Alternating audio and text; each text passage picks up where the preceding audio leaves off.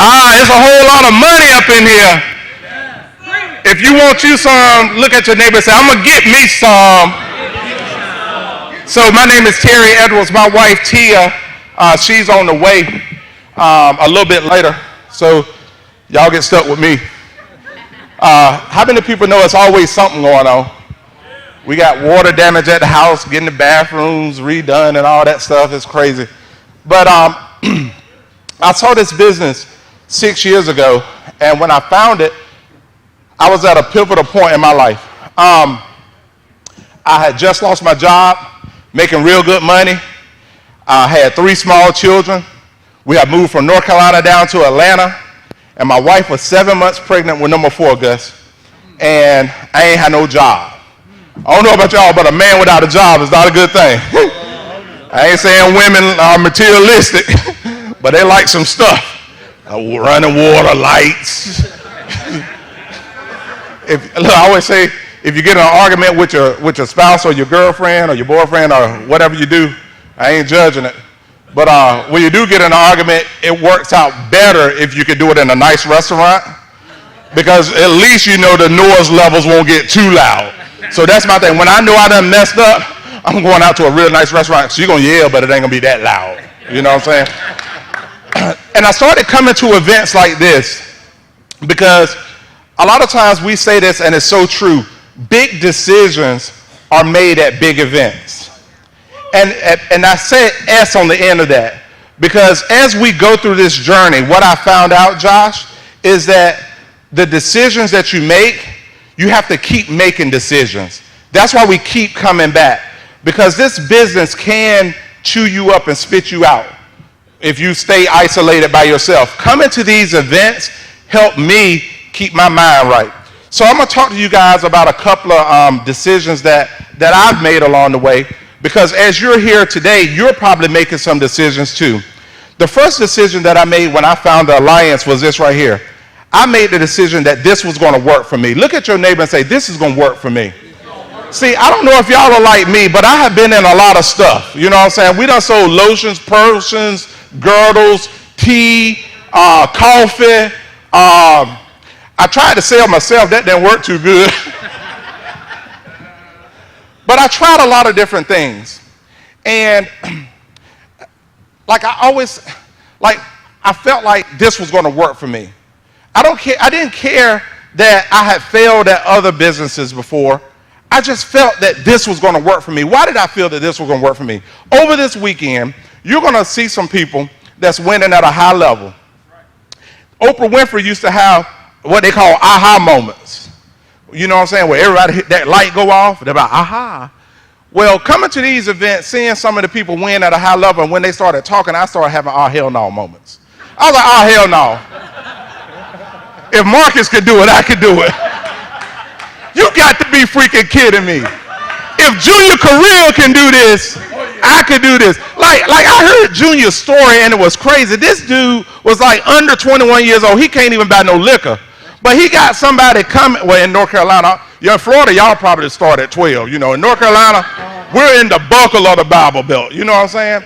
But this dude was under 21 years old and had a lady come into his house to cut up his fruits and vegetables. I mean, like coming to America type of stuff. You know what I'm saying?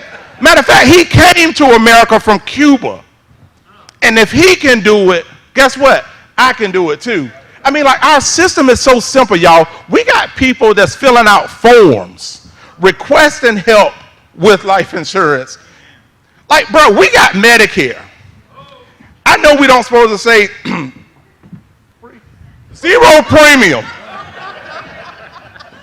Zero premium, Gina. Ivy, I said zero premium. Like, zero premium.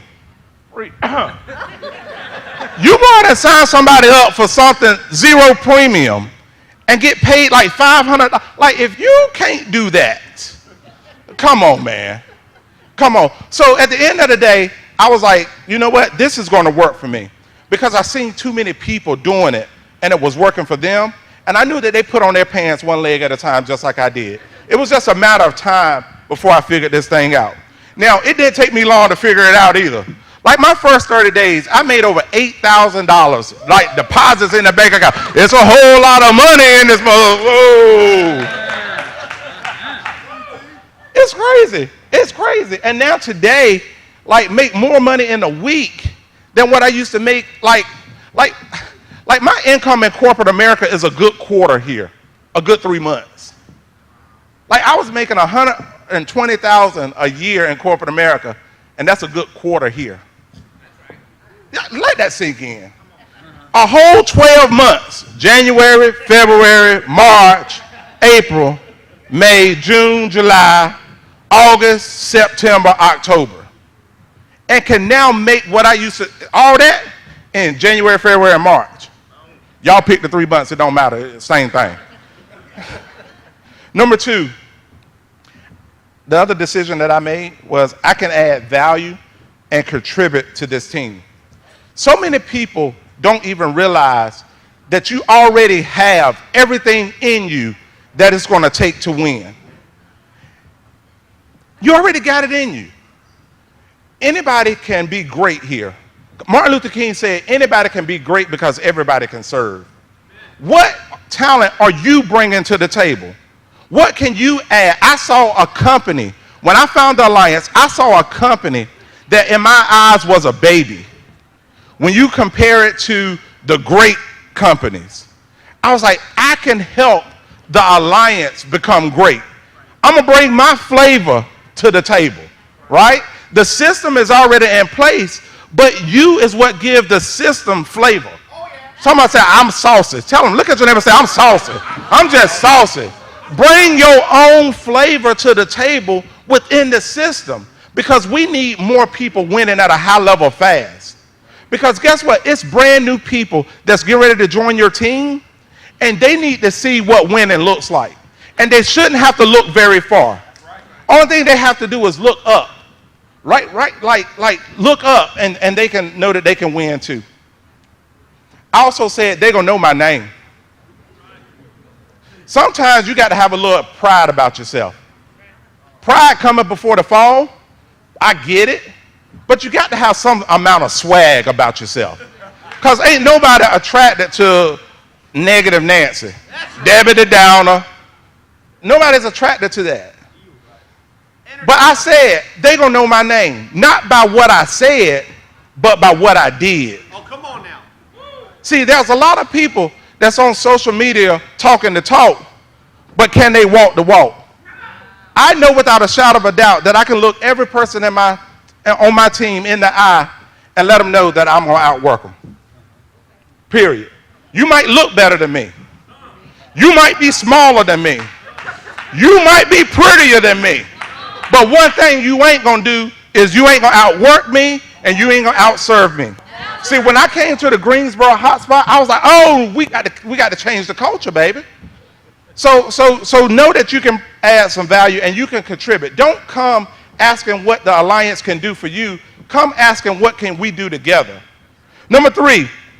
Oh, I already said that one. Nobody ain't going to outserve me. Period. Nobody is going to serve my clients the way that I serve them, because I value people. You have to value people, because you can be successful by yourself. But if you ever want to cross over from successful to significant, you're going to have to impact some people. And when you start dealing with people, people are crazy. Let me tell you that. Have you looked in the mirror at yourself lately? I looked in the mirror at myself this morning. I was like, you are crazy, somebody. You is crazy. You are so crazy that you believe that you're above and not beneath. You are so crazy that you believe that you are going to be a lender and not a borrower. You are freaking crazy to think that because you responded to a Craigslist ad that your great-great-grandchildren will know your name, not because of who you are, but for what you did. You are freaking crazy to think that you're going to be the first one in your family to make $1 million income. Not over a lifetime, but I'm talking about in a 12-month period. You got to be crazy to think that a little boy from Conway, North Carolina, 700 people can go integrity partner. You got to be crazy to believe you fill in the blank, but you got to be crazy. Number 4. My results are going to get me on stage. This is a decision that I made. My results are going to get me on stage, but my humility and my results will keep me on stage. See, I don't want to be a one-hit wonder. Anybody can have a good week. Hell, anybody can have a good month. But can you have a good year? After year, after year, after year, after year, after year, after year, after year, after year. Do you get what I'm saying? It's not about the short term. It's about, can you commit? Can you get planted? Sometimes when we get planted, it feels like we're getting buried. Y'all ain't tracking what I'm putting down. It must be too early in the morning. Sometimes when you get planted, it's going to feel like you've been buried. You're going to have days where you're going to be running appointments, and you're going to be questioning everything about your life. Is this even working? Is it even worth it? These people probably didn't even fill out this form. Like, you know they filled out the form. You see their name and they signed it. But you're going to question a lot of stuff. You're going to question, am I crazy enough to do this? You're going to question, should I just go back to what was comfortable? But can I help you when you start thinking crazy? Sometimes you got to play for people and stand on the shoulders of people that didn't have the opportunity that you had. Sometimes you got to think about, who am I really doing this for? Who is that person that sacrificed everything so that I could have the opportunity to do this business? You see, my mama worked in a chicken plant called Purdue. She made $5.75 an hour when I was in high school. And I ain't been out of high school that long. 1996. But my mom worked in a chicken plant. She stood on her feet 8 hours a day with a chain glove on the left hand and a butcher knife in the right hand. And she would dig in ice and pick up chicken breasts, and she was a deboner. She would cut the chicken bone, the bone out the chicken breast, and throw it over her shoulder on a conveyor belt making chicken tenders. And she would have to do 6 of those an hour. My mama grew up where 6 months, now my mama is 73, okay? So this ain't like ancient history. My mom grew up where during this time of season right here, my grandfather was a sharecropper. This is harvest season. That's right. That's another whole talk. But this is harvest season. She couldn't go to school 6 months out of the year because they had to get the crops in. But my mama always told me, Terry, you're going to be better. I'm sacrificing so that you can, and I saw the sacrifice. So for me, it's my mama. I don't know who it is for you, but in those moments of indecision, I know that you will quit on yourself, but you owe it to somebody to keep fighting, because they kept fighting. My mama got rheumatoid arthritis right now, and she was talking to me a couple of months ago, and she was just complaining about her car. Her car. Every week, her car. I got tired of hearing about her car. So I went to the dealership, and I bought her car. I drove it down to her on 4th of July weekend and say, Mama, here's the keys. She said, this for me? I said, yeah, baby. You ain't got no car payments. This is for you. Y'all tracking what I'm putting down? So you will quit on yourself. I ain't saying that for me, but for some, make it personal. Who is it that you're doing it for? What is it that you want to provide for your family before you leave here? And last but not least, the decision that I'm making right today is I'm going to finish the job. I'm going to finish the job. See, you are not where you used to be, and you're not where you want to be. You're in this place called the wilderness. And in the wilderness, there was a group of people in the Bible. Marcus can probably correct me if I go left. I read it, but not like every day. You know what I'm saying? He's still working on me. But there was a group of people called the children of Israel who left Egypt, they were in bondage. They were on their way to their promised land. But the moment they left bondage, they got in the wilderness. And in the wilderness, it was a lot of inconvenience. It was a lot of doubt. And they started even questioning, was I better off in Egypt? At least when I was in Egypt, I had 3 meals a day. At least when I was in bondage, I knew I had somewhere to stay. Only 2 made it to the promised land. A whole generation had to die in the wilderness for 2 to take the children of Israel into the promised land. I came by here to tell you today, that you're in the wilderness and we got to finish the job. We have to cross this finish line. We have to do what we have to do to push the needle of the alliance just a little bit further. We're going to leave this place better than we came. We will finish the job. Rest in peace, my buddy Chris Long. We're going to finish it, baby. Love y'all.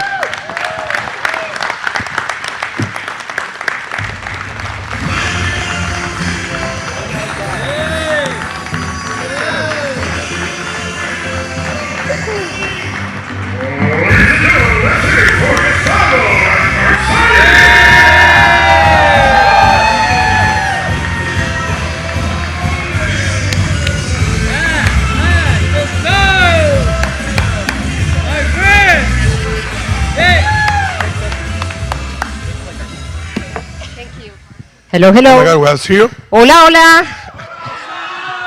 We are Mercedes and Gustavo Terán, and as you can see, we are from Miami, Florida. Yes, direct to Stephen and Holly Davis, and this is a dream come true to be on a stage. Thank you, Andy and Jane, for this huge opportunity. And we are so excited. And well, this is our story and what we learn from it. Take notes, take notes. Yeah. Number 1, uno, be patient with your spouse.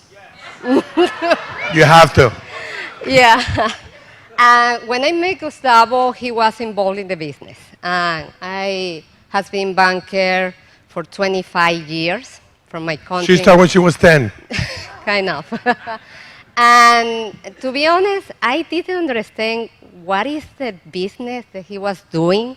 He was so fanatic. He had many calls, Sundays, during the night, at night. This is a call. This is a call. What are you doing? Sunday, 5 p.m. Why you have to be in a call? Yes, I was out of this business. And 2018, I lost my job security in a bank, and I started working with him just like admin person.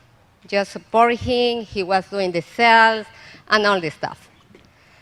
Yeah, I became from the runner, owner of the company to be just an employee again. I don't know how it happens. Well, 2019 has arrived. Okay, so the second part is overcome. We have a presentation there. I don't know if we can. Do I have to do something here? Or you can do it over there. So 2019 was our year. I got some traction already. We were doing some sales. We have some team. And April 2019, I need my water close. April 2019, I have a brain tumor. The little in the bottom, the little white thing, is the brain. The rest is the tumor. It was a challenge. It was a challenge. Overnight, everything changes. I walk in because I have some dizziness and stuff, and they told me you cannot leave the hospital. We're gonna give you surgery in 3 days, and everything changes.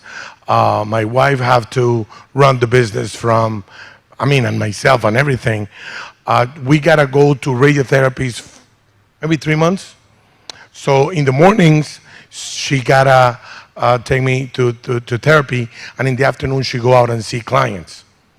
The problem is that some clients told my wife, I don't know why, sweetie, I like you, but please bring me somebody who speaks English. I still don't understand why. I don't know why, right? And we try to find a way to make it work. Of course, what we did at the time was, okay, you're going to see clients that are going to make phone calls. So after the radiotherapy, I rest a little bit, and then I start to make phone calls. The problem was that I don't know why the letters and the numbers in the leads move around. So I realized if I close one eye, the letters stay there for long enough for me to make the phone calls. Yeah, it's a challenge. But the thing is that after 1 hour, I have a massive headache, so I need to make the phone calls like really fast. So if you can put the next slide.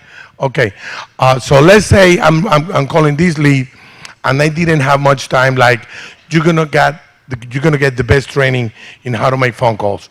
This is how you don't do it, and we call it shotgun appointments because I need to close like right there and then. So let's say I'm calling this lady, and this is Mercedes. Ring ring. Hello. Mercedes? Yep. Hi, Mercedes. My name is Gus. I'm from the Senior Center. I'm pending to deliver to you the new 2021 benefit information for Florida residents. I'm going to try to make sure you get this sometime tomorrow. As soon as you get it, I'm going to send you also my card. As soon as you get it, you can call me and ask me any question, okay? What is about? Don't worry about it. It's not medicine or legal. Just get the information, and as soon as you get it, you call me, and I will explain you all about it, okay? Okay. By the way, is there any reason for you not to be home tomorrow? I will be here. Okay, cool. They're gonna send it to you, and then we talk. And that is a shotgun appointment. No breathing, no anything, no tie down, nothing. The thing with that is that I'm gonna be able to have a bunch of appointments every day, and then you need a lot of work on the field because a lot of people think that you're going to be like by mail or something like that, but because there are final expenses that I don't know why we have a lot of those in Florida, they should be there anyways. So I'm not going to be asking stupid questions like, where do I park? I'm sorry, I don't say stupid. I mean, I need her to have somewhere to go the next day. I have 45 minutes to an hour to do at least 5 or 6 of those. So I didn't have the time to spend. And remember, so anyways, so this part, the phone calls I did, and then it comes the field part where Mercedes became a masters. So is the next part, is the This is Road my Warrior. best friend. The name is Road Warrior. You can find many apps to download. All my leads are there. As you can see, different colors because it's different dates. One of them is this month, last month. Yellow is appointment. And if somebody do a no-show, I have many places around to do door knocks. For me, I prefer to do door knocks. I'm trying to be fanatics to do She doesn't like to call them. Because my That's accent. why. People say they have accent. And I say, the door knocks is pretty simple because I don't have many words to say, and that is why for me, do this business is very easy to me. Okay? Give me the next slide. Give me the next slide. Okay. And then we go back. Give me the next slide, and then we go back. This is what happened. Yep. This is how she thinks she speaks. That is how it works. And this That is definitely is me. I don't know why you're laughing. I'm just saying. But it's true. I'm just saying.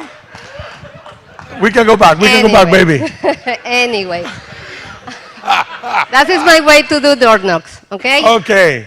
So, the Road Warrior for us has been a really helpful part. I gotta say, there is a free version of Road Warrior. The one where we have is $10 a piece. I strongly recommend it. What is the comment? I strongly recommend it to use the pay one. If you cannot spend $10 on that and you want to put 7 appointments or leads on there, it's okay. It's up to you. I strongly recommend to go with a professional one. Okay. So we put also. I cannot give you enough, but we have notes in the Road Warrior. So we know if this client will be home after 6 or something happened, and then you will be more effective on the field, and then you will you will be able to if you have a no-show, you will have 3 or 4 options to go to that same day, very close, 5 or 6 minutes drive. Correct. That comes along with you need to invest in leads. You need to have a bunch of leads to go there and to have these populated this way. So that was work. That was overcome work. We have one more. So it was. The door knocks. Oh, the door knock. The Yeah. effective door knocking. Here you come. And this is why I think from ourselves, 80% or 75% right now are from door knocking. And this is how she does. This is a little different from you, but this is how she does. Okay. Okay, actually, no, it's too different. No, it's too different. Steffi should do a great job, and Jacob Barrett too. You remember the last meeting, okay? But it's something similar, okay? This is no English door knock. Somewhere in the middle. Pam, Go ahead. para, pam, pam, pam, pam. Yeah. Hi, Gustavo. Yes. Wait a second. All my leads are here. All of them, okay? Tak, tak, tak, tak. Yes. Hi, Gustavo. Yes. My name is Mercedes. I came from the senior center. I don't know, is this your handwriting? And I put my mask. Yes. Perfect. Okay, let me show you there. Do you remember where you fill out all this information? Yes. Nice. Okay, this is a state-regulated program to pay your final expenses, and my simple job is drop off this information for you. Okay, do you have a couple of minutes? And then clean my shoes. Okay. And let's do it. Let's go inside. That's basically Simple. what it is. Pretty simple, basic. Of course, I don't want to sound sexist, but a lady will always have an easier way into a house. Oh, yeah. You're not that Yeah. threatening. I'm ugly. I'm They are fat, waiting and with the check. Everything. So They are for- waiting with the check. Okay, I this tried, is my bank I tried, information. but Uh-huh. it's different. So if I can say anything Sure. about all this, I mean, if I can choose not to be after somebody, I will say, please let me not be after Terry Edwards. But it is what it is. So I'm sorry for you guys. So give me the last slide. I can tell you this much.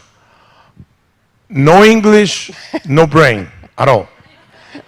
And then we are still kind of figuring this out. We don't have figured it out yet. Now is the time to listen and to be coached.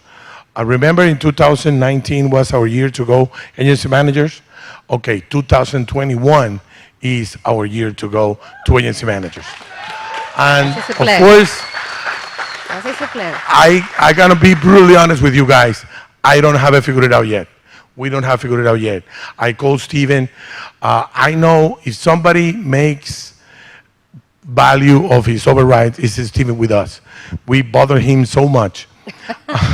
Inclusive me. And he have to deal with us, and we listen, and he, give us books to read and stuff to do. And again, it's not that we have figured it out, but we are I think we are convinced that we are in the right place with the right people, with the right leadership. We are following the people who shows the way and lead by example in a way that we never seen before. We're ready to do this, and just come with us. For you guys that are new, for you that are not new as me, and you think that you are overdue to do something. I don't know if anybody is there like I. Anybody feel like that? Okay, let's do one more. Okay, so we can do this. You have dale pa'lante. So dale pa'lante means push through it. It's not like go for it, No. It's push through it like the bull, right? When you have something in front of you, you can like run away, or you can just face it and push through it. My wife have to basically carry me for a couple. I mean, some of you remember me being in a wheelchair in the front row. For me, talking about coming to events, for me coming to event was life-saving. Assist all meetings. Step number 5. Yeah, and well, he has been the whole trip. I lost the ability to read and to swallow and to walk, and then here we are. Right now, I'm positive that we're gonna go. We are already kind of through it with the help of a bunch of you guys that gave us a bunch of good energy and positive energy. We can do this. We just need more people to do this. It's great when we are together doing something. Thank you very much. I said association. When you associate with I said always that my wife speaks and looks like Sofia Vergara in the first season of Modern Family. I'm so proud of I appreciate it. Thank you very much, baby. Thank you very much, all of you.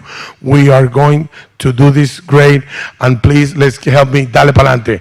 Vamos para allá. Thank you very much. Thank you, everybody.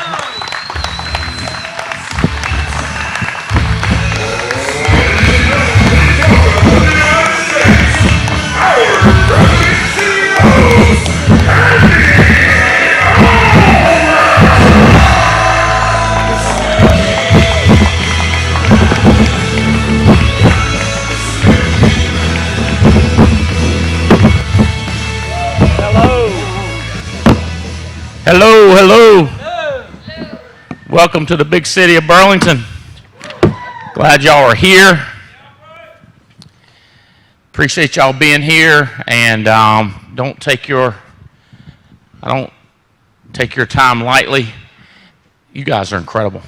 I'm not kidding you. Y'all have just gotten really, really, really good, and walking and talking, and God, man. You guys know what I've got a friend right now in surgery, brain surgery right now with a tumor. And I took a picture of you up here, and I was like, I got to show them this. Congratulations. So we got a bunch of studs and studettes here. I'm not sure who's here, but these are our top producers. I know Belle Krause is here. Will y'all give Belle a hand as she comes up here? She paid 255 applications so far this year for $362,000 in premium. Way to go, girl. I don't want to miss anybody. I don't think Megan Wood is in the house. Patton, Hutch, Bel Air, Haney, I know here. Marcus Richardson, get him up here. Marcus has paid 254 apps for $289,000. Stephanie Rodriguez in the house. Hey, buddy. Come on up on here with your 8-inch heels. Stephanie has issued 296 apps for $285,000. Nina is not in here, I don't think. Do what? Oh, she's going to have a girl? She's pregnant. Yankees are in Houston. Sarge, Rob Wilson, in the house. Bring it on up. Sarge issued 198 apps for $262,000. Brother, congratulations, man. Taking names. On Brandon's team, Tom Murphy. Mr. Davies is kicking butt, taking names. Brant Swindell kicking butt, taking names. And Gus and Mercedes, come on back up. Get them back up on there on stage. 227 apps for $231,000. Jake and Varay Joseph in the house. Got 350 apps for $228,000. Joe Walker up in the Northwest. Brian and Cristaline Rojas. I think they're in the house. Yeah, there they go.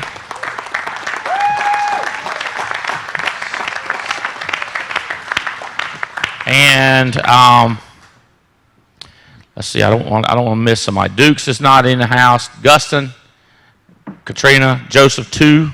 Reyes, Otsoys, Skinner, Ben, Alleman, Manifold,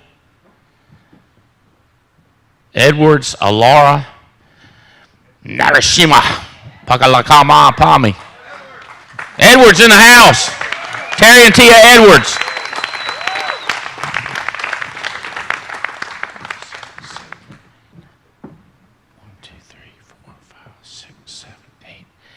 And it's Michelle Colin. She's in the house. Come on up here, Michelle. And Danny Johnson.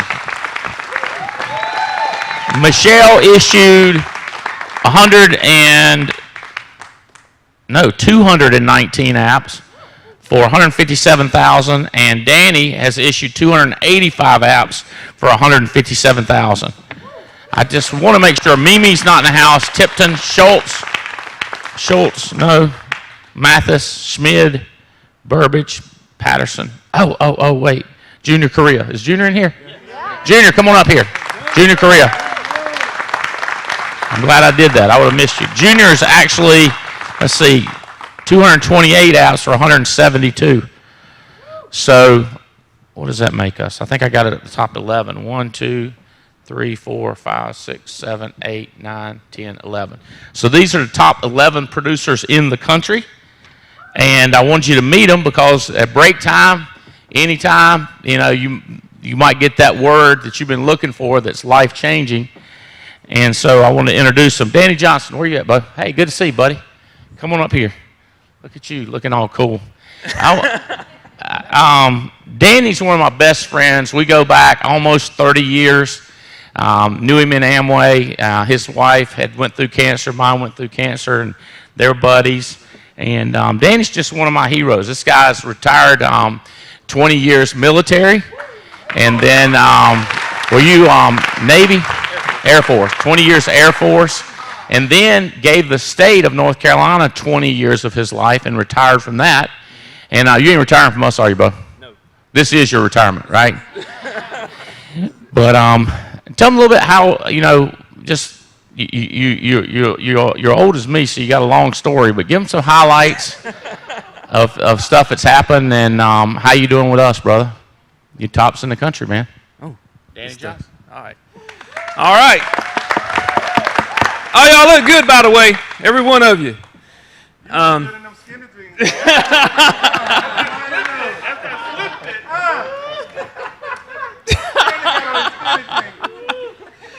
First of all, I want to give God all the glory and honor. Without Him, we wouldn't be here. Y'all got me? So real quick, me and Danny go back quite a ways. I'm 21, he's 20-something. But we came into this business, Marcus, kicking and screaming, or I did, I'll put it that way. It took us about 13 years for Andy to kind of talk my wife into it. So long story short, this year we've had some challenges. My mother died in February. My dad died in May. They were married for 69 years, and they were apart for 69 days. So, does it work? Yes, it does. I came from a very strong relational, I'm not saying religious, relational background with Christ. As a matter of fact, Thomas, what my dad would say, he said, listen, you sick? I'm going to take you to the church. We're going to pray for you. He didn't believe in taking you to the hospital. Okay. So that's kind of how we were brought up. Me and my wife have been married for 31 wonderful years. We came across Andy and Jane Albright. And I remember meeting Andy for the first time. We were in Goldsboro, North Carolina. He was doing a plan. And he said, Bo, Bo, Bo, Bo, Bo. He was the same way then. Okay. Wide open. And couldn't find out Jane had cancer. And my wife had cancer also. And they kind of bonded. So if you're going through struggles, Gus, you are an inspiration. Yes. Trust me, you're an inspiration to me. Okay? So life has ebb and flows. You're going to have good times, bad times. Things are going to happen. But the thing is, are you willing to stick it out? Are you willing to go forward? Are you willing to do things that nobody else would do? People are going to call you crazy, stupid, dumb, all the other things. I've heard them all. I've been in every kind of business you can think of. Coffee, pills, you name it, I've done legal stuff. Okay. Okay. But here's the thing. I knew that I had my hand on something I've been here about 8 years now. and it was during Christmas. And my father, who died, he was 91. So he was probably about 83 or something. So we were talking one day, and it was just before Christmas, and he was sitting there, and my wife said, listen, Danny's going to do insurance. And I just thought that was just, insurance. Yeah, anybody seen Ned, the dude, on insurance? That's what I was thinking. And my dad came out of the chair. He said, that's where the money's at. I was like, I said, what are you talking about? He said, that's where the money's at. I was like, okay, whatever. And he asked me, one thing he asked me, and he says, listen, he says, you know about them annuity things? That's what I was like, I said, how do you know about annuities? So everybody knows in 2008, big hit, things happened. My dad lost a bunch of money. He was sick. My daddy's my complexion's kind of dark, but whenever I saw him that day, he was white. And I asked my mom, I said, is Daddy sick? She said, yes, he's sick. So here's what I did, Marcus. I went over and I said, Daddy, I says, do I need to take you to the hospital?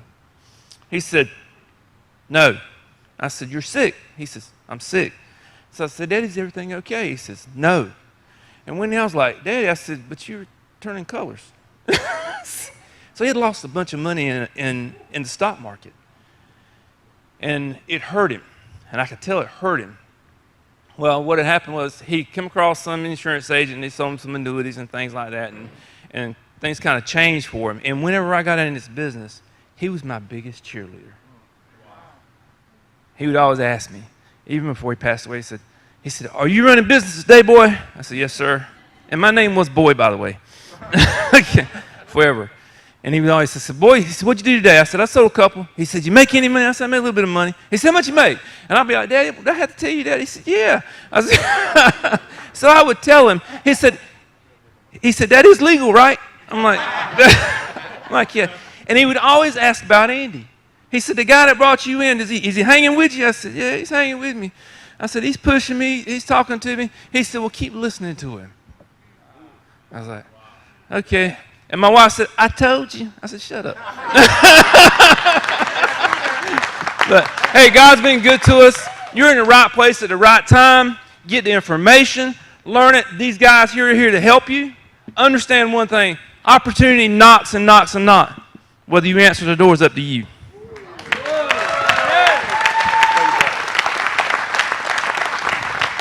Yeah, I remember I tried to recruit him for years.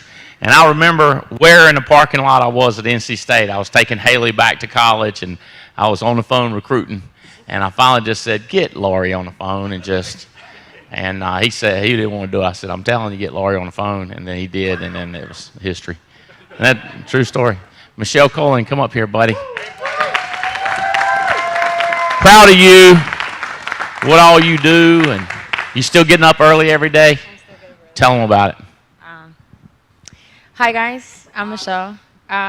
He's referring to FedEx, which I still do, unfortunately, but only for 2 more weeks, so we're out. I gotta start traveling, Andy. I gotta start traveling. Okay. But I was doing that full time. This was not my plan. I always say it. I did not plan on doing insurance. I don't love selling insurance. I love being in the people business with these people, making money, having fun. But I went to college. I have the loans to prove it. And, I've been doing this, I think, now a year and a half. And last year, part-time, I hit the trip by the skin of my teeth. So don't do that. But so we're going to Aruba at the end of October. And that's exciting. I hit Alaska this year in July. So that's exciting. What else? So I will say this, though. I waited very long to start building a team. So if you're brand new, I was there a year ago. Nobody knew my name. Didn't plan on having this mic. And I was just, I didn't want to recruit anybody because I felt like I didn't know anything. And that is not the way to do it, because there's people here that know things, and you are holding people from making money. Because the person who recruited me never sold a policy. He never got his license. He never did anything. I did it, and now he has his license, and now he's making money.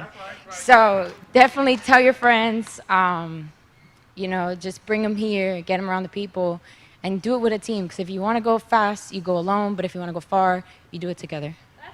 Where'd you go to college? USF. Tell them about it. Where is it? Tell them, don't do the initials. Tell them what it stands for. Oh, I went to the University of South Florida. And what'd you major in? Communication with a focus in marketing. Okay, so here's the way I remember it. I want you to tell me if the story's wrong. So you're coming in my office. I tell you, I'm 24/7. I got two things on my mind, and we're only going to talk about one of them. Okay? So I'm always trying to get depth. So I see Michelle, and I'm like, hey, who hired you? And what'd you say? My brother. And I said, what is he doing? Do you remember this conversation? He was working at USAA. Is that what you're talking about? Yeah. Yeah, he was working at USAA when he recruited. Well, he was in the Army when he recruited me. He wasn't out yet. And I said, what's he doing now? And you said, nothing. Nothing. That's I said, well, call him up and recruit him. Yeah, sounds right. Is that right? That's right. Yeah. And you called him up, recruited him back. He got his license. He Yes. sold a couple policies. Yes. And all those guys, where they at? All those guys are in his organization. That's what I'm talking about, driving depth. People are like, well, I don't know if she wanted to build a team. I didn't ask her if she wanted to build a team. I asked her who hired her. She said her brother. And I was like, is he cool as you? She said, yeah, he's cool. He's a great guy. I was like, well, get him back. And so she got him back in the office, and he got licensed and hired one of these dudes. Yeah. He hired another one of those dudes. Yeah. Another one of those dudes, and it's just going across the on. country. Yeah. And then the other thing you were talking about is said you quit your job. And I was like, no, get your ass up and go to work. And then your day's good because you got it down to working like 1 or 2 hours. Yes, There. Yeah, it's 2 hours. So I got to wake up at like 4:45, be there 5:10. Then, well, it's actually 2.5 hours. And then I go to my first appointment. So here's like I'm gonna tell you this in front of them is if you start getting up like a lot of my friends that make 150,000, they get up 9, 10, 11 o'clock and can't figure out why they ain't rich. Yeah. You with me? That's why I said keep getting up in the morning. So the question is, are you going to get up for your business now like you got up for them? Does that make sense? Like it's a big deal. It's a big deal. I mean, it's one couple. They called me crying. We ain't making the money we thought. I said, neither one of y'all get your ass up at all. I know y'all. Y'all get up, mosey around 8, 9 o'clock, sometimes 7:30, 9, 10, and you come call me. You lucky I'm talking to you.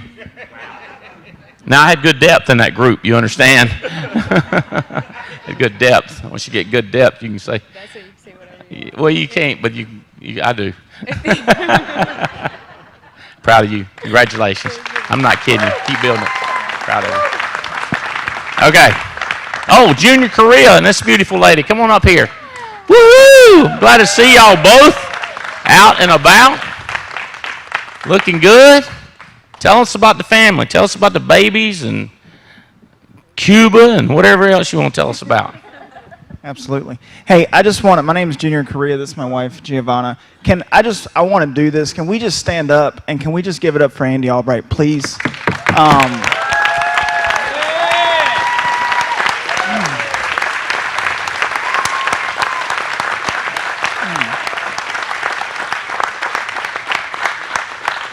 So, I met him when I was 18 years old, and I've had a lot of different feelings. Sometimes I've been very mad at him. Sometimes I've been very grateful. And but one thing I know is he's not a passive leader, and he cares. And he doesn't really care what you think. But it's not his job. But he loves and he cares, man. And thank you. Thank you for caring about me and through the years. And I respect you a lot more now that I got married and I see how not easy it is. I need a lot of help. So I know. We had no, he didn't. Hey, I haven't got a dog yet. So got a dog. But it's funny. No, we got a that is true. We have a 1-year-old daughter named Evelyn, and I remember the national convention last year. Terry Edwards, he gave me some good advice. He said, "Hey, y'all just newlyweds. Y'all just just have fun, enjoy, but just be careful. Just be careful." I called him up like 3 weeks after that. I said, you know that advice you gave me? It was a little too late, Terry. Should have called me the day after the wedding. But anyway. That joker wasn't playing, Mo. He was on it like a June bug. So, but no, it's been humbling. So it's fun building this. Let me tell you, you're in the right place. I'm from Cuba. I was born in Cuba when I was born in Cuba. But I came over here when I was 8 years old, and I've gotten a lot, just more stories from my grandma. Man, if you're from a different country, especially a third world country, you know. Coming over here in rafts and boats, and my dad getting his thing scraped up, and it was just the stories of how much sacrifice. My mom, same thing, Terry. My grandma worked $5, $6 an hour, cleaning old people's butts, saved her money for years and years, didn't travel, didn't spend it, just to bring us over. And we have an opportunity now that we're here. Yeah. And I'm telling you, it's a privilege, and I'm grateful. I met Andy. I was living with my mom and dad, going door to door doing solar panels, and I knocked on a guy's door, and he said, "Hey, get your insurance license," and that changed my life. I mean, literally changed my life. My parents are divorced. I didn't have the greatest foundation. And so if you're not, I'm just telling you, I didn't have the greatest foundation, and it was tough to make the changes. But this business, literally, I accepted Jesus, my first convention. I met my best friends through this business. I met incredible leaders. My wife, I met her at a hot spot. She was working front desk. Come on now. And it's been fun. The money's been cool. We've traveled all over the world, don't get me wrong. But thank you for 28. 28 years old, and like I promise, I've not listened perfectly. I've tried my best to show up. I've tried my best to listen, and we ain't perfect. But I love this business. We paid off $65,000 of debt last year, became debt-free, and we want to grow. We want to really see other people hit their goals. Everybody, here's what I want, and I know Andy wants this. When he's not here, are we still building this? When he's not here, are we still chasing our dreams? Or are we only doing it because Andy's here? Are we only doing it because your leader's here? Go build your business for you, your dreams, because he set the platform up. His leadership has invited so many leaders to fall in love with him. He set the platform up, him and Jane. And we got to take advantage of it, man. And one of the things that I'm working on is being grateful. Grateful and not arrogant. Grateful and not prideful that, oh, I got this thing figured out. No, I don't. I need help. And it'll take you out if you think you got it, because you don't. And I don't care what you think about that, but it's true. So anyway, I don't know if you wanted all that, but. Yeah. I want to hear about these youngins. Oh, these youngins. Well, Evelyn Rose, our daughter, turned 1 last month on the 10th, and so that's been exciting. It's also been increasingly harder to, help my husband out with, interviews and recruiting, and having her screaming in the background watching cartoons. So, we'll definitely consider adding another one down the line. So we'll take your advice, Terry.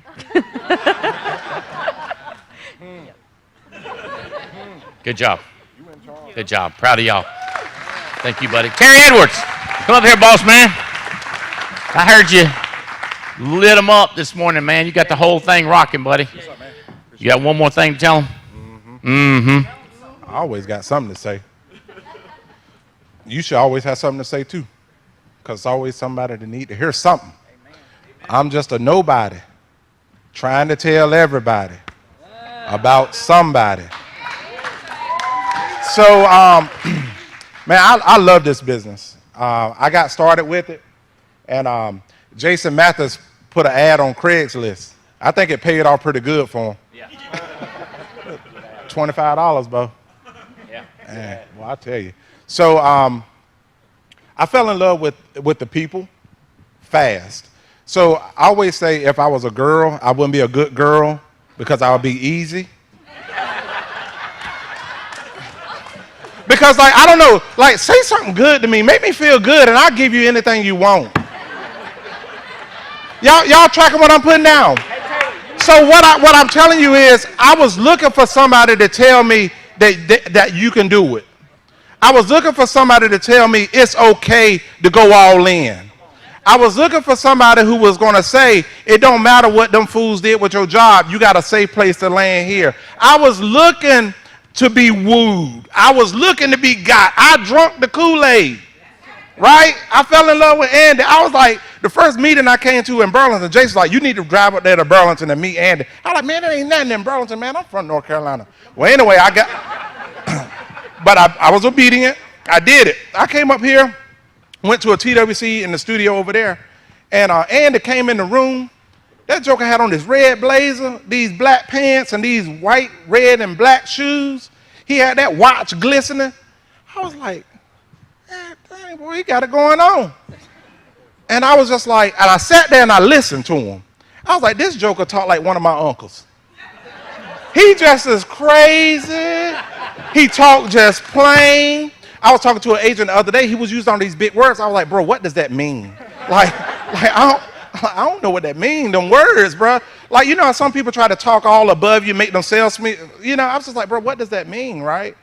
But here he is just sitting here just as plain spoken. And I sit in that TWC. I said, ain't this some, I said some other words. I said, I sit here and tried to be somebody that I wasn't for over 17 years, and they snatched my career from me just like that. And here it is, this guy right here talking like a daggone shade tree mechanic. Good, solid advice. We ain't talking about insurance. He talking about his wife and where they going and his Rolex. I'm like, Tia, first time Tia was like, Tia was watching on TWC. She was pregnant and hormonal and stuff. She was like, you like all that? I was like, hell yeah. I said, most people follow people that ain't got nothing going on. Most people follow their social media friends who life ain't nowhere with it. They make it look on social media. I'm like, this dude got a jet, got a couple of houses in different states and stuff. They go different places. Yeah, hell yeah, I like that. Shit.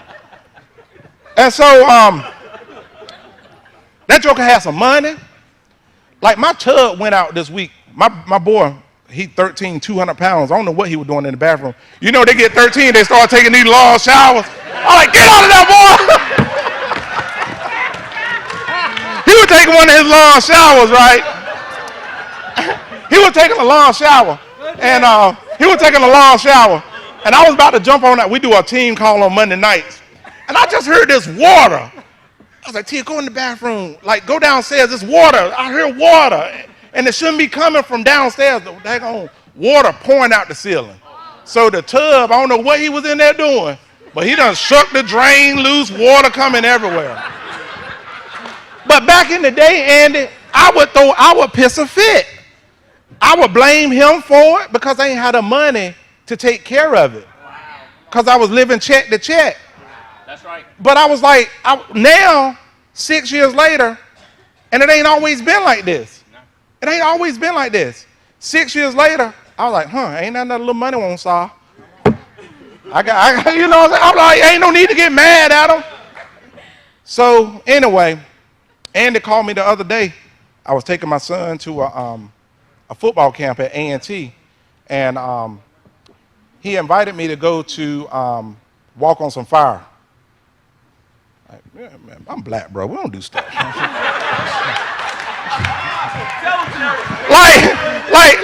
like I love him, you know what I'm saying? It's some stuff that jumping out of airplanes, you know, cuz I love you now, but out of a good airplane? Nah.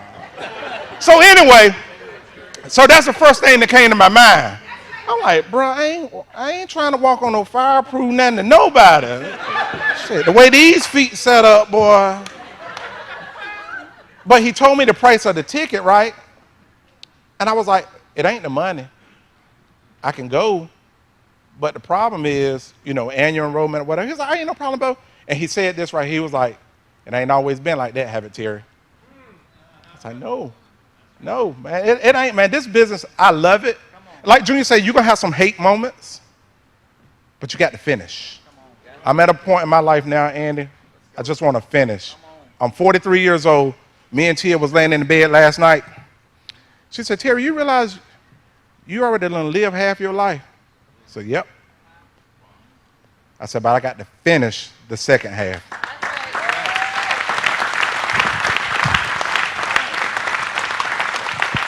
It's going to get better, bro. We're just getting ready to get started now. I'm not kidding. We're just getting ready to get started. We just getting ready to get started, brother. Brian and Crystalline. How y'all doing? Awesome. You good? Yeah. Light them up. Look at you. Both of y'all. You like it, huh? Selling some insurance. Hey guys, my name is Brian, and this is my beautiful wife, Crystalline Rojas.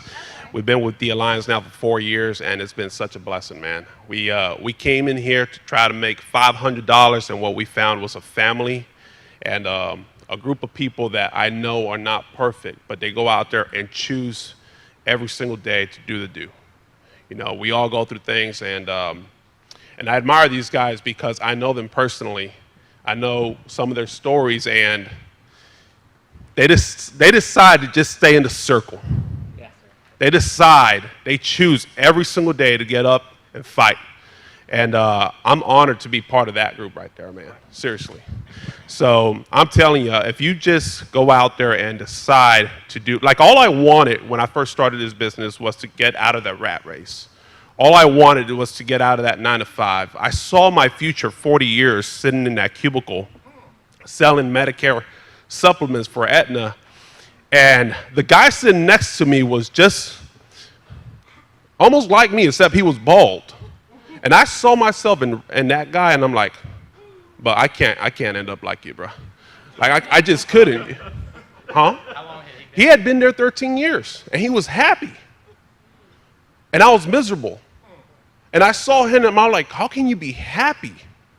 And this is all he would do. He would lay down on his chair, he'd go like, what else is there to do? I had like midlife crisis when I was 26 because of that. It was not right. And so I was just looking around. My first thought was, all right, I love tacos. I got to go after something I love. You know what I'm saying? So my thought was, all right, let's build a franchise here in Tampa. Let's get 10 taco stands, and we're going to make some money. I did the math. It was going to work. But thank God a friend of mine just invited me one night to Starbucks, and he showed me his bank account, and he showed me what's possible. And I said, if even half of what he's telling me is true, I'm good. We're good. You know what I mean? And it's crazy how life has changed for us. My wife, our relationship is better because of this business. We met people like Andy Albright, Mike Hartleap, Andy Riddle, Tim Goat, man, and I'm just telling you, if you're still in the fence about this, or if you're still guessing or wondering if this is for you, welcome. You belong. All right?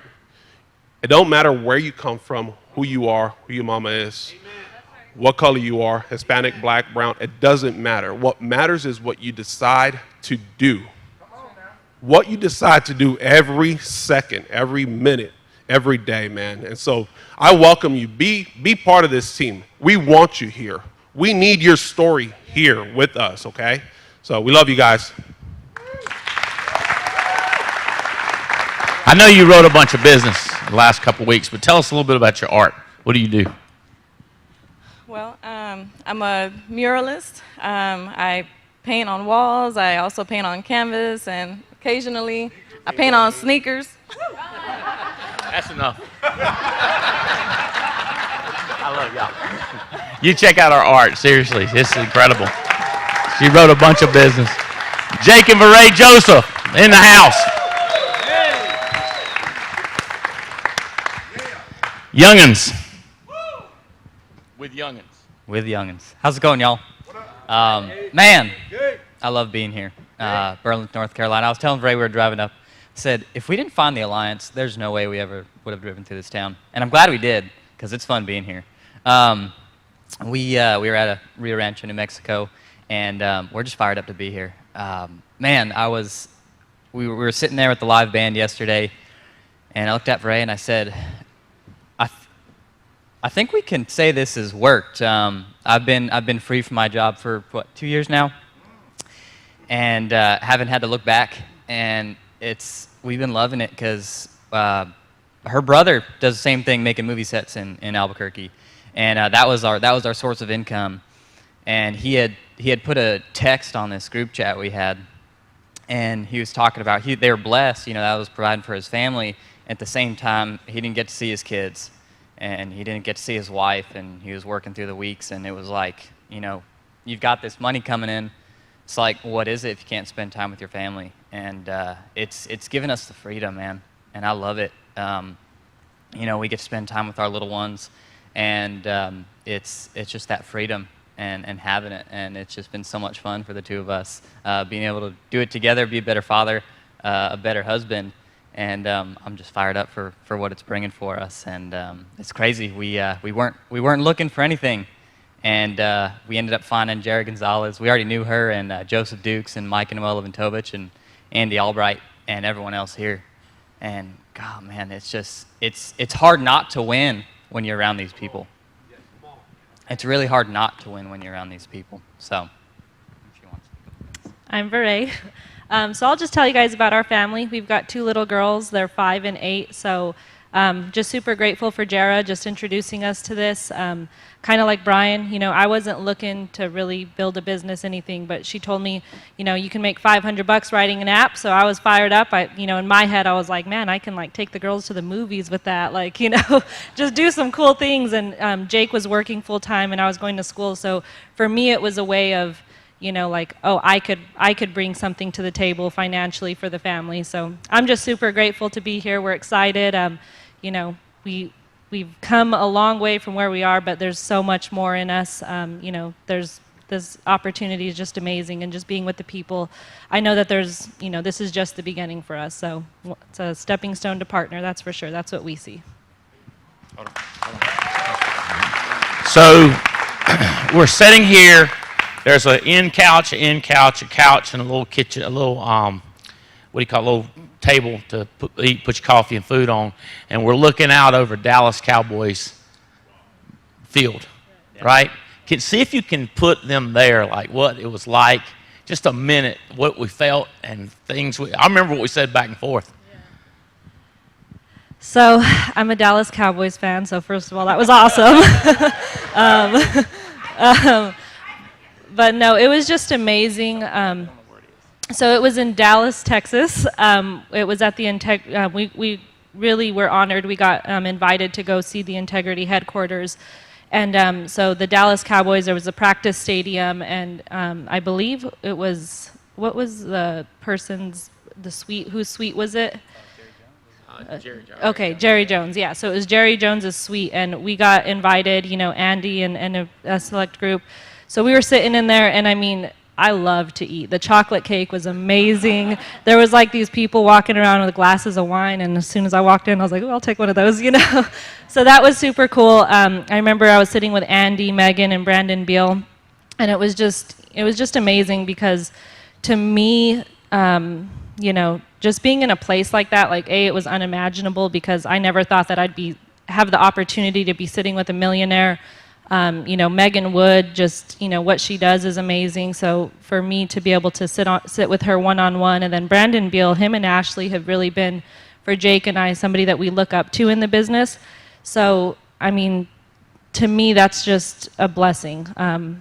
I think the elegance of it was amazing. That's that's something that I was awed by when I first walked in. But most importantly, I'm a big family person. My family means everything to me, and I've learned to love these people like family. So just having the opportunity to be there with them, that's what means the most to me. You can ask Jake. My love language is quality time.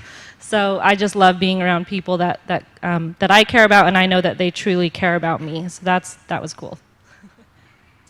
Are you blood related to Jara Gonzalez? So the question was, am I blood related to Jara? I am not blood related, but she was dating my uncle for about 8 or 9 years. So tell your family about it, guys. Really, I wasn't looking. I was at a dinner table. I went to school full time for nursing, and then I was, I had the kids, and I was working part time at a doctor's office, and the only thing that I said was to my mom is I didn't know what my schedule was. I was scared to tell the doctor that I wasn't going to be able to work the same hours. And And all she said was, hey, you know, we've got, she used somebody as an example. She said, you know, we've got a mom that goes out and, you know, she'll make $500 a week and she gets to make her own schedule. And I mean, I was making like $500 a month at the doctor's office. I was like, hell yeah, where do I do that? You know, I didn't even know it was an insurance, but, you know, I've always, you don't really have to try hard to convince Ray. Like, I see something and I don't have to, when I see people doing it, I don't doubt it. Like, I'm just, okay, I'm going to try it because the worst thing that can happen is it doesn't work for you. So that's how I felt. How old are you? 25, just turned 25. Just turned 25. And I mean, can I, do you remember the question I asked you about money? Oh, yeah. Does that offend you if I say that? No. So I was like, so y'all making money, right? Yeah. I said, you're paying, because sometimes, just like that couple called me crying, we ain't making that money. And I mean, I was like, I know, now I can look and see if you're making money. But it does blow me. So I just want to make sure they're making money because they're in our organization. And she said, yeah. I said, y'all have some money in the bank? And she said, 50,000. What? What? 50,000?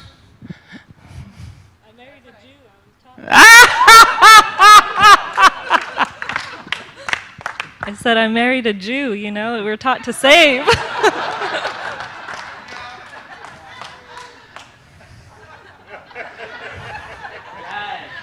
Where do these people come from? And here's you might know, I was like, what? I wasn't like impressed. I was like, what? You should invest that in building a dynasty. And then we had long conversations about that. And y'all are doing it. Yeah. And it's growing. Yeah, it's growing. The residual is growing. Yeah. It's just huge. Proud of you guys. So proud of y'all. Good job. Keep selling. Keep killing it. Keep killing it. Gus and Mercedes, come on back up here. How you doing, bud? Cha-cha-cha. You only got a minute, Gus. That's a good idea. Hey, y'all. I was practice. Hola, hola. As you know, we are Mercedes and Gustavo. And I'm doing this business since 2 years and a half. Gustavo, around 6 years. And it's crazy. It's crazy. Yeah. I thought that. I remember sitting, tell me about that conversation when you were sitting in your Cadillac and he had just, where was he out of the hospital by then or was he going into the hospital? He was going into surgery. Exactly. The crazy thing is incredible. I remember each minute of this conversation. Yeah. Gustavo, the next day, I don't know why you understand me, I don't know how. I don't know how. But this guy spent with me around probably 40 minutes, 45 minutes. We talked with Jane, my best friend. Yeah. That's Gustavo. He had the next day will be the surgery, and we went to a meeting with Andy. And I say, yes, Gustavo, next day will have a brain surgery. And he say, and what are you doing here? And he said, you know my husband. You know that he wants to know Pan America was coming? And he said, you know my husband. And he was so kind with me. I remember Tia Ray was there too. And my car at that moment was like, I don't know, like a dirty bathroom because I spent like a week in the hospital and my car was my changing station. Exactly. And Gustavo, usually people want to be with Andy. I want to be close to him. He's a millionaire and I need more contacts. Of course, I want this. But I remember that he said, can I go in your car? And I say, oh my God, yes, of course, yeah, but you can do it. And my car was so dirty. A mess? A mess, yeah. Okay, what did he say? Remember the dinosaurs? Okay. We're working on it. I'm talking perfectly. The thing is, he spent, like I say, around 45 minutes with Tia. She was on the up and the back. The car was awful, and he called Jane from my phone number, and he said, "Hey Jane, this is Andy, and this is Mercedes' phone number. Please say his husband, he will have a surgery tomorrow, a brain surgery, and just let's pray for them." Oh my goodness. And he don't know me. And he don't know me, and he don't understand me. And still he don't understand me. Crazy. They was from there, so close to us, so kind. We are not talking about business, and the business is good, just to be clear. But this is a real people who care about you. You can't. How much that worth? How much that worth?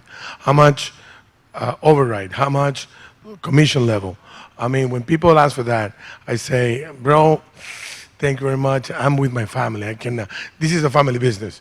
So just to let you know, when people tell you, will you come with us for this so-and-so? I'm sorry, I'm in my family business. This is a family-owned business. And we feel like that.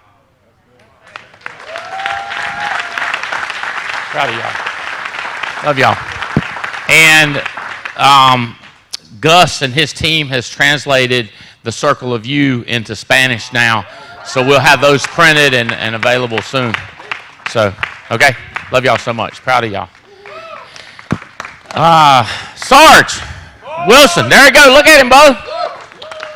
Look at them Snickers there, buddy. I'm tell you what, brother. Woohoo! I hear you, Sarge. Look at this, bud. Look at this, bud. Woo! Yes, sir. Nice, brother. Thank you. Say hello to my friends. Hello, everybody. So first, I just want to give all the praise and glory to my Lord and Savior, Jesus Christ. Second, if you guys get a chance a little later on after lunch and you meet my wife, my beautiful, lovely wife, Mona, do go up to her and thank her, because I want you all to know that when a lot of times when you see my name on a leaderboard and stuff like that, it's not me, it's us, okay? Our business is because of us. So she might be 5'1", she might be a little powder keg, but she's the bomb. And she keeps me on point because I got squirrel.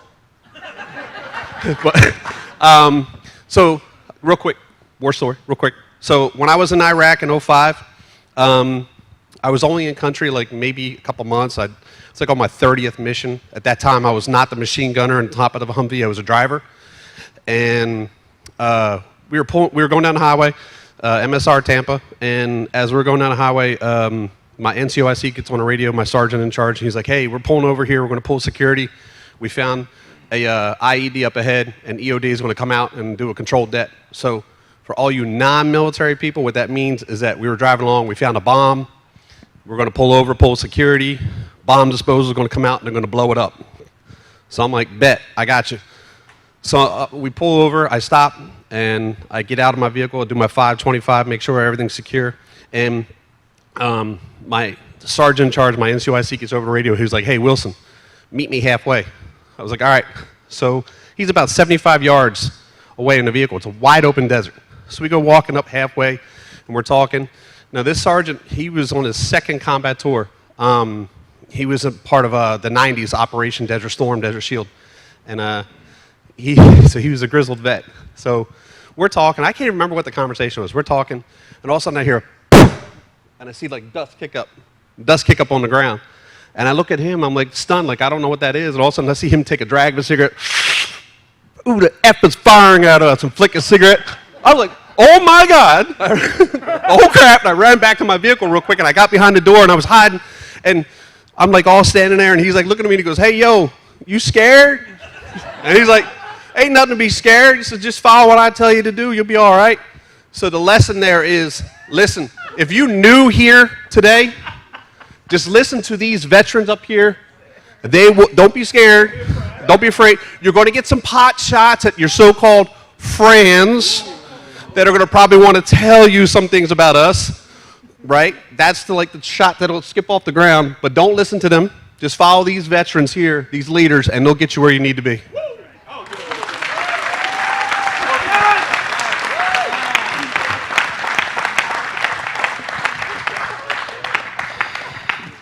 So when you get him at lunch, if he starts talking insurance, say, shut up. Tell me another war story. Because he's got some serious stories.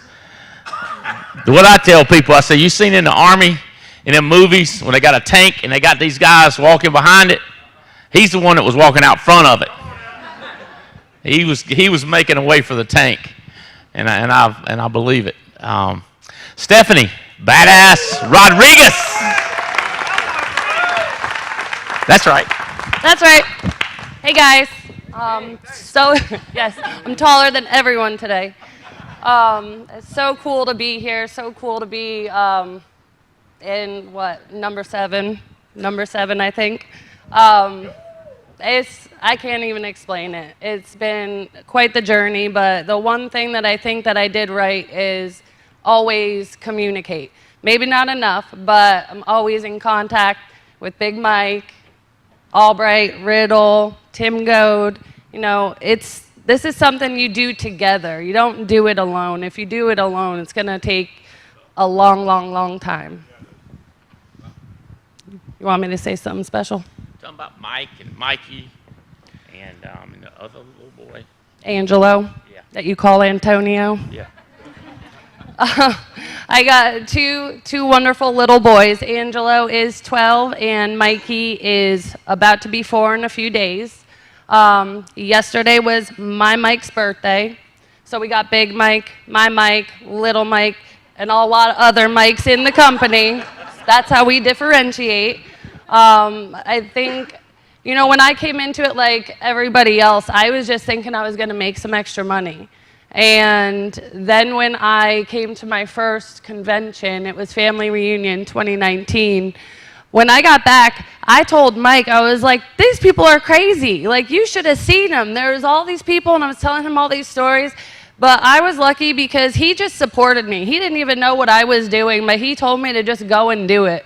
And he never really asked me any questions. You know, same thing when I moved my grandma in with me. My parents are about to move in with me. He's just kind of along for the ride. So I'm really lucky that way. Everything that like I call, he's like, yeah, no problem. So I mean, it's been amazing. Mike is a parts manager for Stingray Chevrolet. They are the 4th biggest Chevy dealer in all of America. So he gets parts when people call in and say they need this, that. It's sales. Last year he moved from working for the mechanics to working for the public. So he sees a little bit of what we go through now. He helps customers, crazy customers who call in and need stuff or show up and wonder why they can't get stuff for free. Kind of similar to what we go through. And he's just really supportive. Mikey is a handful. Everybody who's met Mikey knows he's a hurricane, and that little boy, he's going to be something. He really is. And Angelo, he's just so smart. He's in the gifted program. He could take apart and build a computer and code the whole thing, and I don't even know like where he gets that from because it wasn't me. So proud of you and what you're doing and what you're building. Thank you. It's impressive. Marcus Richardson, brother, from another mother. So yeah, we are Marcus and Carla Richardson. Carla's with the kiddos. We got 2. My boy Adriel, he's the one that made it rain a few years ago for those that were here for that. And he thought that was hilarious. That was a good moment. And then he's 13. Yeah, we do have it on video. We do have it on video. And then Maya, she's 12. And they're still back in Colorado, so I'm from Colorado. And it was so awesome when I was coming down because my brother's with me, Targ, my best friend, and Days, and I've known all for over 20 years. And I said, I want to take y'all to meet the men that's changed my life. And because they've watched me for the last 10 years. My brother said, so this is where you go all the time? How often do you go out here? I said, about 4 times a year. And he said, well, why do you go so much? I said, because my mentor told me if there's 5 millionaires in the room, you'll be the 6th one.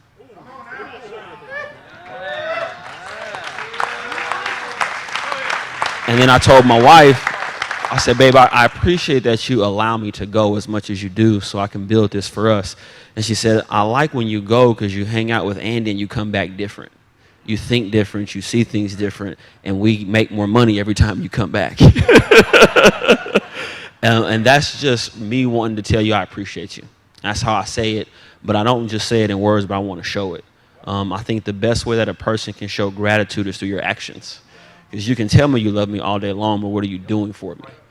And so we're gonna grow, but I want you to know what you did with us yesterday. I don't take that lightly. It was a privilege for us to be able to hang out with you and for them to see that and just stretch their mind. I'm like, yeah, this is how we live. That's how we live, and it's just incredible. And I remember when I first started, I left my job because I heard something say, "Come and follow me, and I'll make you fishers of men." And I was like, well, what does that look like? So I put in a 2-week notice. I prayed about it. But sometimes for those of us that pray a lot, there's a time where God says, stop praying and do something. For my prayer warriors, you know, those people that say, I want to pray about it. Or you ever been in someone's house and they say, let's pray about it. I got to pray about it. And you know, I'm a pastor, so I say, okay, let's pray together. You ready? That's how you overcome that objection. Let's see what God says, right? And so I was praying, and then I said, you know what? I'm going to go ahead and take this leap of faith. And so we took that leap of faith, and then that same December, we were on food stamps, state assistance, because we said we wanted to live by faith. Because faith don't pay the mortgage. Anybody know what I'm talking about? Faith don't put food on the table. You got faith without works is dead. So you can say you believe this business works, but what are you doing? Because if you really believed it worked, you would buy $500 worth of leads like we tell you to. If you really believed it would work, you would pick up the phone and make phone calls like we tell you to. If you believed it would work, you would invite your friends for the last 10 years and say, y'all come with me and let me show you how this is working for me. If you really believed it worked. Because you can't tell me you believe something and you have no actions. Only one person got out the boat. His name was Peter. All his other partners were sitting there watching him. I'm the one out the boat walking on the water. I'm like, fellas, come on, let's walk on the water together, y'all. Let me show you how we do this. But we got to get people that believe and want to step out in faith. And so we're taking this walk of faith. And in the process, God never tells you that's going to be easy. Never does he say it's going to be easy. He always says, I'm going to be with you. I don't need it to be easy if God is with me. I don't need it to be simple if God is with me. All I need to know is that someone bigger than me has my back. And because he has my back, no weapon formed against me is going to prosper. And so we're walking. Food stamps, state assistance, living by faith. And then I met a man. This man don't know me from nobody. He calls me up and he says, you know that scripture that talks about getting wisdom and knowledge? I said, yeah, I'm familiar with that one. And so when he called me, he connected with me immediately. And he said, well, you need to come out here and meet me. I said, out here where? He said, Dallas. I said, you talking about Texas, Andy? I said, yeah. I said, okay. This is how Andy rolls, right? And I said, well, when is it? Now, mind y'all, he calls me on a Wednesday, okay? And so he said, Friday. I said, you talking about this Friday, Andy? He said, yeah. Can you get out here? I said, yeah. Let me talk to my wife. For those of us that are married, you know how this rolls. So I go home. I'm all excited. And then she says, the next morning, so this is how, we got to listen to that still small voice. So my wife wakes up the next morning. She says, Marcus, something is telling me that you need to go. Yeah. And I said, really? She said, yeah. I said, no, like really. You know how y'all ladies do sometimes, right? You'll say a thing, and you see if he's dumb enough to do it. And then if he does it, he sleeps on the couch for like 2 weeks. You know what I mean? And so I was like, is this one of these tests? So I fly out here. I get off the plane, and I went into a room just like this. Nervous, afraid. I got 2 mouths to feed. My wife doesn't work. She's at home believing in me, believing in the dream, believing that I can do this. But I don't know how I'm going to make it work. But I said, there's something in me. So you know how you can be afraid? But what you can't do is you can't doubt. I've never doubted that I can do this. I've been a little afraid at times going down to Dallas, but I've never doubted that I can do it. You with me? And so we get out there, and then I hear story after story. I see people like what Terry was telling you. You have those aha moments. And it was like, aha, aha, right? And so we get down there, and the moment I met Andy, he brings us on stage like this. I was in the room. He says, where's that Marcus Richardson at? I stand up. I said, I'm right here. He said, that ain't you. That don't even look like you. Come on up here. So I come up there, and y'all know how jovial Andy is, right? So he grabs me and gives me this big old hug. The first time I ever met him, Mike, squeezes me and says, stick with me. I'm going to teach you how to make a bunch of money, Bo. And he has been true to his word. And what I love most about Andy is it's not just about the money. We have conversations that have helped my marriage. He's connected me with Tim Gold. We were going through a patch that was like, if God don't step in, I'm done. And God stepped in. And Tim began to challenge me as a man and say, hey, what is your first ministry? Is it running around trying to help everybody else, or is it taking care of your family? But having to have that conversation with someone that loved me enough and cared about me, because the relationship and the connection I have with Andy has literally changed my life and changed my marriage. And what I want to do, what we're going to do now, is we're going to expose it to more people so they can have the same experience that we're having. And I love the accessibility that Andy allows us to have. Like, he doesn't have to let us come see him at the hangar yesterday. He doesn't have to do any of those things he does, but he allows us to because he loves people. And that's what I love and appreciate about you. So this is just the beginning. I agree, brother. Appreciate you. Man, proud of you. Proud of you. You're a good guy out there too, man. Bell Krause in the house.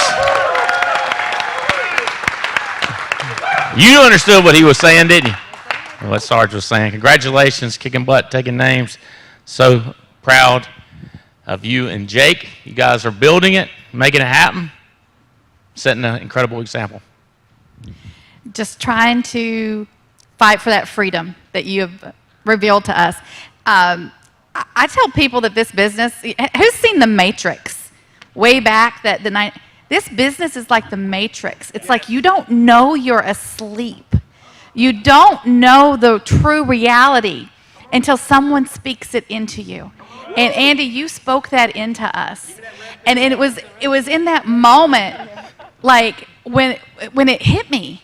This whole time, I come from southeastern Kentucky, extreme poverty. Joined the military after high school as a way out of there. And I thought I had made it out of there. But have any of y'all ever swam in a river before? You know, there's a current, and you can be swimming for all you're worth, and you think you're going somewhere because stuff is floating by you, right? But it's just the current pulling that stuff away, and you're just treading water, right? But you don't know, because there's that log going by, and there's the leaf going by, until somebody comes along, swims past you. I thought, because all the people that had been in my life before weren't doing anything, they were letting the current sweep them by, and I was treading water. I thought I'd made it to where I was supposed to go, until I saw somebody swimming ahead of me. I saw somebody out front, and I'm like, wait a minute, this is just one step. This is just a moment in time to see what else is there. And that's what Andy Albright and Jane Albright have done for our family. They have revealed to us what else is out there, and not just showed it to us, because God does not give you a dream that he does not instill in you the ability to go fulfill. He puts it in you. Who said it earlier? I think it was Terry Ward said, it's already in you. It's already in you. You have got to work and get it out. You know, everybody's heard of Noah's Ark, right? God told him it was going to rain, but Noah had to build the ark. Andy has shown us a way. But y'all, we have to build the ark. Well, he built the ark. We have to use the ark. Thank you, Robbie Kraft, for the ark. We have to use the ark. We have to use those tools and the vision to get to where we can go, because it has been revealed to us. I used to dream small, and I thought it was a big dream. When I came here, we were looking for extra college money for our kids, and I know some people work their whole lives to build a college fund, send their kids to school. We did it in a year. Woo! We did it in a year, and I was like, well, what's the next thing? Well, I want my husband to retire. We did that the next year. And it's like people work their whole lives to get to that. And we were doing it year by year. My dreams were so small, Andy. But I didn't know until you showed us a bigger dream. And now it's that generational legacy, that generational freedom, generational wealth for my daughter who's autistic, for my son, for my someday grandchildren, great-grandchildren, because it's possible and it's doable if you follow the system, if you trust in the leadership, and just go. Just go. That's what I got. Thank you. Proud of y'all. Guys, give these guys a hand. Stand up, because I got the carriers. The real money's coming up next. We love y'all. Proud of y'all. Terry.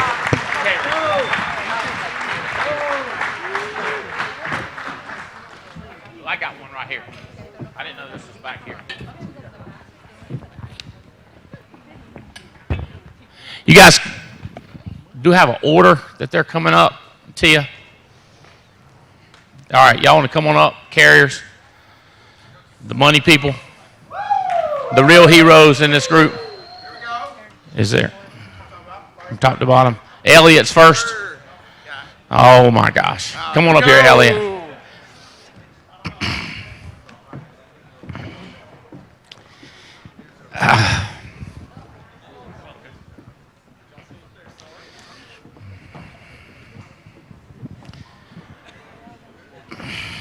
How you doing?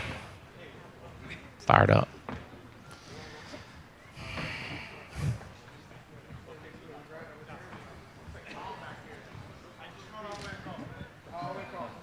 Damn, Mike Duncan up in the house. Elliot, come over here. Yeah, they make me think of so many things when these Belle's talking, and one of my flashbacks is we were at a family dinner, and this guy, he's my age, and he was talking, and a lot of times when I act crazy, I'm with y'all, but my family, Jane gets on to me because she'll be like, why don't you talk to them? I was like, what do you want me to say to them? Because I don't want to make them mad, and I don't want to put them down, and so, my cousin, he was just like, paid off my house this week. And I was like, that's awesome. I was just like, I've seen your house. It shouldn't have took that long. But I mean, it's just like the whole thing, like that was his whole, he's done. Like he's done fighting. The war is over for my cuz. And I was just like, huh, okay. Just like they ain't getting ready to go to Paris. They ain't getting ready to go to Aruba. They ain't getting ready to go to Jamaica. And not to go on to Paris and Jamaica, but what are you going to do? I would die if I didn't have something else, some other trip or somebody else to help or something to do. I love this business. It's been incredible, man. Thank you for people like you, Elliot, and your family setting an example and building an insurance company so we'd have something to do, brother. Thank you very much. What do you want to talk to us about, Elliot? Well, I got 2 new brochures, Si Habla Espanol. Yes, they're in Spanglish, y'all. You know what Spanglish is? It's like half Spanish, half English. Spanglish, y'all know what I'm talking about? Y'all know. I don't know what any of this says. When I was a young boy, I learned not to speak Spanish was a good idea because all my Hispanic girlfriends were trying to kill me. So I figured I don't need to know what they're saying, so I'm not going to learn Spanish. So that's why I didn't make these. I had someone else make them. But yes, they're in Spanglish, and I think they're pretty good. You speak Spanglish, right? How does that look? Does it looks pretty good? Yeah? Oh, I know. That's the PHMA and the HMA. Both brochures are in Spanish. Feel free to order them here at the Alliance headquarters. We have advances coming out. Everything's looking good with that. We have LTC. So we're going to start allowing our HMA clients to use their HMA benefits for LTC here pretty soon. There's going to be new rules about that. It's going to be great. We're working with the actuaries on that. That's super exciting because LTC is a big issue. It's probably going to be a few years of home health and a few years of confinement. So that's super exciting. And yeah. Are you going to Aruba with us? Oh hell yeah, I am. Oh hell yeah, I am. That's hell yeah, I am. all I need to know. Actually, that's all I need to know right there. So sell them HMAs.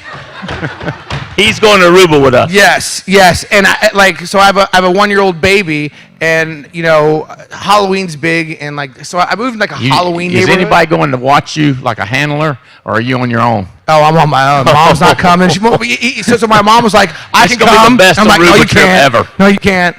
Yeah, I want to have an offensive bathing suit competition, but if it gets back to my mom, I'm a dead man. And I don't want to say someone here stomped out that idea, but they did, because that's probably not a good idea.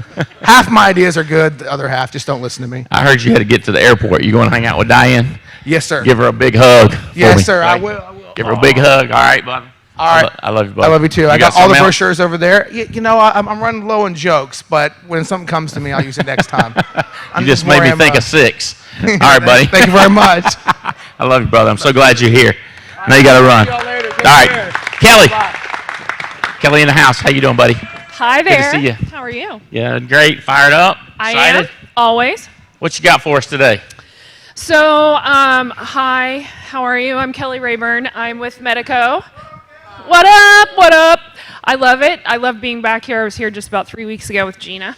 I wanted to let you know that Medico is somebody, I mean, you guys kind of like grab a hold of it and then you kind of let go of it and then you kind of grab a hold of it and let go of it. And right now the senior market is coming into its open enrollment. So I'm looking very forward to the next 3 weeks when I get to sleep and you guys get to run into the senior market.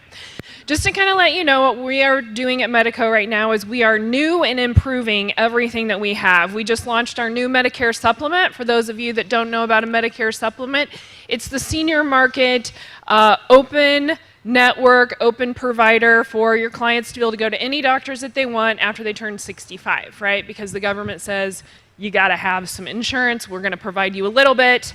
You need to go out and supplement it on your own. Another product that we launched in 2021 is a dental product.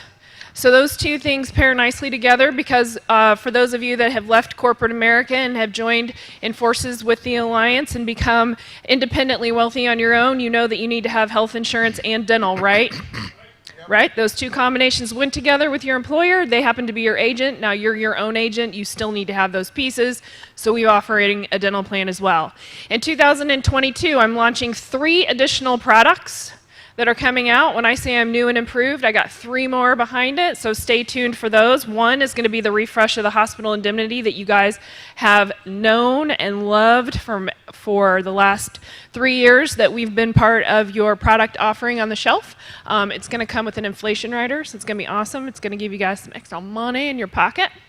Along with that hospital indemnity, just so that you know, today we actually opened up an amendment for our HI plan in Florida. I know I have a couple Florida agents here that are very excited about that product offering amendment as well for open enrollment coming up. That's right. Yes, thank you, Big Mike. So what are you saying? Sometimes like we embrace it like we're selling it like crazy and then we fade away and then we come storming back selling it? Mm-hmm. Yeah. So we really need to figure out a way to keep it right on the front shelf all the time. Gina is working on that with a lot of the boot camps that I've been attending as well. Okay. And I come around and I see people whenever I'm in market. Yeah. So, yeah. Well, we appreciate you. Thank you. I appreciate I'm you. glad too. you're here. And I'm glad we got the product. Yes, and I will not be part of the offensive bathing suit No. contest with Elliot. No. Because I No. unfortunately will not be going to Aruba with you. You're not going to cancel the trip. Thank you. Cancel the trip. All right. Thank you so much. Thank you. Aaron Young, Great Western. Bring it on, brother. I tell you, having to follow. I'm telling you, bro. I know. What are you going to do, bro? Anyways, my name is Aaron Young. I am with Great Western, and the Alliance is my favorite group. That's got to tell you that. What we are is... Tell us more about us. We awesome, right? So we're known as the company that is easy to do business with. We're a guaranteed issue company that guarantees when you bring a client to us, they're going to get insured with life insurance. But then we have a neat little twist.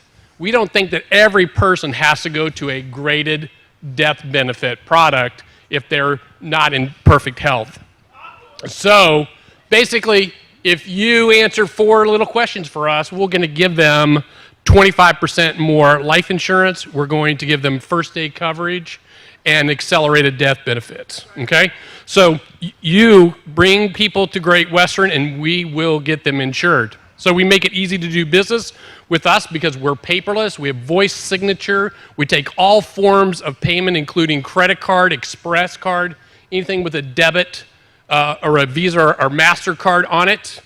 All those things are easy. We also have built every product in the Spanish. Brochures are all in Spanish. And we are also converting our voice signature to Spanish as well, so that when you're on the phone, selling over the phone or closing the deal, you're going to be able to do it that way as well. We take ITIN numbers, so you don't have to be a citizen to have a policy with Great Western, right? So pretty much easy to do business with us, but we're going to make it easier, okay? What are you Give going me to a do? high five. What are you going to do to make it easier? Give me 5. We are going to put an incentive program in for the rest of this year, That'll make it October easier. through December 31st. That agrees the skids right there. For every 5 applications that is taken with Great Western, we're going to send you $200. No cap. No cap. So every 5, we go, and it's $200. Okay? So it's not one and out. It's not just 5 and then That's what I thought when you told me that. I was like, well, whatever. No. But if you do it, every 5, that makes a whole world of difference. You know, if Get you set, send go. 10, you get 400, right? So it just Yeah. keeps going. So that starts. That announcement should be in your emails from us now, with all the rules and everything on that. But Does that start October 1 or start it's now? starting today. Today. Right now. I was going to say, let's just go ahead and start it today. Yep, it started today, October 1st. So If Megan thank you. Wood is watching, she probably just wrote 2. There you go. There you go. There you go. So I'll see you in Aruba. All right, brother. Thank you. Oh, fantastic. I'm glad you're going. Trip's back on. Megan Wood has issued 1,399 apps so far this year. 1,399. And we gave her $65,000. I think it was $65,000 of free leads last week. $65,000. She can do whatever she wants to with it. And I texted her and I said, because we were actually trying to coordinate bringing her family down to Florida because she had issued,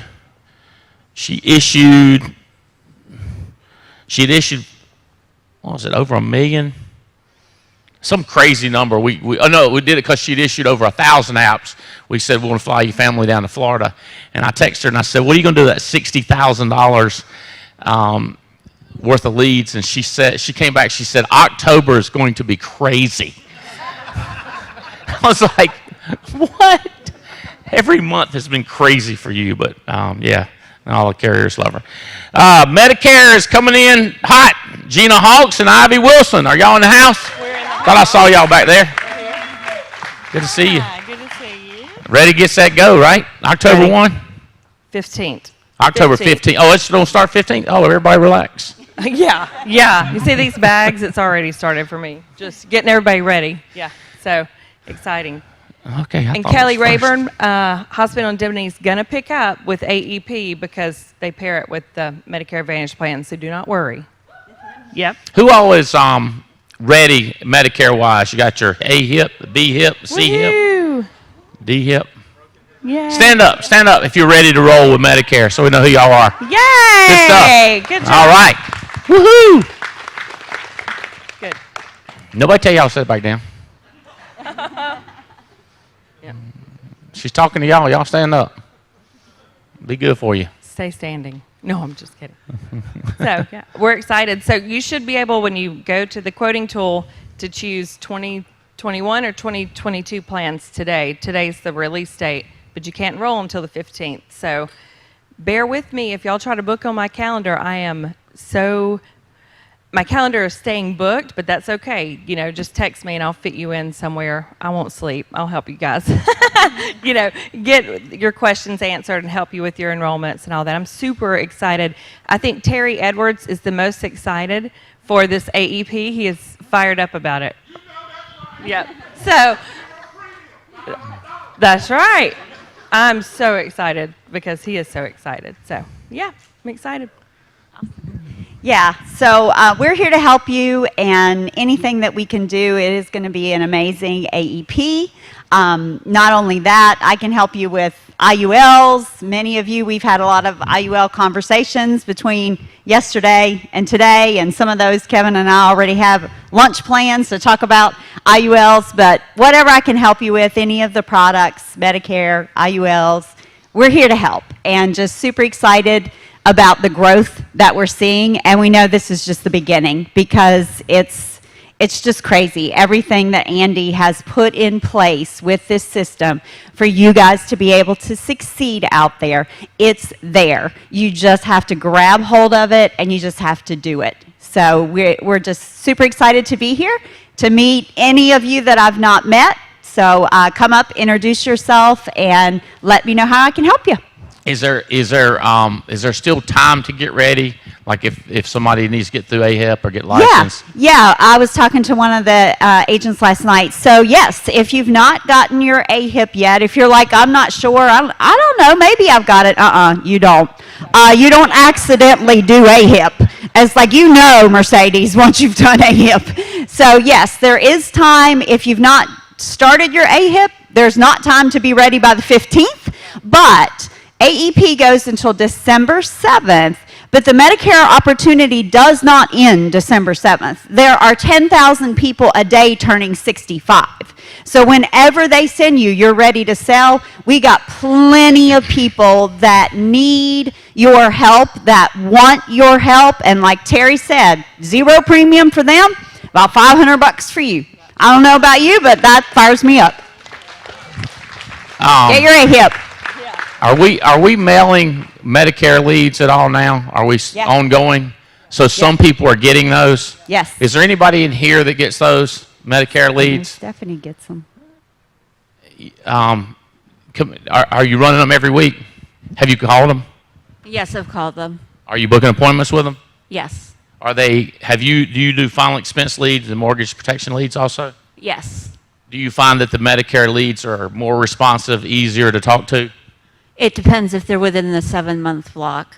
If they're turning 65, you've got 3 months before they turn 65, the month they turn 65, and 3 months after to enroll them in Medicare with the supplemental. Otherwise, you need to have them in a special enrollment period, or they have to wait until the AEP period. So when you... Okay, now, what I'm wondering though, and what I'm believing from what you're saying is they're easy to talk to. There's no, I didn't mail that in. Those no, I've already taken it care of. They'll talk to you, correct? Correct. More so than any of the other leads. Is that correct? Yes. Like I'm not making you say this like my hand behind your back.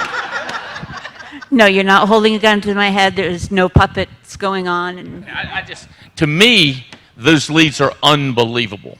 I don't know what I about lost my mind first time I saw a mortgage protection lead. I don't know what I'd done if I. Do you concur? Yes. Can you tell them a little bit why that is, or why you think that is, or what happens with them?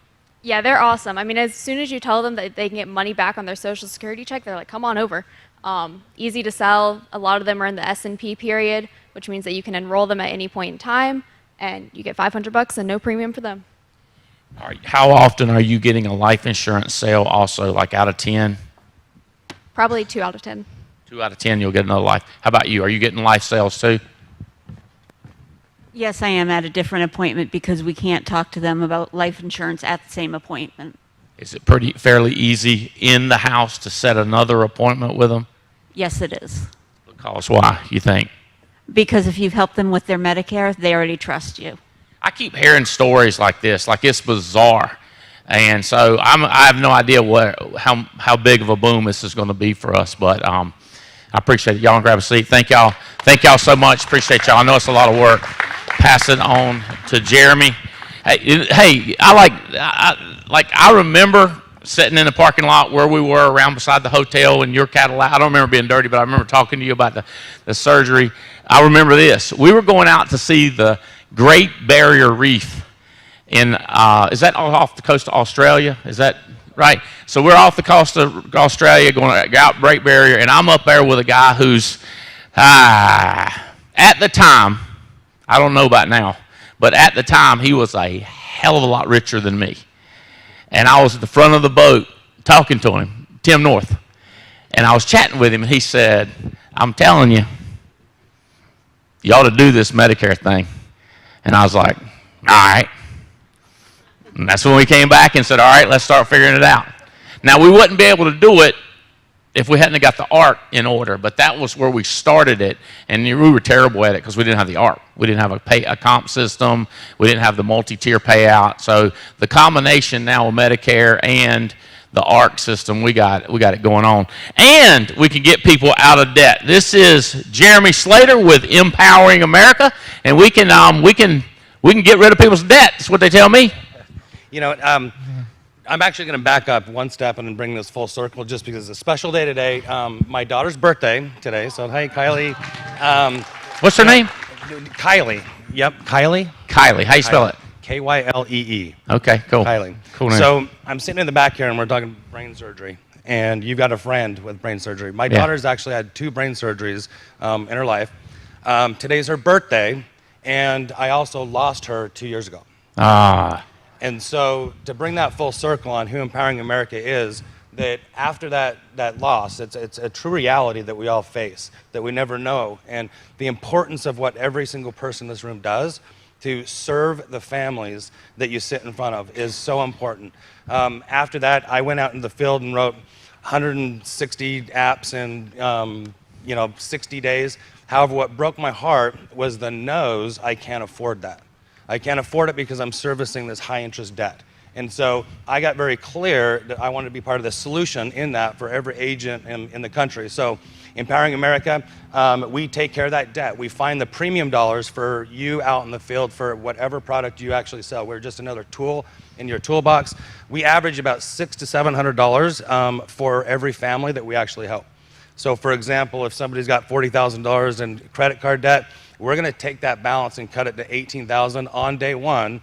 However, that $40,000, when you're servicing that debt, it's about $1,200 out of their paycheck they're paying. Well, that also gets cut in half, so we free up those premium dollars on day one for you as the agent, so you're writing policies right there on the spot. So there's Empowering America, it is best. So we've actually entered, so, there's no more excuses that, multiple life policies, on every single family that we serve. That the husband is no important than the wife, and the wife, no important than the husband. That I've got very clear that every single person in the family, including the kids, deserve a life insurance policy. And I've heard generational wealth over here. I mean, we can really change this in one generation. We truly can, the generation wealth here in America. So. All right. Thank you, sir. Appreciate you being here. Paola? Paola with Pan America. So, What's up, people? You done talked some junk to people already? No. Up. No. Yeah. No? You hadn't? You hadn't talked to anybody? Of Do course they know I what we're did. bringing? Yeah, I already know like 60% of them. So the CEO of Pan America Life used to be CEO of Fidelity and Guarantee, and he's a good friend of mine. And we connected down in Miami, and he said, let's think of some way we can do business together. So that's the way this deal come about, and we said, all right. And then Paola got involved, and here we go. Ready to rock and roll? All right, so like Andy said, we decided to join forces and build a NAA branded product for you guys. Now, it all goes back to when I was an agent. I was always struggling. Holy cow, I cannot sign this policy because they don't have Social Security. I can't sign this policy because they can't afford it, because they have health issues. I can't sign this policy because they can't even freaking sign it. So after all these struggles, we put together a really nice product plan designed for you guys, NAA branded, for you guys to bring these solutions to your portfolios. I'm not here to compete with any of these guys. People are here trying to do life insurance, which is very important, and that has to be the main purpose of what you guys are doing. What we're bringing here is the supplemental for life insurance. If you thought you were here with this opportunity, now you can go here. Now, I don't know you guys, but a little extra money could really be useful in our pockets, and a little bit more protection for our families can be important for here. So, I'm going to tell you these 5 things about this policy. Worldwide coverage. No Social Security required at all. Education benefits in there for the children, which is most important things we have in our lives. 5-step application, receives credit cards, and most important, doesn't require a signature. What? Yes. Now, Pan American has a long history. We come from, it's in our DNA. We are a Hispanic company in more than 32 countries. So we do have these policy documents in Spanish for all your clients. We're not here translating, no. We are a company that comes with that DNA. So this is just an invitation, just to close up my minutes. Being grateful is going to be the key of being happy and being successful. Don't forget that. But most important, your past can never be bigger than your future. Keep striving, keep learning, keep educating. Take advantage of this place, this family. It's going to take you to that next step. But also keep educating yourselves for those products that can take you from this level to this level economically and for your benefits for your clients. That's all I'm here to do, is give you an invitation to put something good in your portfolio and keep growing together. Good job. Bringing America to America. Derek, that's your job. Howdy. Bring it. Howdy. How are you this morning? How you say your last name? Wiedenmeyer. Wiedenmeyer. Yep. Just Derek That's all you need. Wiedenmeyer. Just hey, you works. Wiedenmeyer. Wiedenmeyer. Derek Wiedenmeyer, Yep. bringing America to America. That's what we do. All right. So Americo. A lot of things about Americo, but I'm going to keep it quick and easy for you all because we like quick and easy. We want to be easy to do business with. At Americo, we invest in 3 areas of our company. Products. I'm not going to bore you with products right now. I'll be in this booth over here later. But we do final expense. We do term policies. We do med sup. We do annuities. We cover the gambit. Come over there. We'll talk about products. I don't want to bore you about products. That's the details. Process. We invented the instant decision. We are a true instant decision on every line of our products except annuities. Whole different rules there. But we invented the instant decision, and it is a true instant decision. If you use our e-app, our e-application, you go in, you fill it out. We're running that script check on the front end. We're helping kick things real early. So if you have to pivot, you're pivoting within a couple minutes. But the nice thing is, when you're done with our e-app, you get a policy number. If you choose e-policy delivery within 12 minutes, that last signature, they have their policy. It's sitting in their email. So for those of you in the house, finish up coffee, tea, pleasantries, use the bathroom, take time to wash your hands, walk out. On the way out, hey, check your iPhone. Because everybody's got an iPhone now. Check your iPhone. You see that email from Americo? That's the policy. That's what we just did. It's there. They already have it. Try to make life easy for you. So instant decision. And guess what? You decide fast. You issue it fast. That makes us pay fast. I know you guys like paying. That's why we're all in here, making good money. So that's the process. Third area we invest our time and our money in is producers. You all are our producers. We don't have an inside sales team. You all are our producers. If you want to know about our You First bonus program, Sarge Wilson. It is a cash bonus program. Trips are awesome. We love trips. Unfortunately, I can't go on the trip. Things line up. Things get in the way sometimes. But we're going to give you cash. How many people like cash? I like cash. Everybody who didn't say yes, we'll talk over there. I'll give you my routing number because I like cash. But it's cash. You got to fix your deck. You got to fix your car. You got braces for your kids, whatever. Pay for that. Pay for more leads. More leads, more money, more You First bonus. What is it? Is it 45,000? Anything? You have to write over 45,000 a quarter. Is that what it is? So what it is we have 6-month periods. 6 months. 6-month periods. The 6-month period we're in just started last month. At the beginning of September, because we are. So every dollar over 45,000, you get a bonus. 8% unlimited cash bonus. 8% unlimited cash bonus. So you write 50,000 in a 6-month window, you get a $4,000. $4,000. Is that right? That $4,000 bonus check. And there are certain types of plans you get even more money. What's the most you've got so far, Sarge? Currently, right now, 96,000. You're at 96,000. So will that be the one that she's just over with? That's gonna run through November. I don't know if you guys know this. December's kind of an expensive month. There's a couple things in there that run that credit card bill up.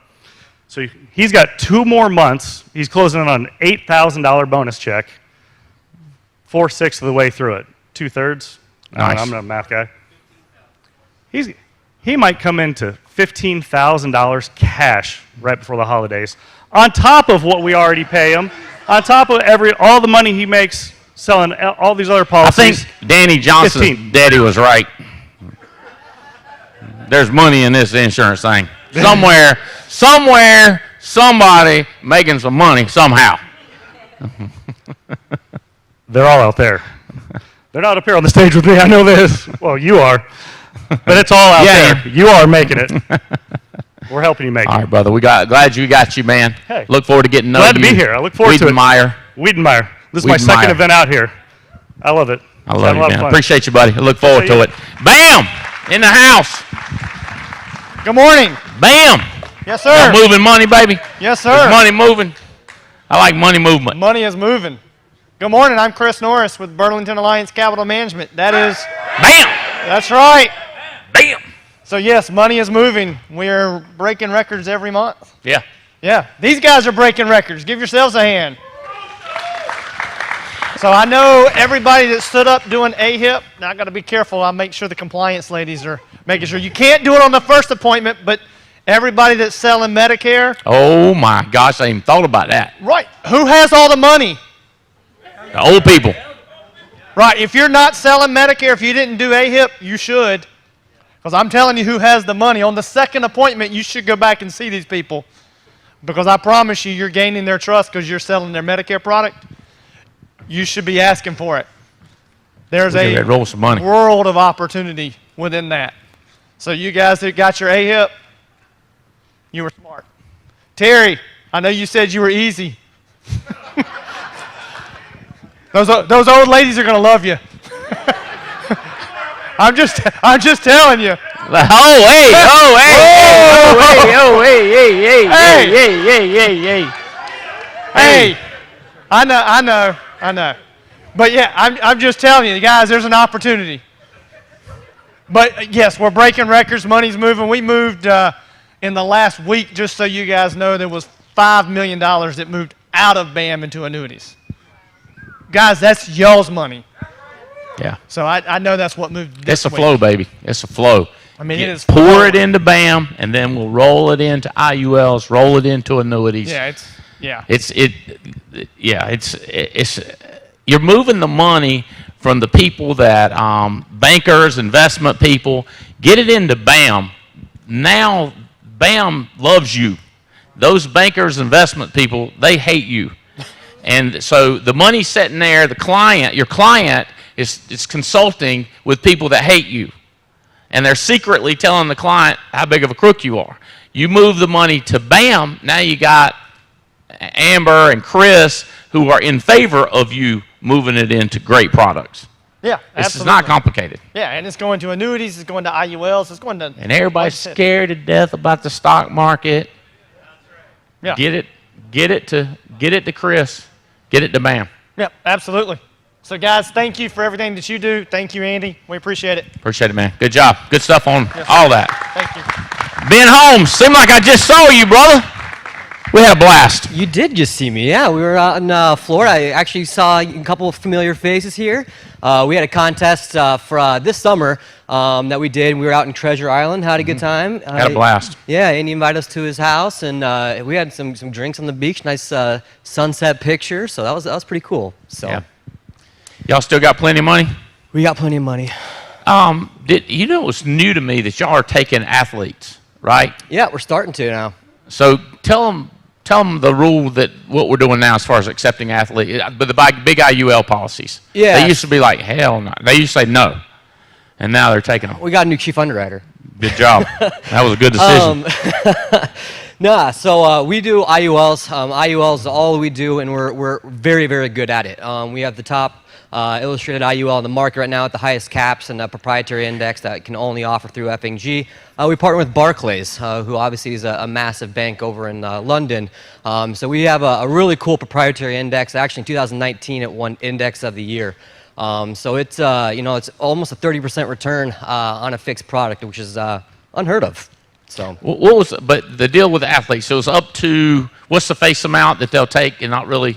So we don't really have an all? actual cap on the actual face not. amount. No. The long story short, we had issues with chronic and critical being on there, but we came out with a new Execudex product, which was instant approval. And so we are able to kind of take a look at that and offer these athletes the opportunity to be insured with FNG. Okay, good deal. All right, well, that's good news because I know we got some athletes and we're starting to hire more and more, and they're in that NFL and NBA world, and they're wanting them to Yeah. They want to sell them policies. Yep, absolutely. So- So we're taking a look at that. Our new chief underwriter actually starts Monday. So Good deal. What's his name? Do you know? her name is Robin. Her name. That's right. You told me Yep. that. Hey, brother. Glad y'all are here. Check them out. I'll be Ben's seeing y'all in here. Aruba as well. So And you'll be in Aruba. I'll be in Fantastic. Aruba. Fantastic. All right. Hey, guys, this is one of my best friends, one of my richest friends, one of the smartest people that I have run into, craziest and smartest. Good combination. I like to hang around with people like that. But Mike Duncan is, what's that guy's name? The one that says he's CEO? What's his name? Mr. Asadi. Asadi? Yeah. Asadi?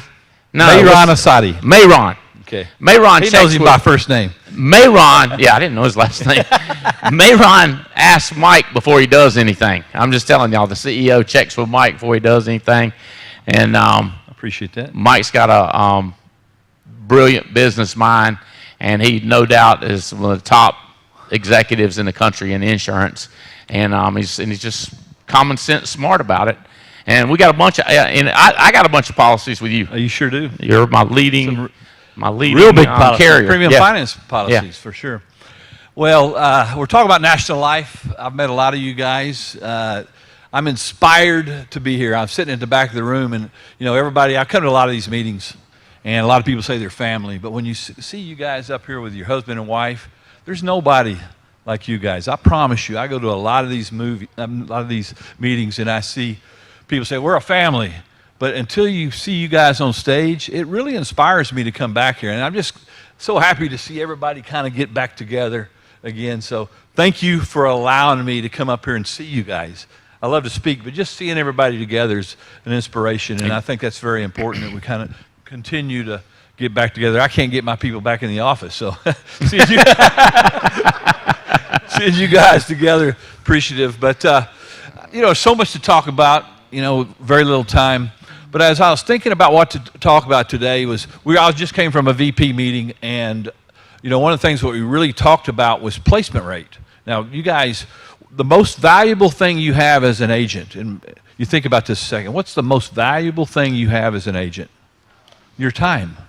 And so the placement rate is so important to an insurance company. If you go out and send me 5 applications and only one of them go through, that's a terrible placement rate, right? But what is it for you guys? It also takes all your time to go out there and write these applications and they get turned down. I want to remind you guys of my flexible premium annuity. What that is you can start up somebody with $100 a month in an annuity. Now, you can add money to it later if they get inheritance, things like that. You can always add it. You can do it through a Roth IRA, tax-free income. There's so many things you can do with this that you can get them started. Get them as your client. Okay? Don't just write that application thinking that, I'm all out here. It took me forever. I had to pay for this lead, and then I don't want to walk away. I'm going to just write it and cross my fingers that it goes through. Trust me, we know everything about that guy. It comes up. So keep in mind that you can write $100 a month, as minimum $100 a month, or as much as you want. We'll take it all. $100 a month. Get them started. Get them as your client. Andy's going to love it because whether it be with me or anybody else, your placement rate, if you're writing other companies, that's fine. I love it.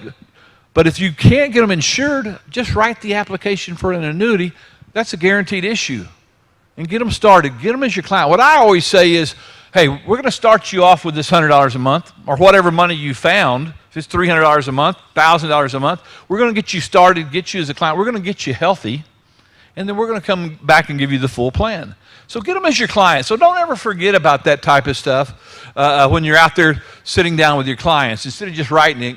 And I think that your overall placement rate with all carriers will go up if you start doing this. I've seen it happen. We've took somebody from a 55 placement rate to nearly 75 by installing that, hey, instead of writing that application with somebody that's not going to get insured, write them with that National Life's flexible premium. That's a good idea. It really does help. And the placement rate's a big deal right now. And there's a lot of companies that were thinking about terminating. Not you guys. Your placement rate's great because mainly IULs. But people that write the term stuff, it's going to help your placement rate overall. So I want to make sure and just keep that in your mind as it comes about because you don't want to lose your carriers, that's for sure. Yeah. The other thing that's big with National Life, which, in the industry with the pandemic, we just got increased from an A rating, AM Best, to A+. Nice. That's a big deal. It's going to bring up your overall average. I know you want that.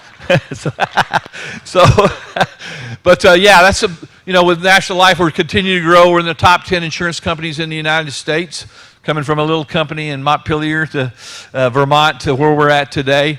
And we're still the living benefit story.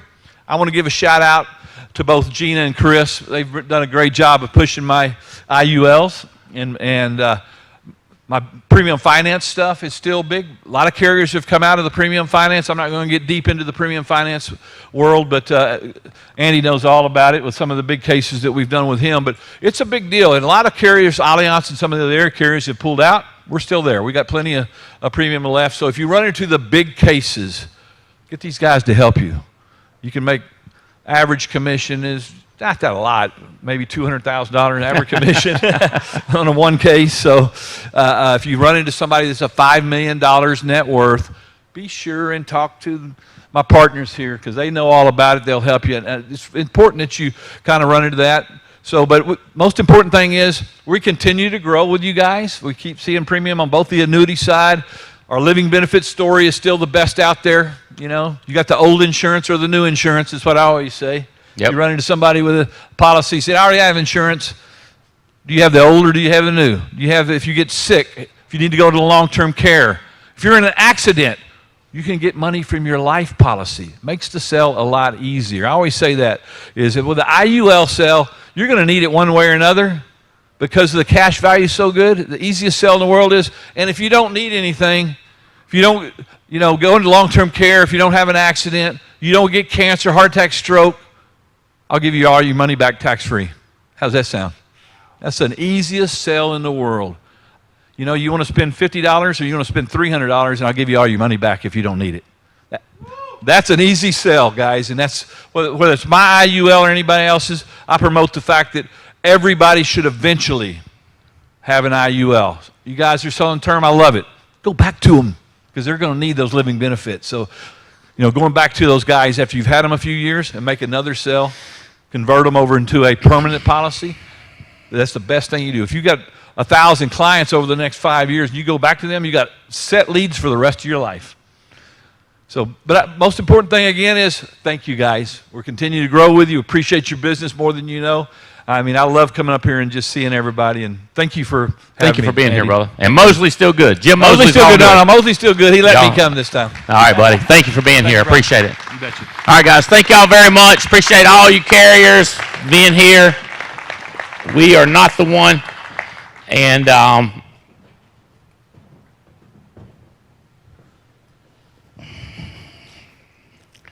right, here's what I'm going to go with. You got a special treat.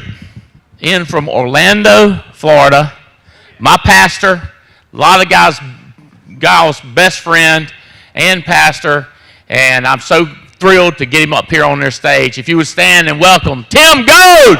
Woo!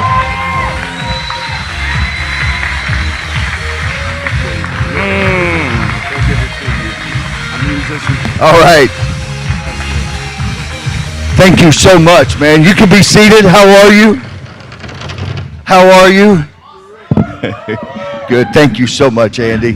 Look at your neighbor and say, I can't help it. I'm better looking than you are. Will you tell him that? I've been noticing all morning, and I just needed to get that out. Isn't that all right?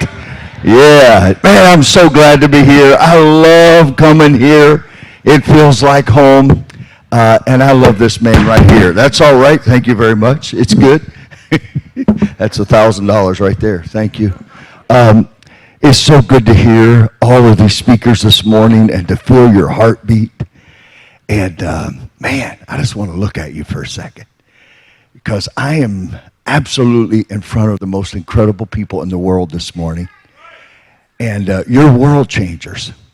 And you have no idea if you're brand new of the trip, of the journey that you're on. And so if you've got some paper, please write down some stuff here this morning. I'm going to give you some stuff. And I decided this morning, if it's okay with you, I'm not going to do bubble gum this morning. Can I just go deep? Will you let me go deep? Will I give you something that can radically change your life for 3 generations? Can I do that? If I can do it, just say do it. Do it. Here's the other thing I want you to say to yourself. Are you ready? Right here, right now. Say this. Good things happen to me. Good things happen to me. Look at your neighbor and say, good things happen to me. Look at your other neighbor and say, good things happen to me. Hey, look at the other people around you and say, stay near me because good things happen to me. Look at your other neighbor and say, don't get jealous because good things happen to me. Now, can I tell you what's going on outside this room? Most people are going, boy, I hope something bad don't happen. Isn't that right? I hope something bad don't happen because bad stuff happens to me. I talked to a guy the other day, he bought a brand new car. I said, man, that's a beautiful car. I love that car. He goes, yeah, but it's going to break down. Have you ever been around somebody that can find a problem in every solution? Have you ever been around those people? But good things happen to me. Are you ready to write down 3 things right now? Vision. What separates you from everybody else in this room? What separates you from everybody else in this room is your picture of tomorrow. What are you expecting tomorrow? What are you believing for tomorrow? Now, some of you, when he said I was a pastor, you already shut your brain down. You're going, I can't listen to that guy. He's going to try to preach at me. Hey, listen, Marcus already preached. I don't have to, all right? So I said, Marcus, thank you for going ahead and opening that door. It's all right. I love it right there. And I just got to get this out because my therapist told me to talk about it. Andy Riddle just got engaged. Did you know that? Oh, yeah. Oh, yeah. And he bought a ring so big that it would put your eye out. That girl ought to have a warning sight on her. I'm serious. Watch your eyes. I mean, that thing is so big. My wife looked at me and she said, he must love her a lot more than you love me. I said, baby, just calm down on me a little bit, you know. Now, I'm going to probably blow your mind because I don't look like a pastor, and I'm definitely not going to sound like a pastor. Is that all right?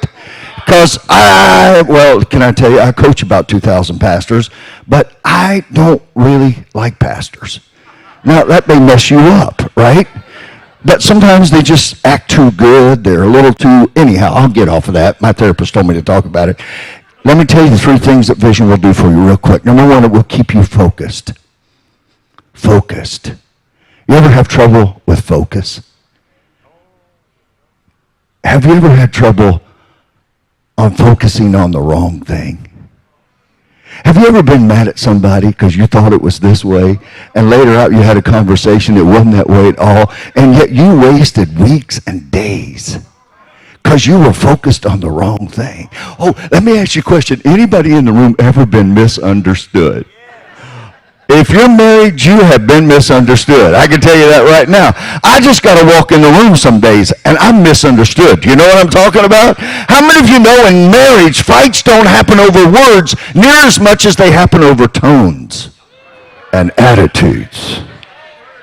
I didn't like the way you said that. What was that look for? Do you know what I'm talking about? Oh, come on. We're going to get real in here this morning. Whatever you focus on. So here's what I want to encourage you. Don't focus on fear. Don't focus on fear. Don't let fear steal your dream, your heart, your passion, your week, your paycheck, your potential. Don't let fear do that. Can we not let fear? Don't focus on fear. The second thing is it'll cause you to be faithful. If you don't like that word faithful, just write the word consistent. How many of you are consistent? Now, your paycheck will tell you how consistent you are. See, here's what I realized in life. I get to coach 50 top companies in the nation. Here's what I can tell you. People either focus on results or they focus on reasons. And reasons don't pay the bills. Can I get a yeah? See, what I loved about Marcus is when he got his home right, everything else come together. Because how many of you know if one can put 1,000 to flight, 2 can put 10,000 to flight, and we're a lot better together than we are separate. Is that right? Come on, man. We're all in a race right now, and I don't know about you. I don't like losing. I got in it to win it. Can I get a yeah? By the way, I just want to shout out Chris Long. He won. Well done, thou good and faithful servant. He's won. And guys, we're going to celebrate him. Here's how I explain it. My heart is full of joy because I know where he is. My brain is full of pain because I love my bro. This thing called life, being together. being consistent together, getting a wingman or a wingwoman, deciding, here's what I know. Here's what I know beyond a shadow of a doubt. Some of you right now, your family's counting you out. They don't think you have what it takes. But let me tell you, today is a new day with a brand new you. Stop focusing on what you used to be. I'm going to talk to you about it in a minute. And start focusing on how faithful you are. How many of y'all want unfaithful people in your life? You want to get married to somebody that's unfaithful. No, you don't want that. You want somebody that's faithful. Do you know consistency is a choice? I get to decide. The third thing it does is it causes me to finish. Somebody was up here saying, I'm going to finish. I think it was Terry. Terry was talking about finishing. Do you know how many people get started? A lot. Do you know how many people finish? How many of us in this room start on Monday, but we don't finish on Friday? What distracts you?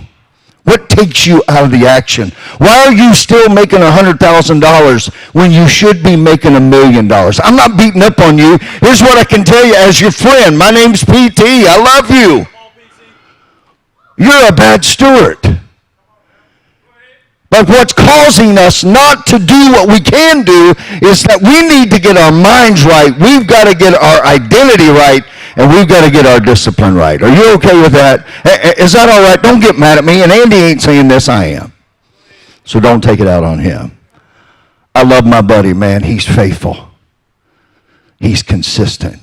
You didn't wake up this morning going, boy, I hope he shows up. You're not going, oh, I hope he's reading today. I don't think you woke up ever in your life going, boy, I hope he don't quit today. Are you that faithful? Hey, I'm here. My daughter today, if you've ever heard of Jensen Franklin, she is leading worship at a conference today with all these leaders in the room. And I know, can I tell you something? My wife and I stuck into Palm Beach the other night. She was leading worship at a bilingual church. I don't know how many languages they spoke. I speak 2, English and country, more country than any. But I watched her, and as she was leading, Terry, guess what? She wasn't operating on my faith and my faithfulness anymore.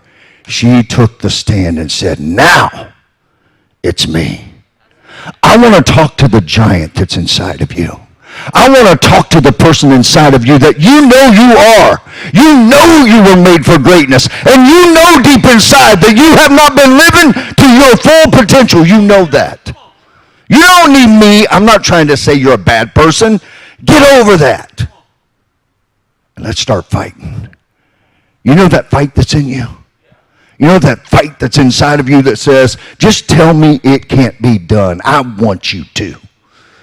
Just tell me it can't be done, and you stand back and watch, because something about to come down. So, since Marcus already preached, I can throw a scripture on you. Is that all right?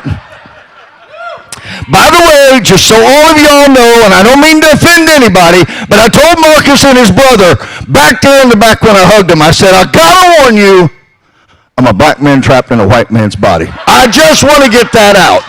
That's right. That's right there. I'm just got to get it out. Don't be offended. And I'm pretty certain I'm Puerto Rican too. I just want to let you know that. Do you know why? I love rice and beans and bacon. I'm just saying. So listen to this. We know. Somebody say we know. We know that good things happen to me. You better get around me because good things happen to me. Matter of fact, I'm up in the ante. You better hang around me because great things happen to me. Hey, you go fishing with me, we're going to have to call 7 other boats to come and get the load of fish. You understand that?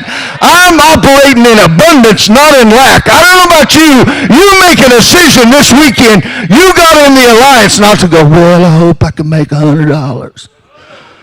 Listen, folks, I can't go that far on $10 ties, so you got to help me out in here. You understand what I'm saying? I'm sorry, I just got to get that in there while I was there. We know that in all things. Are you ready? That's right, Marcus. Go ahead. Get that income up another $100,000 a month, and you and I'll be riding in style. I can tell you that right now. I already got our Cadillac Escalade picked out. I'm gonna pick you up there. It's gonna be beautiful. Just saying. I don't know what's going on. Gaya's printing out the pages way smaller than she used to. It's not.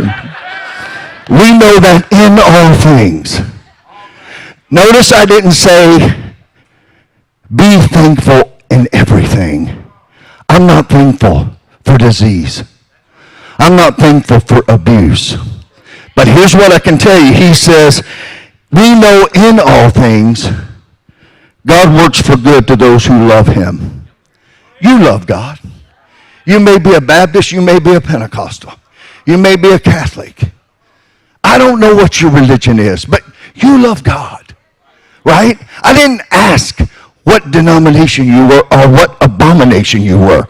I ask you, do you love God? We know God works things for good to those who love him, who have been called according to his purpose.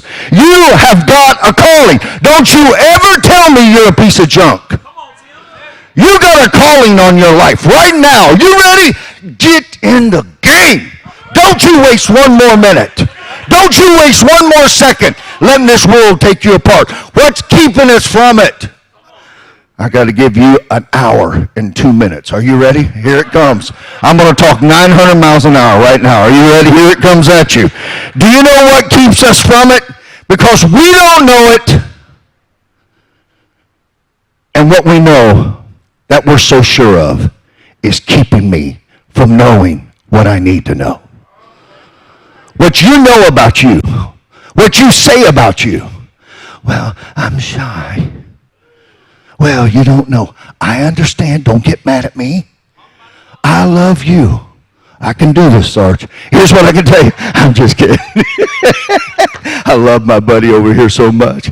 So here's what I want you to know. Would you agree with me? Not everything that happens in this world is good. Not everything that happens in your life is good. Not everything going on in your life is good. I stopped having problems and started having challenges. Do you know why? My problems were having babies. I said, I ain't doing that. But here's what I want you to know. Even when it's not good, it's going to get good. Even the stuff in your life that has broken your heart, it doesn't look good, is about to be placed in a place of goodness in your life. Are you ready? You cannot be defeated. You cannot be denied. You have got a power in you to stand and walk and run. How am I doing, Marcus? All right, I got one thing going on here, man. So what do I need to do? 3 things. If I'm not going to waste my pain, oh my goodness, don't waste your pain. Don't you sit around one more moment and cry over your pain. We all have got pain. By the way, if you're in pain right now, I want to hug you and hold you and tell you it's going to get better. As a leader, don't ever ask people to get better before you first validate what they're struggling with. If you'll validate it and then say, now, let's run. If we're going to do it, you got to embrace your experiences. I've got people in this room right now that your stories would make me cry for days. Pain, setback, hurt, abuse, crazy stuff. But I got to tell you, God can use every experience in your life for good if you will embrace it instead of trying to rewrite it and erase it. Embrace it. Step into it. Watch what happens in your life. Do you know what the Alliance is? Andy has created a place where your story can be shared to encourage somebody else, even the story that you're most ashamed of in your life. But you got to remember and you got to learn. The second thing is you've got to extract the lessons. There's nothing worse in life to keep going through the same experience and never learning. And that's where most of us are, because nobody ever taught us not to be angry and bitter about yesterday, but to learn from it and to rise in it. Can I get a yeah, that's right there, all right? So I just want to encourage you, the longer you live, the wiser you're going to become, because you're going to start seeing things around you. So here's the third thing, and I got to go. Are you ready? You got to be willing to use and level these hurts and pains in your life and leverage them to lift other people. Are you with me? So when you're having a sucky, wucky week, pastors are not supposed to say the word suck. I'm sorry, I just said it because you've done it. Some of you are in it right now. And let me tell you, your best days are just in front of you. Do not allow the enemy to keep you from your dream and your vision and your destiny. Don't spend one more minute, one more second, one more hour living in yesterday, ruminating over yesterday. Let's grab a hold of tomorrow by catching a vision today, and let's go build this thing bigger than we've ever done. Because why? Because good things happen to me. I love you, church.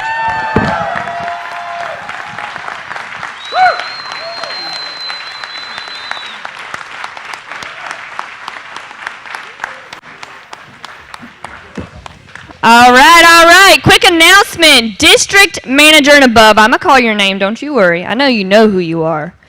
But just for some recognition, if your name is Jeff Scholes. Oh, let me tell you where you're going first.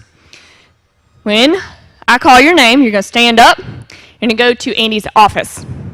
Okay? All right. Jeff Scholes, Nick Greco, Mike and Brittany Rodriguez, Jake and Belle Krause, Jerry and Cassie Burbage, Lou Abadi, George and Penny Wilson, Thomas Murphy, Marvin and Rachel Osuna, George Intershock, Jeremy and Amy Patton, Megan Wood, Jared Gonzalez, Junior Correa, Marvin and Julissa Otzoy, Jeff and Kelly Haney, Turner almost, Patrick Connors, Marcus and Carla Richardson, Eric and Bobby Belair, Linda Goebel, Terry and Tia Edwards, Mike and Michelle Alleman, Ed Soto, Paul Epstein, Joe Dukes, Brandon Manley, Mike Hartley, Phil Abair, Adam Katz, Jason and Tawny Carey, Olga and Jason Mathis, Diane Lampy, Stephen Davies, Alex Avian, Levin Tovich, Riddle, Roberts, Fitz, and Albright. Now, please help me welcome to the Alliance stage, Gina Hawks.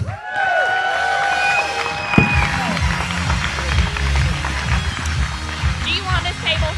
No, you can take it. Thank you. Thank you. Thank you, thank you, thank you. Well, I want to talk a little bit. I mentioned earlier about being able to help you with several different things. And I want to talk a little bit about that, not just how I can help you, but Andy has put together an amazing team here at the Alliance. And we truly are a team because we all work together to help each other. And you have access to a lot of resources here, just like I said earlier, if you'll just take advantage of them. How many of you, this is like your first conference, so to speak, first time? Raise your hands really, really high, like God's pulling on your finger. Awesome, awesome. So we've got a lot of great new people. First of all, welcome. Welcome to our family. We're glad you're here, and just super excited to have you guys with us. So, and I have a slide, if you guys could, Billy, I had one slide, if you guys could bring that up, because it's going to have some contact information on it. If you don't have my contact information, come see me at some point in time, at lunch or whenever. I have this awesome, thanks to President's Club, which is one of the things I'm going to talk about, I have this awesome virtual business card, Mercedes. It's awesome. I saw it, I'm like, I am not smart enough to figure out how to do something like that. So Stephanie Lee helped me. I'm like, I need one of these virtual business cards, Omar. But I'm like, I don't have any clue what to do, how to do that. So can you help me with that? And it's awesome. You'll scan it. It'll put all my contact information, which is up here, but it'll automatically put my contact in your phone. And nobody can spell my first name right. Nobody can spell my last name right. So it's easy. It's there. It'll put it right in your phone. But what I can help you with, I work with all of the different products that we sell here at the Alliance. Every single one. Nikki. Some of them I don't even remember anymore. It's like we are bringing on so many great, amazing products that give you the ability to help anyone that you go and sit with. I mean, you've got to, Stephanie, you got to really work at it to go in a home and not help them with something. With everything that we have access to, but I tell you what, it's taxing this little brain up here, not as much as is staying in there, but I know where to go and find information. But I work with all the products, so whether it's a mortgage term, a final expense, an IUL, an annuity, a Medicare, everything, if you have questions, I can help you with that. One thing that I do want to talk about is the IULs, and I know we got a lot of new people in here. You're probably thinking, they keep talking about this IUL. What in the heck is that? Well, it's a life insurance policy. We sell life insurance. But it is a tremendous way to be able to build wealth and savings and this thing called a tax-free retirement. So let me ask you, if you had the choice of having retirement dollars that you get taxed on all of them, or you get retirement dollars that you don't get taxed on any of them, which one do you want? Non-taxable, exactly. I think that's what you want anyway. But yeah, so does everyone else. And we have, Sarge, this amazing product called an IUL. The crazy thing is, most people have never heard of this. Jake, they don't know what it does. They don't know about it. They don't know how amazing this product is. And if you're brand new, you're like, well, it sounds great, but I don't even know how to spell IUL. So how on earth am I going to go help somebody with one of these? Well, that's where I come in.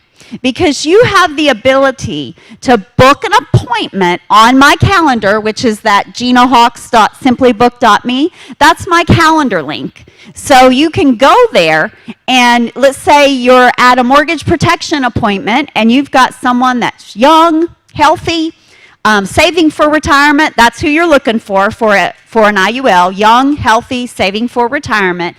And you're like, I remember that crazy girl at Fall Forward. She had curly hair, and she was talking about something, and it was a bunch of letters, but I don't know anything about it. But I remember it had to do with retirement, and I remember her saying it was awesome for those young, healthy people saving for retirement.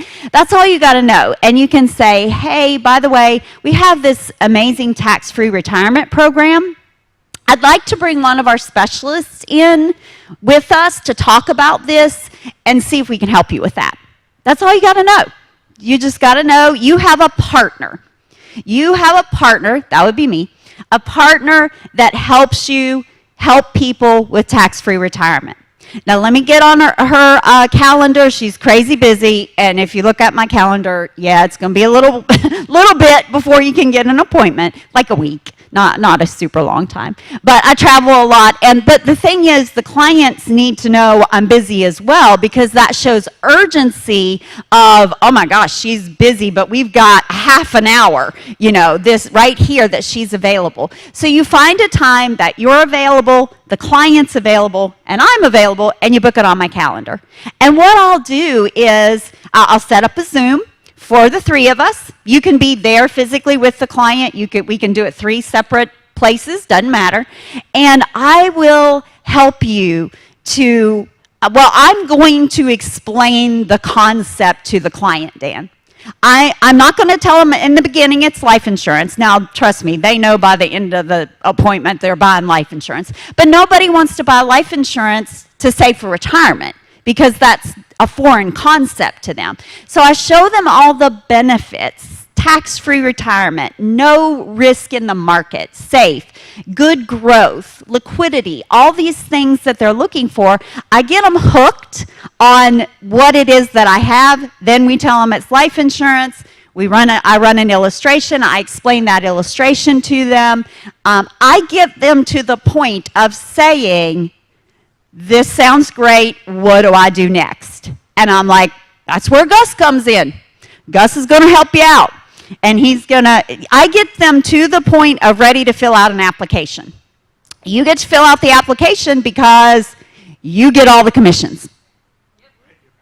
Yeah, Gus likes it. I don't know if the rest of you, if you don't like it, I'll take the commission if you don't want it. But if you want all the commission, I don't take any commission for helping you out. Because again, we're a team, we're a family. Andy has given you amazing resources to be successful in this business from the beginning, because we don't want you to start slow. We want you to start fast. We want you to be able to help your IUL clients now, even before you know how to spell IUL. So and this process to me does three things. You win. It's like a win-win-win proposition. You get to help your clients now, right now. If you know Andy, he has two hands on his watch. One is now, Blake, one is right now. Which one does he like better? Right now. So we want you to be able to help your clients now. Not in a few months when you learn everything about there is to know about an IUL. Now. That's the first thing. The second thing is you get to learn. The best way to learn this business, Wendy, is to do it. Yes, we have lots of videos with some crazy chick, teaching you stuff on the videos, and yeah, those are good too. But you really learn it out there doing it. So you're going to see the product put into motion. You're going to see how I explain it, the questions I ask them, how I respond to their questions, how I explain the illustration. You get to learn in the process. So you get to do it now. You get to learn in the process. And again, you get paid, baby. You get paid to do it. 100% of the commission goes to you for helping your clients out. And these are incredible growth products for college savings, for tax-free retirement. It's just a tax-free savings program. And there's so many benefits to it. But get on my calendar, book times. I've already talked to several of you that we've done Zoom meetings with clients. We have upcoming, Cody, we were talking yesterday about several clients that Cody has. And Cody's brand new, right? I mean, you've not been with us very long at all. I met you, Florida. I met you in Florida. Maybe other places too. I don't know what state I'm in. I don't know what day it is. Yeah, we're in North Carolina. I do that. I don't know if you've ever had those moments where you might not travel as much as me. I wake up and I'm like, okay, I'm not home. Where am I again? And it takes me a few minutes. I know, Stephen, you know this feeling. Takes me a few minutes, and then I'm like, okay, yeah, now I know where I am. I was actually on a flight a couple of months ago, and two different days. The second day, the flight attendant came up to me, and she said, I think you were on my flight yesterday. And I said, possibly.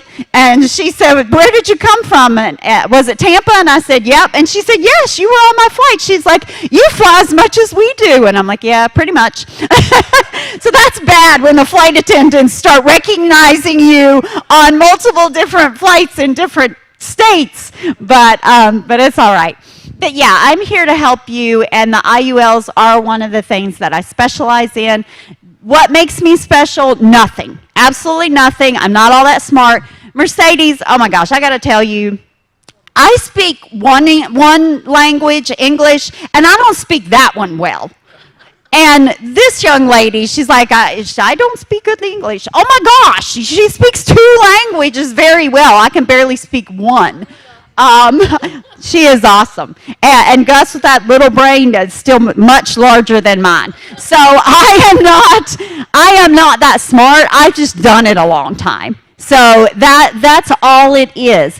But the cool thing for you is how I see that for you is, I don't care if you got your license this morning. You went and took your test this morning before you came here to Fall Summit. You have, it pains me to say this, but 24 to 25 years experience in this business today. Why? Because you have access to people like me that, yeah, I've been doing it that long. I was 10 when I started, if you're doing the math, just to let you know. But you have 24 years experience right in your phone, Danny. All you've got to do is reach out. Chris Norris and Amber Bowen at BAM, they help with the annuities, so they do the exact same thing that I do on the annuity side. That's typically your older clients, closer to retirement, maybe even already retired. Hopefully a lot of you were here yesterday and got to hear Chris and Amber's training. It was amazing. But they can help you on the annuity side in moving people's money, getting it safe, getting it out of the market. Let me tell you guys, this is a tremendous time to sell pretty much everything we sell. I mean, it really is. But the market has been on this crazy uphill swing now for like 15 years, 14, 15 years. People out there are scared because they know what's going to happen. At some point, what's it going to do? It's going to go down. That's what the market does. It goes up and it goes down, it goes up and it goes down, and it just keeps doing that. And we are way past what should be a correction in the market. And people out there are scared and they need your help. And again, if you don't know what an annuity is, anything about it, you don't have to, because Chris does the same thing on the annuity side that I do on the IUL side. So think young and healthy retirement is me, older, maybe not so healthy, closer to retirement, that's going to be Chris. For the most part, there's some exceptions.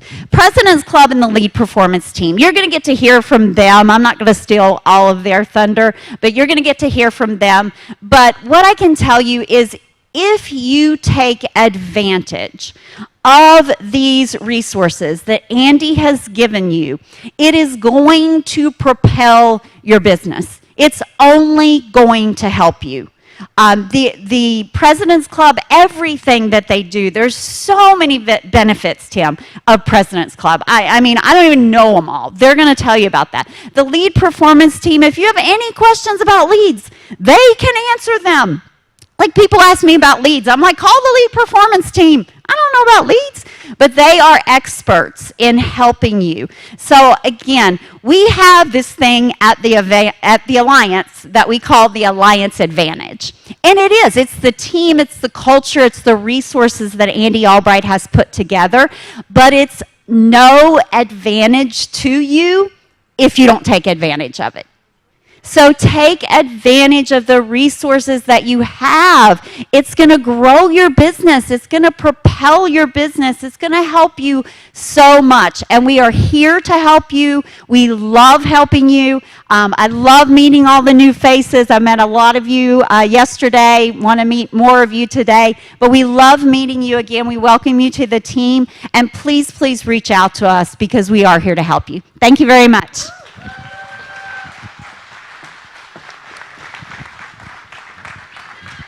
Okay, I didn't know that I need to introduce this next person, but if you do not know Mr. Stephen Davies, Stephen and I go back like almost 20 years now. He was 10 too, by the way. No, he was like 5. But Stephen, I've known him, Holly, their beautiful family for a long time. And you are getting ready to hear from not only one of the best business builders, producers, but just a great overall person, how he helps his team, how he serves this team, how he serves and loves Andy and Jane Albright. If you don't know Stephen, you have got to get to know Stephen because he is just an amazing person, and I am so blessed to call he and Holly my friends. Mr. Stephen Davies.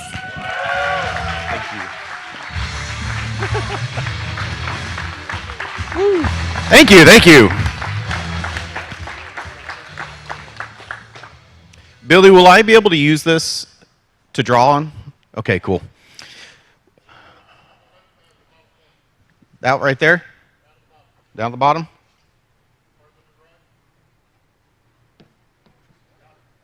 Aha! We did it, guys. It was tough, but we did it. Hey, I'm going to talk about sales, and I love the sales process. I love it. And I don't know if I love it or if I've just convinced myself that I love it, but I love it. Does that make sense? I'm always mystified when people hate the sales process or they're trying to build their organization and they're just like, oh, God, I hate being in the field. I'm like, I love it. I got back in the field in the last little bit and have absolutely had a blast. Like, it's so much fun to me. I love it. I love the game. You know, I love it when they're like, oh, we want you to understand that we don't do any business on the first visit. And I'm like, I want you to understand, you ain't met me yet either. The game is afoot. I love it. So I'm glad to get to talk about it. And what I want to share is just some principle stuff that will help you. One of the things people ask me all the time is, tell me exactly what you say. And the truth is, what I exactly say doesn't matter. Actually, the truth is, I don't know exactly what I say a lot of the times either. So, like, I need to watch the video of my sales process. I mean, I know exactly what I say because it's all compliant. But what you say is not as important.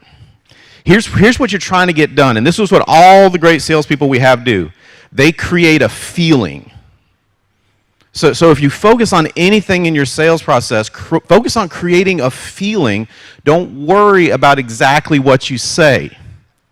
And you already know this, so I'll just remind you, but think back to like a really impactful conversation you had. Was it the information or was it the feeling? Yeah, you're feeling that feeling. And that's the same thing in the house.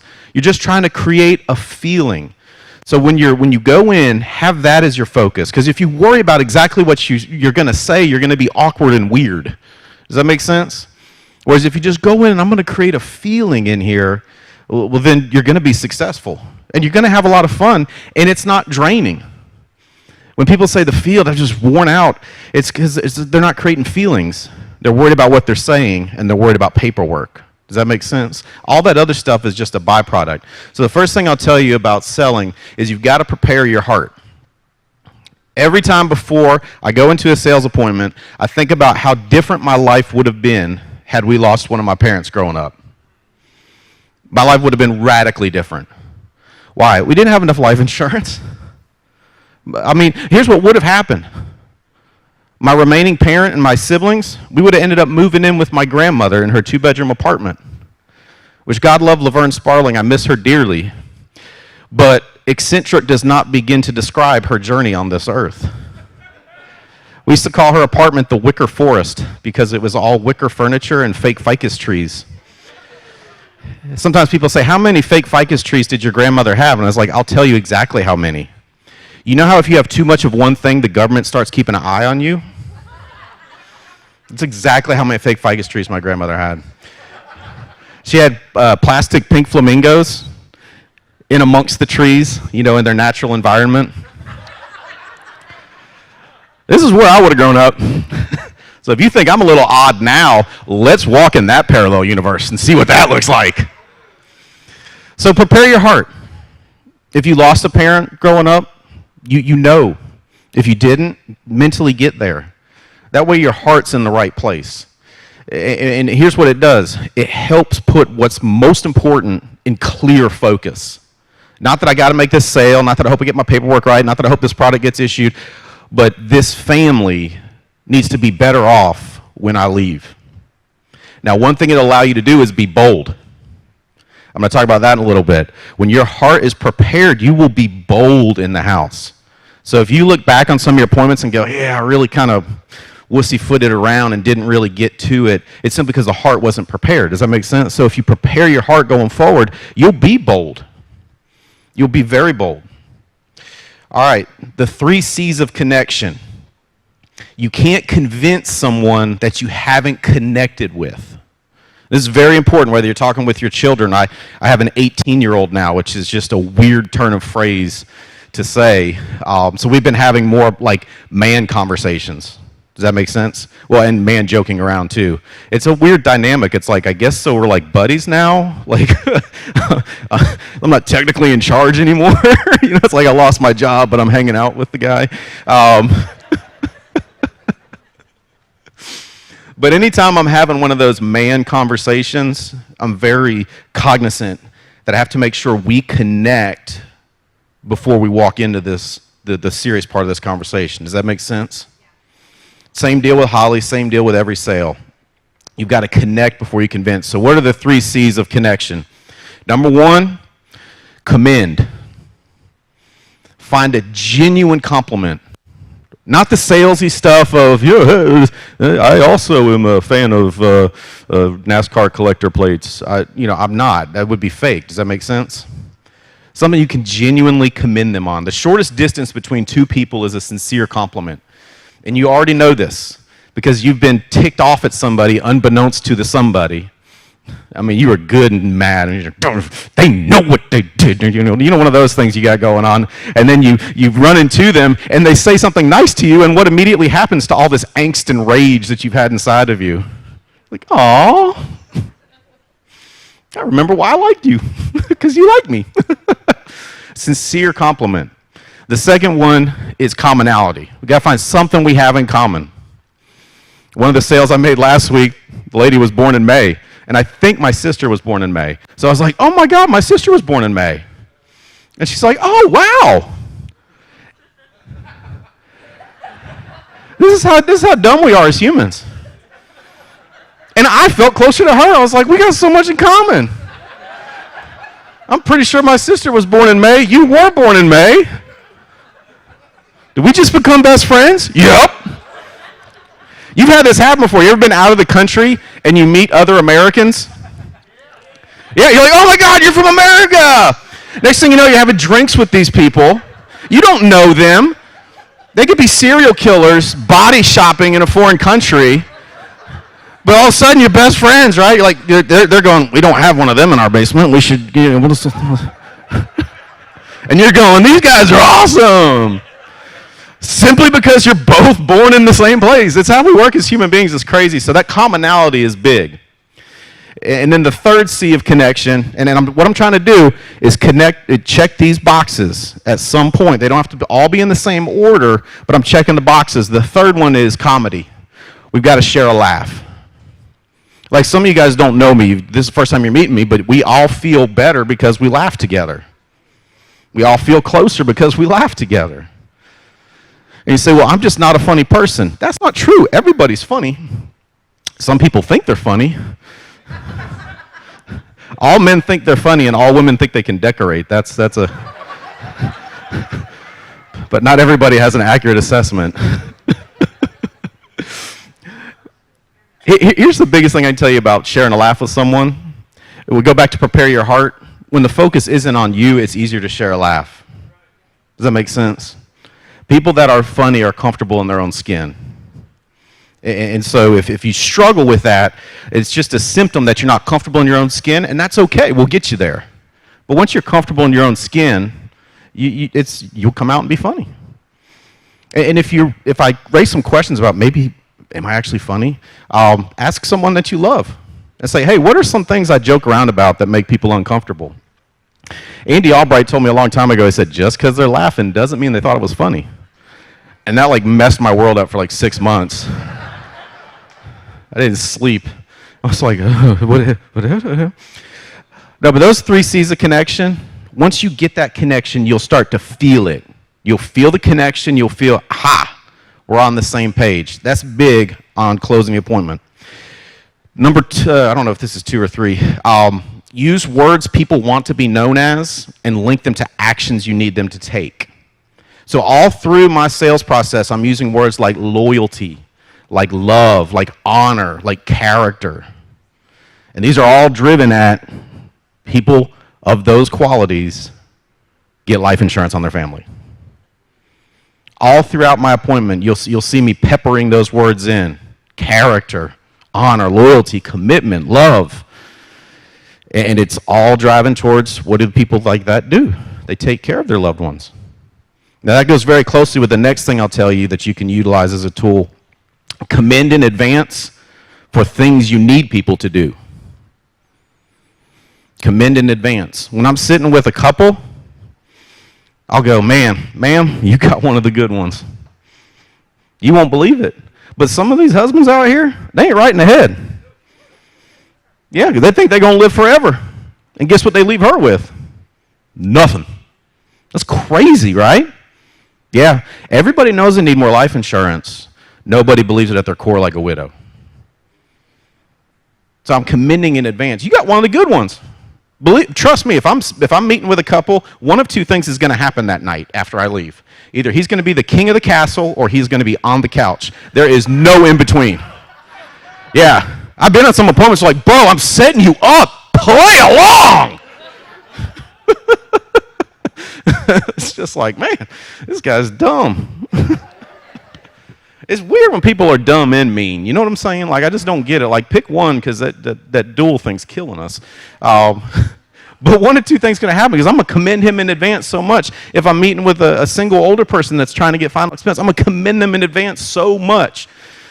Man, what an awesome thing you're doing for your grandkids.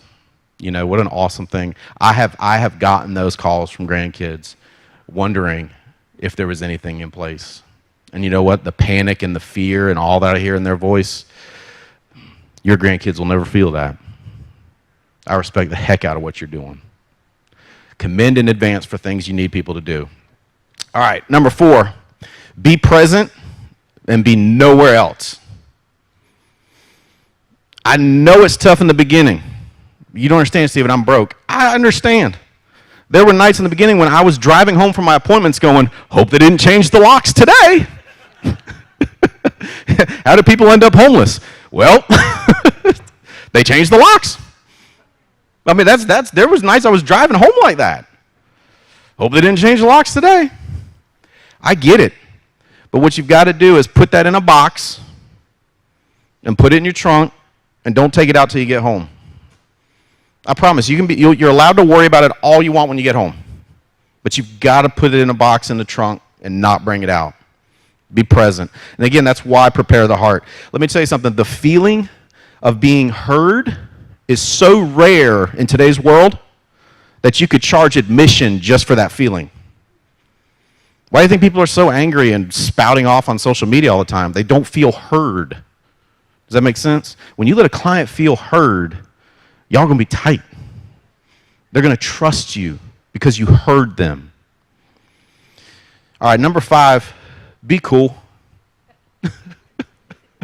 Enough said. No, I say that because I'll meet people and I'm like, I like this guy. And then they struggle to sell and I'm like, that must not be the guy going to the appointment. They get all weird. Just be cool, be you. I try to get like my Zen place when I'm selling. My Zen place is me around our pool, at our grill, with a beer in hand, cooking, and just, that's where I get, because I've got to be that guy. Because I'm just like you. I've got insecurities about a ton of stuff too, right? But I've got to be cool. Just be cool. Be that person people want to be around. Make a friend. Make a friend in the house. I get texts afterwards from my clients on the randomness things. I get texts from my clients when I can tell they've clearly been drinking. But that's the kind of friends that we feel like. Does that make sense? It's not my insurance guy. That's my buddy, Steven. Now, I'll tell you one thing. Be careful with this because it's a balance. When you're in the home, this is when they're a stranger, and this is when they're too buddy-buddy.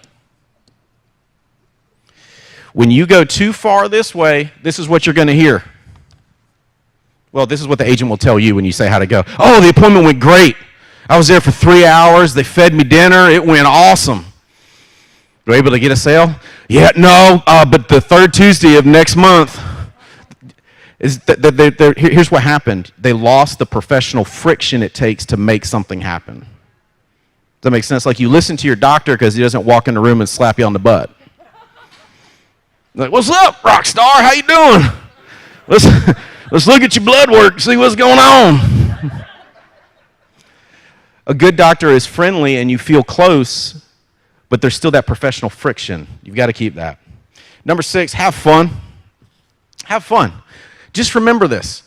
It's an adventure and a process, and that's okay. Have fun. You meet people selling that you would never meet otherwise, simply because they don't like getting dressed up enough to go to Walmart. You'd never meet these people otherwise. I had a new agent that was calling me after their first appointment, and it was a doozy. It was one of those just crazy people you meet. It was like, how many birds did they have? And she's just losing her mind. She's like, I just met the craziest person. And I was like, details? She's like, you really want to hear the details? Yeah, absolutely. I love this stuff. How crazy were they? And she's like, by the end of the conversation, she's like, oh, it's fun. Yeah, it's fun. It's fun. It's fun. It's a process. And here's the other thing I'll tell you. You'll get great at it. You just got to get enough reps. That's why I invested in the beginning, invested in leads like crazy, because I needed more reps. But you'll get good at it. Anybody can get good at it. I'm good at it. You know what I'm saying? Like, it's not, anybody can do this. I promise you. You spend about 30 minutes with me and you'll be like, dadgummit, anybody can do this. So have fun with the process. Number 7, make sure you use the power of emotion. Remember we talked about in the beginning, feel a feeling. That's the power of emotion. If you get we need to think about it, it's because they're still processing things logically. You didn't flip the switch emotionally. Picture the same lever. This is logic, this is emotion. You start here, but you've got to get to here or nothing's going to happen. Emotion is key to keeping policies on the books too. People that struggle with persistency, they don't create a feeling. It's just a line item debit on their account. My clients, when they see that insurance premium come out, they feel a feeling. They go, I have clients text me freaking out when a premium bounces, going, hey, the money's there, we just covered it. And it's like, hey, we got this, we'll fix this. Because they're feeling a feeling, not just, it's not a line item debit that can be done away with if money gets a little tight. All right, next point. Be bold and kind. That's magic. Now, with being bold and kind, the key is intonation and the key is tonality. You'll hear me say very bold things in the house, but in a very soft, slow voice. Be bold and kind. And here's the thing, like you get to the end of the appointment, if it's not going anywhere, that's a good time to try a new line. Try a new thing you've been wanting to say. Probably not going to sell it anyway, so now's the time to practice. Does that make sense? But be bold and kind. That's powerful. That's powerful. And let silence do the heavy lifting. If you can get comfortable with silence, you can move some people. Let me tell you something. So when you have a powerful moment in the house, let it sink in. Stop talking. Let it sink in. One of the things I'll walk through when I do more in-depth sales training is the flow of stories, situation evaluation, and into solution. In situation evaluation, you're asking big questions and letting things sink in. Asking questions like, well, tell me, Mary, just so I understand the urgency of the situation here, exactly how long after Bob's funeral would things start to get tight for you? And then just let it sit. And she says 2 months, 2 weeks, 2 years. I go, I understand why y'all have me out here tonight. Well, we can definitely take this off your worry plate. You feel how slow it just got? You feel how the tonality shifted? My intonation changed? If you can get slow in key moments, you end up at the end of the sale. The question's not, are we doing this? The question is, what can we afford to do? But that's where silence and pace are huge. And I get it. You're nervous. When we're nervous, we tend to talk faster when we're nervous because we get nervous. We talk fast. I get it. So I'll tell you what I tell all my new agents. Breathe, dog. Just breathe. Slow down. Well, what happens if I start talking fast again? Slow down. But I don't know. Just slow down. Yeah. All right. Let's talk about the process a little bit. I got these in some kind of order. They were in order previously. All right. Oh, here we are. So the first part, when I talk about that process, and we only have a few minutes to cover this, but the first part is stories. Second part is situation evaluation. The third part is solution. This flows right through the ATM. The problem we end up in is we go to solution too quick. We go to, here's the product, let's get going. We go to that too quick. If you don't take time to move through stories and situation evaluation, when you get to solution, you're still stuck at logic. So the first part is stories. That's very early in the ATM. We start sharing stories. I'll ask them very simply, hey, I know why I'm passionate about taking care of families, but what I'd love to know is y'all's story. Everybody that sends in this lead, or everybody that clicks through this, or everybody, whatever it is I'm working, they've all lost someone that either had life insurance or didn't. And I just want to make sure while I'm here, we take whatever is on your worry plate off your worry plate. So what's y'all's story? Now you gotta be bold right there. You gotta just let it sit. If you start talking, it's not gonna work. And it's gonna seem like an eternity, I promise you.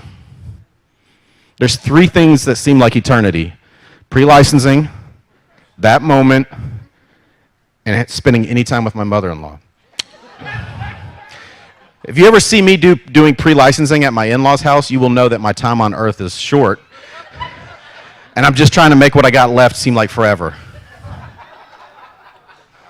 You got to be bold in that moment. Let it sit. Now, 9 times out of 10, she'll speak up first. If it's a single person you're working a final expense lead, there's only one person that can speak up, so it'll be them. That's 100%. And they'll tell a story. They'll either tell a train wreck story, someone that died and didn't have life insurance, or someone that died and did. Now, here's what's key. You have to have both stories ready to rock. You have to have both stories ready to rock. Why? Here's the point. Contrasting emotions create pull. So if you're trying to create pull, you need contrasting emotions. That's why tell the opposite story of what they told. If they tell a train wreck story and you tell a train wreck story, we're stuck at commiseration. If they tell a life insurance save the day story and you tell a life insurance save the day story, we're stuck at ain't life insurance awesome. You telling a life insurance save the day story after their train wreck story says that's terrible, here's the way out. You telling a train wreck story after their saves the day story, it says life insurance is awesome, but now's the time. So the contrast of the stories is key. You're doing that early in the ATM. I like to do that after I'm introducing myself and going through that, and we've already connected. Keep in mind, we had to have connected before we get here. If you hadn't checked all 3 boxes, don't venture into this yet. You've got to connect first, or they're not going to open up. Then you get to situation evaluation. That's when you get to the why is this important. The key here is depth. Depth in questions. I will go much further down the rabbit hole than the average person. Here's where most agents stop. Why is this important? Well, we just want to have something in place in case something was to happen. What do you mean in case something was to happen? Yeah. You ain't immortal, bro. We're all dying just at different speeds. You know what I'm saying? Like, something is going to happen. So, but most agents will go from there right into solution. No, we've got to get depth there. So I love to go, well, let me ask you this. Just want to make sure I understand what you're telling me. Is what you're telling me that if something happens tomorrow, are you telling me that things would start to get tough for you financially? Yeah, absolutely. I don't know how we'd afford that. Oh, man. I get why y'all have me out here tonight. Let me tell you, ma'am, too. I said it earlier, but I'm going to say it again. You got one of the good ones. You know, most men think they're immortal. And you know when they think about getting life insurance? When it's too late. You got one of the good ones. He's getting out ahead of this, and I respect the heck out of that. I respect the heck out of that. But let me just make sure I understand totally where we're at. God forbid that happened tomorrow. How soon after the funeral are things really going to get difficult for you?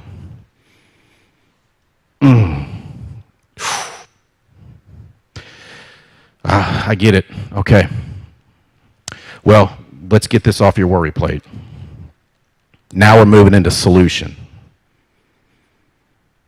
So when you move through those progressions in the ATM, I promise you by the time you get to solution, it's just a matter of how much can we afford. How much can we afford? And I'll give you one thing to do at the end.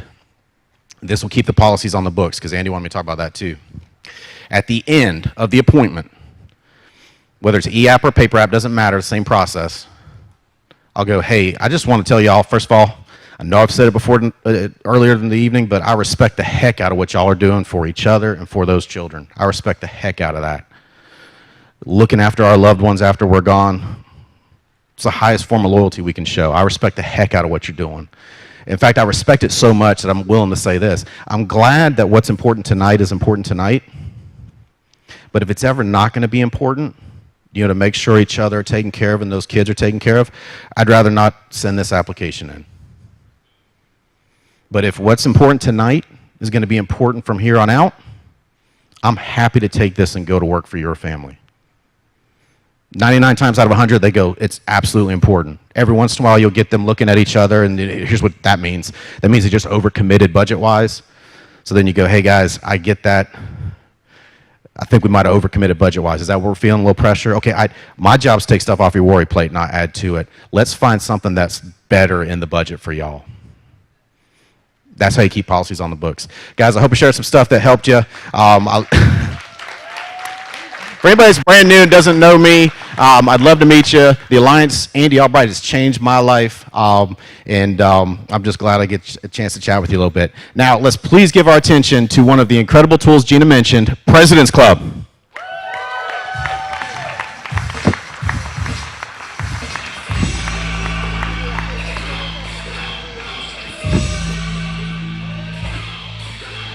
What's up, everybody? Hey, we having fun out here or what? Hey, I know we do 3 things here at the Alliance. Who knows what they are? Sell, recruit, and build. Hey, but we also have fun, make money. Hey, what's the last one? Make a difference. That's right. Hey, look, I don't know about y'all, but I've had a great time here these last, yesterday and today. I've been able to meet a lot of people. For those of you who don't know, I'm the younger, taller, better-looking version of Clay. So he's not here, so I can say that. But yeah. So my name is Drew Ashley. I'm in the President's Club. I've been here for about 2 months now. I am having a blast. I mean, it has been insane. It's been fun. I got my license, contracted, wrote a policy on myself because what's step number 1 of the 8 steps to success? Personal use. That's right. Hey, it has been an absolute pleasure to meet y'all this Thursday, Friday. I look forward to meeting a few more of y'all. If you haven't had a chance to speak with me, come up and talk to me. I'll answer any questions you got. I look forward to the opportunity. But I don't want to take any time away from the awesome benefits that we have in President's Club. So with that, I'm going to turn it over to this young lady right here, Mrs. Stephanie Lee, so she can go over some of those benefits. Let's give her a round of applause.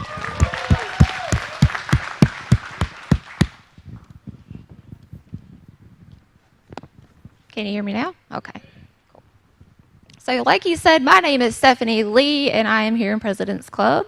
I've been with the Alliance for 7 years, and I love when people are like, hey, do you like your job? I'm like, I mean, I've been here for 7 years, so yes, I love my job. I love working with all of y'all. I always look forward to our events and getting to be able to meet new people and put faces and names together. So we're really excited.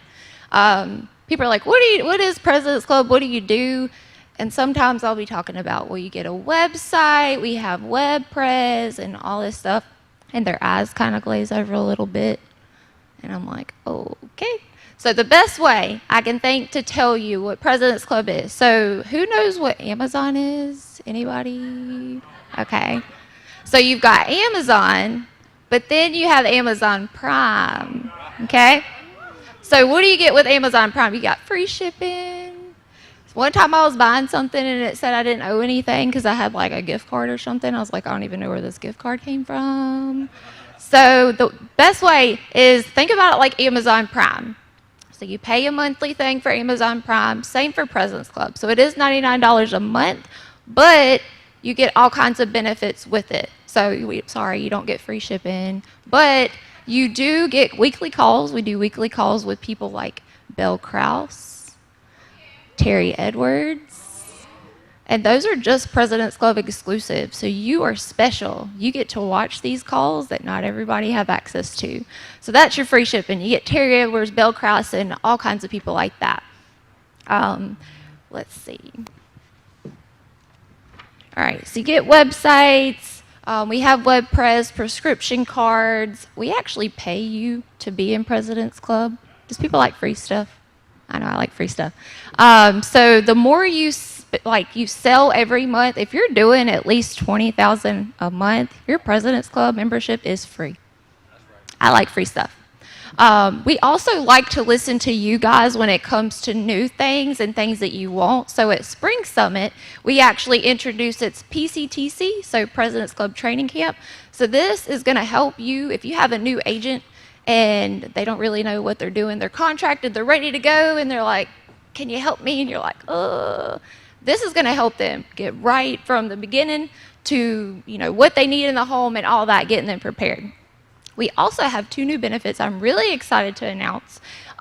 So the first thing Andy did is he hired staff when he started the business. Why? Because Andy does not want to sit on hold with Foresters for 30 minutes to check on a pending application. I know y'all don't want to do that too. So the first thing he did was hire staff, and you're like, cool, I'm going to hire staff, but when do I have time to train them? I got you. So we have also, this is new, an admin training course. It's going to go over the ARC.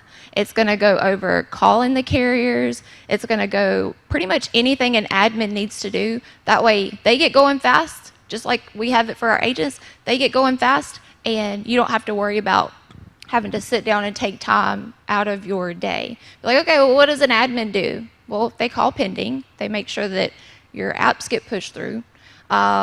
They, help with your recruits, and, pretty much if it keeps you from selling and recruiting, we don't need to worry about that. We've also got another one. So we've had agents like, hey, do you have virtual business cards? And we're like, no. And we had a nice little lady named Gina Hawk. She's like, hey, can you make me a virtual business card? And we're like, yes. So she was using it for an event, and we're like, if this is working for Gina Hawks, y'all, Gina Hawks, then this is going to work for everyone else. So I have a visual I'm very excited about. So this is what the virtual business cards look like for President's Club. As where it says the Alliance, that will be your business name. This is going to make you look legit. So if you're investing in President's Club, you're investing in your business, and you got your fancy website and all that fun stuff. This is going to help make you look more legit and your business look more professional. You can put this as your signature on your email. You can text it to people. Your QR code. You don't have to have somebody typing in your phone number. They just open up their camera, scan it, and you're good to go. So President's Club. If you want one of these and you don't know about it, if you text BIZ, B-I-Z, B-I-Z to 336-343-4402, it'll send you a link to a form. If you fill it out, you can go ahead and put your information and we'll get these made up. So that's 336-343-4402, and that's BIZ, B as in boy, I-Z as in zebra. All right. So I'm going to go ahead and pass it over to the man who actually hired me, our honorary member of President's Club, Chris Hill. Thank you. Hey, did I hire you? I hired Stephanie. Hey, look at that. My name is Chris. Nice to meet you. Yellow Pelican. Man, I ain't seen you in how many years? I know we talked on the phone, but it's been like 12 years, ain't it? Not that many. Last time I saw you, we were in a really big circle, and they were playing music, and you did a dance where you pushed the shopping cart and you put stuff in the shopping cart. Do you remember that? I have never forgotten that. That was like, maybe it was 10 years ago. And then you did the sprinkler. You may or may not have done the Q-tip. I was amazed. I was like, this guy is awesome. And his name is Yellow Pelican. Like, I need to know him. It's good to have you back. Dan. Andy said, hey, is that guy from the oil field still doing good? I said, yeah, he's got a guy here. He said, Ty has a guy here. I said, yeah, the guy with the cowboy hat that's smiling really big, he's with Ty. Andy was so excited. So you need to make sure you meet him. He's like, I got to meet him. I said, he drove 18 hours from Oklahoma. 18 hours. He drove 18 hours. I'll be honest with you. I drove 7 minutes this morning. I was like, this is too far. You drove 18 hours.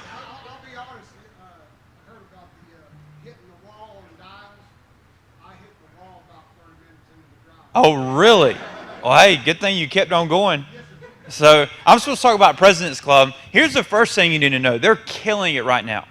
Stephanie is doing a great job with helping with administrative staff, helping you get things set up, helping you with your membership, how to utilize things. Drew is a war hero getting started with us, talking to a lot of people. They're just doing a great job. Clay and Lucero are two of the best salespeople I've ever met in my life. Lucero will make over $40,000 this year selling after hours on Wednesday and Thursday. Over $40,000. Look, I'm part of the hierarchy. I have to make sure she doesn't work before 5 o'clock on selling insurance and talk to y'all. She doesn't. It's Wednesday and Thursday. Clay's going to make over $75,000. Only working on, well, he works a little bit more, don't he? He does a little bit more than her. Does $75,000 after hours. So you're not talking to people that don't know how to sell insurance. You're talking to people that know how to, they're selling insurance. Clay will make more money than, never mind, I can't say that in public. Clay's doing really well, all right? You need to know that. So you're not just talking to random people, you know. They had me over in President's Club for a little while. I was like, I don't know why y'all got me over here. That's why I got a shirt. See, I wore my President's Club shirt today because I was supposed to be talking. All right, so you need to meet them. You need to know them. Here's one reason everybody in the room should be in President's Club. They've got this service called WebPress. Raise your hand if you've used WebPress before. All right, look around. You'll notice people that are top producers are holding their hands up. All right, so here's the deal. WebPress is a video-based service that you can send videos to your clients. Every home that you go into, you should send a WebPress video to. If they are under 50, you need to send them an IUL video. If they're over 50, an annuity video. Here's how it goes. Let's say I'm sitting down with Tim and Nikki. I sat down with them yesterday in a meeting. I said, hey, Tim, if you're like me and most Americans, you're probably worried about like taxes, retirement, and the stock market, right? And he'll say, yeah. Well, look, I don't have time right now, but I'm going to send you something, a strategy that can kind of help you with those things. Do you want to know what that's about? And he'll say, well, yeah. While I'm in the house, I send him the WebPress video that explains an IUL, tax-free retirement. Typically, before I get to my next appointment, Tim will text me back, I want to know what this is. When I show up the next time, I'm going to bring a $500 a month illustration for both Tim and Nikki. Why? Because I already know their age, so I know when they're going to retire. They're going to see their retirement, and they're going to think, my 401k sucks compared to that, and I'm going to take it from their 401k and put it in an IUL. Every single appointment. An annuity the same way. So if you're not in President's Club, it's $99. The truth is, one client that texts back and say, yes, I want to do that, and you've paid for President's Club for about 4 years. Just like that. But think about how much money you lose by not sending video. Now, here's the last thing I'll tell you, then I'll be done. Where's Sharon at? Sharon, you know who you are. Sharon, are you in? Sharon, did you go this morning to the massage? The what? Sharon, I told you where it was. All right, so listen. Sharon, I didn't go either, don't worry. All right, so me and Sharon were talking. I just moved, and so I joined the Planet Fitness. And I joined Black Card because it was the most expensive one you could get. And it has a water massage chair, which is amazing. You lay on it and it shoots you with water. It's amazing. It's wonderful. I went, I may or may not have exercised, but I definitely went to the water massage table. Well, so I signed up for Planet Fitness, and then I had it moved for like 3 weeks because a deal came by, and I was like, I might as well take the deal. So I signed up 3 weeks before I could actually go. Them jokers start messaging me, where you at? Why ain't you come? What are you doing? Because apparently I hadn't checked in. Here's what I found out recently. In order for the gym to help me, I have to go to the gym. They did not have that on the ad. All they had on the ad was this dude that looked like this, and then he looked like this. And the reason was Planet Fitness.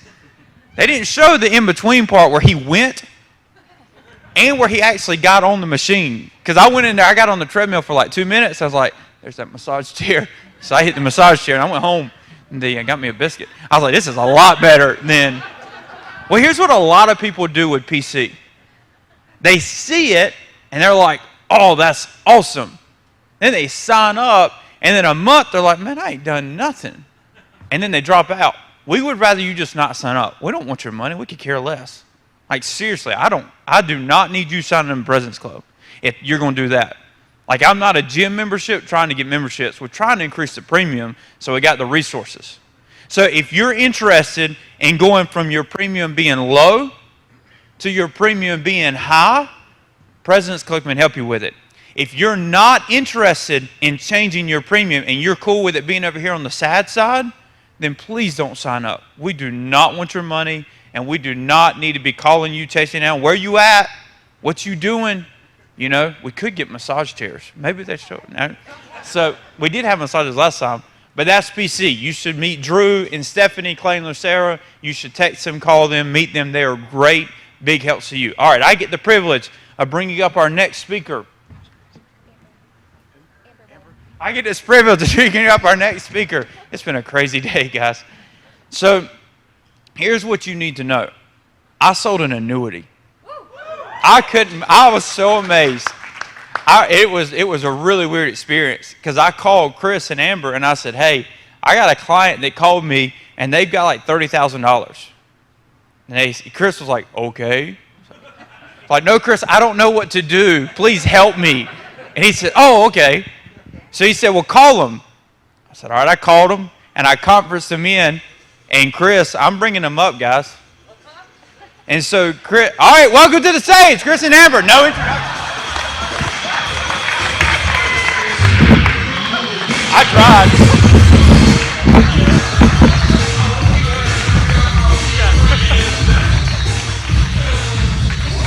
Hey, how are you guys?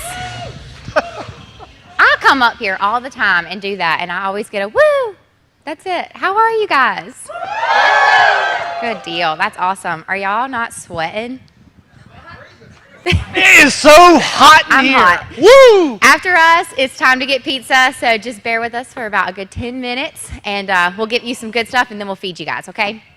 I know a lot of you were here yesterday for our 90-minute full-on discussion about BAM, which is Burlington Alliance Capital Management, and it went very in-depth, and we had a lot of questions still that went unanswered just because we ran out of time. So we did want to do a little bit of an overview this morning, or this afternoon, and give it maybe 5 or 7 minutes for you guys to ask some questions at the end. Yeah, so Chris Hill was telling a story. I think what he was going to say was he called me and said, I got a client that's got $30,000. I don't know what to do. So I went out and saw the client without Chris, wrote an application, and put his number on it, and he made money. It showed up in his bank account. That was what he was going to tell you. So that was the story. And so that's what happens.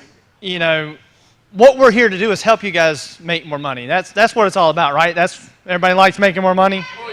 So, you know, a lot of you guys here yesterday, you guys got to hear us talk.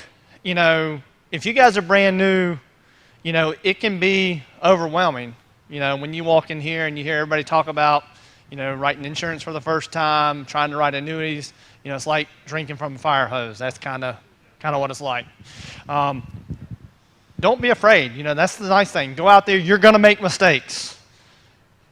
You know, make mistakes. Go out there. Don't be afraid. That's how you learn, is by going out there and doing all those things. The nice thing is there's a lot of systems in place. There's a lot of people in this room that can help you. You know, that's the key, is meeting people. You know, find the people that can help you. That's the nice thing. Get us involved. We can help you do those things. We can help you write the apps. That's the nice thing. We can help do those things. We can help make the sale for you. One of the things that we talked about yesterday is that when we make a sale for you guys, we don't split commissions with you guys. You guys make 100% of the sale, right? So you guys keep all those commissions. That's one of the things that Andy put in place, is that when we do those things, you guys make 100% of the sale. So that's the thing. We're not splitting the comp, guys. You guys get 100% of the case, right? So you guys keep it. If you guys choose to use us, right? And we do the application. It's your choice. We take a percentage of that. So we charge you guys 10% to do the app. That's it. Now, it's your choice. We don't have to do that, but the reason we do that is an admin cost. And guys, let me tell you a secret. I don't do the app. Amber does. Right? Right? I mean, if you guys know that, I mean, Stephanie's saying she's awesome because she does all of it, right? She does all the back end. She's calling all the carriers. She's calling your clients. She does all the work, right? So really, you need to be nice to her. It's not me. She does all that, all the legwork. But really, the reason we charge that 10% fee, how many of you guys in here have an admin person that helps you guys? All right? That's not a lot. So that means the majority of folks getting started either can't afford one or just haven't found the right admin person. That 10% is worth it from an admin side. It's practically like paying an admin. Right? Because that's what you're doing. You're paying an admin. Guys, when you do an annuity, there's a lot of back-end stuff. This is a big word, not trying to, the minutia. Hey, we're not streaming, right? Don't do it. Right. The BS that you put up with, that you have to go through to write the annuity, the application's the easy part. It's all the back-end stuff that you have to do, right? The calling the company, the calling the 401k provider, to get all their paperwork, all that stuff that you have to go through to get it issued, to get paid, that's what you're paying Amber to do, right? But it's also the learning process. The nice thing is we're going to walk you guys through that process and teach you, right? So this is on-the-job training. So that's what I would encourage you guys to do for the first few. You don't have to do it every time, but that's how you learn, you know? And it's not a 50% split. Now, again, hey, there's a whole lot more of you guys in this room than there are of us. We don't want you to do it every time. We want you to do it 1 or 2 times till you learn. You know, once you learn, hey, have at it. We don't want that split. We want you guys to do it all. But that's one of the things. Doing it every time. I told Stephanie I love her, though. She can do it every time. How many of you guys were here yesterday for our talk? Awesome. So some of you guys probably have no clue what we do, and we're just sitting here talking about annuities. Yep. So real quick, just a super quick overview. We're Burlington Alliance Capital Management. We are an investment advisory firm, which basically means we manage money on the retirement brokerage account side. So think of TD Ameritrade. We help our clients move their retirement accounts. Retirement accounts are anything like IRAs, 401ks, 403bs, or even just cash sitting in the bank where we want to help move that stuff over and be managed by a brokerage account. Chris can handle all of that stuff. But in the essence of that, we also can help you guys with transfers. So if you are writing an annuity that is an IRA, you might have some struggles with maybe their other advisor that they currently have wanting to let go of that money to help you fund an annuity. So what we can do is we can actually go into those accounts and take those accounts without ever getting that other advisor involved, so that there's no them coming to your client and talking their client and your client out of them moving any kind of money that they might already be managing. So that is kind of overall what we do. Now on top of that, Chris will go in and help you guys sell specific annuities. So we do want to get you guys involved. As soon as you find a client that you think could potentially be a good aspect or client for an annuity, you want to get Chris involved. He can tell you the exact annuity that might be the best for that client, and maybe that client wants to keep some funds in a brokerage account. Chris can offer all of that good stuff. So getting him involved is very important. I do want you guys to get your cell phones out so you can text this number so you can have all of our contact information. And I do highly suggest, because we only got 3 minutes left, that if you did not get to hear our talk yesterday, it does go super, super in depth to be able to get a copy of that and listen to what all we are capable of doing. Now, did we have any, well, first of all, do you want to give the number out? Because I always mess it up.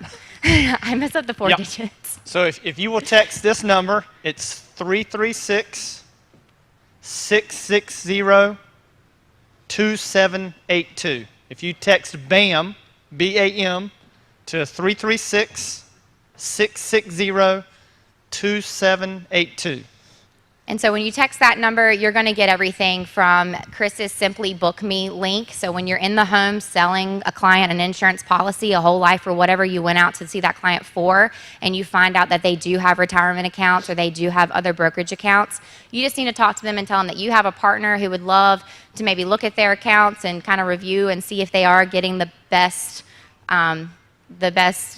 interest rate on them, or if they're getting any fees that maybe they don't need to be paying. So you can go onto that link, click that link while you're in the home with your client, schedule a time on Chris's calendar, come back to them, and then have that conversation with Chris on the phone. He can help answer any kinds of questions. So that takes all the pressure off of you having to answer any type of tax or fee-based questions. He'll do it all for you. He literally sells the deal for you. He's been in this business for over 25 years now, so he knows his stuff when it comes to different states and their rules and their taxes and annuities as well. And he can help show you which annuity would be the best annuity to push it through. So all of our contact information is on there. Did we have any questions from yesterday that we might not have been able to get to? Does anyone have questions about what we do? Yes, ma'am.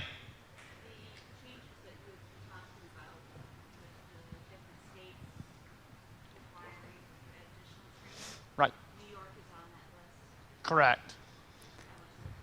Yeah, New York is definitely on that list. We don't do a ton of business in New York because New York is definitely on a separate list. So yeah, but she's talking about the suitability changes. So she's talking about the different types of training that you need when you do sell an annuity. One of the new training models that came out was about doing the right thing. It's like a CARE Act. So when you do have when you do sell annuities, you have to have your E&O license. You have to do a 4-hour annuity training course, which is through CE. Florida is about to take it on. So all you'll have to do, if you already do sell annuities and you've already taken your 4-hour annuity course, there's now an addendum, and it's a 1-hour addition. But that's what she was talking about. Yeah.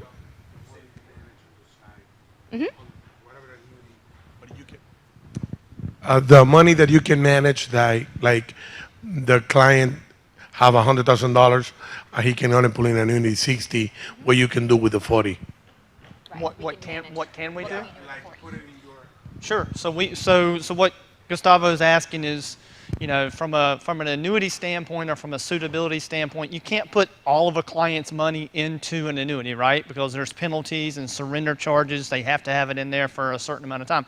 So we run an investment advisory firm. So this is one of the things that you guys need to be aware of, right? When you're out there talking to clients, and you tell them that, the stock market's bad and you can't put everything, you shouldn't have money into the stock market at all. Well, guys, we invest in the market, right?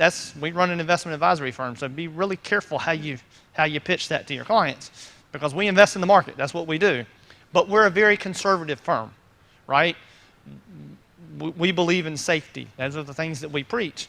But because of the fact that you can't put everything in the market, we've got to have other alternatives. So we're going to show your client, hey, how can we be safety conscious with those firms? And we'll show them other ideas. We'll show them ways to be safe that maybe are not equity driven. Maybe they're bond driven, because bonds can be safe. Maybe the yield's not as high, but we can show them other ways to invest. But it's liquid. That's the biggest thing, right? We're trying to keep their funds liquid so that you guys can still write the annuity and get paid. At the end of the day, you guys want to be able to write the annuity and get paid, do the right thing for the client, and still provide liquidity. So that's what our job is. We're trying to do the right thing for the client, trying to do the right thing for the agent, and blend those two things together. So that's really what we're going to try to do, is help the client overall. And to clarify what an annuity is, if any of you don't know what an annuity is, it is a savings account with an insurance company. So think about a retirement account with an insurance company. And the reason it is way more conservative and safe is there is a bottom percentage. They can't make less than, for the most part with all of our carriers, about 1%. So no matter what, even if the market crashes, they're still going to get a minimum of 1% interest every single year. But they typically fluctuate between 4 and 6% a year. So it is a conservative investment, but like I said, they can't lose money. So if you didn't know what an annuity is, that's what that is. And then the reason, like Gustavo was saying, if we had a $100,000 client and we pushed 60 into an annuity and BAM kept 40 to invest and put it into the market, Why would we do that? Well, that would be because with annuities, there's something called suitability, and you cannot put a client's all of their liquid assets into an annuity. So that is why we wouldn't put $100,000 into that annuity. We would only put in 60, and we would keep 40 out so that we can keep those funds liquid, because the annuity carrier is not going to approve that annuity app if you're taking all of their money and putting it into an annuity. So that would be why we would do what we would do for Gustavo. Yes, ma'am.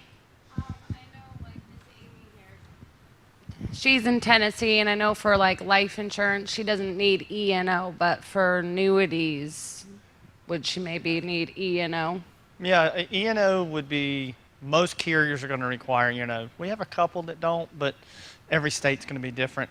I'll give you guys my 10-second soapbox stance on E&O insurance. You need to purchase E&O insurance, guys. I mean, I would just tell you, you need an E&O. If you're going to be in this business long term, which is where most of us are going to be, right? You need E&O, because you don't know what your client's going to tell you 5 years from now when you have to go back and defend yourself. So, a couple of rules of thumb. You need E&O, and you need to document everything that you do. Guys, we're in a society today that you just don't know what you're going to come back and run against.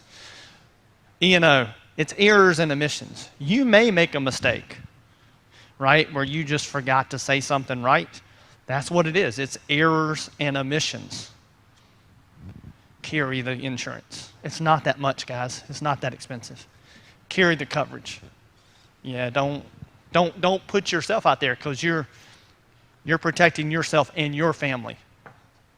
Pay for it. It's not, I mean, it's $135 a quarter, $90 a quarter. It's not much. I mean, protect yourself. You know, and the other thing that I would tell you to do from that is document everything you do. Keep good files. Save it, scan it in on a drive, on a thumb drive. Keep that stuff. Document why you did something, why you recommended something. Document that so it doesn't come back and bite you, especially the more you do. So. Did we have any other questions? Anything not make sense? There is no dumb questions. I've been working with BAM now for about a year, and I was clueless to most of the terminology he would throw at me. I'm like, whoa, I'm gonna need you to take it down some. So any questions that you have about annuities, BAM, how we transfer funds, what kind of funds we can help transfer? Yes, BAM. Go for it.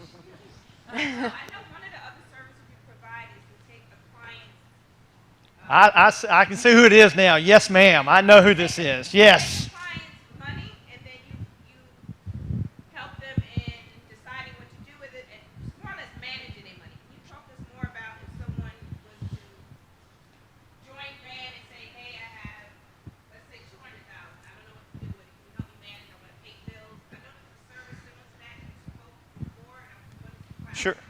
Sure. You're talking about just overall management and financial planning and all that. Guys, I mean, obviously we provide more than just, you know, this is the annuity that you need to do X amount of time. Guys, I mean, we will do anything from, you know, A to B. I mean, I talk about it.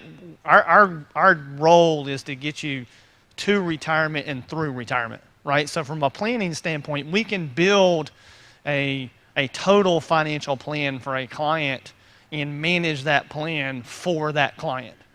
So Sabrina, yeah, we can do that for that client as much as they would want us to do.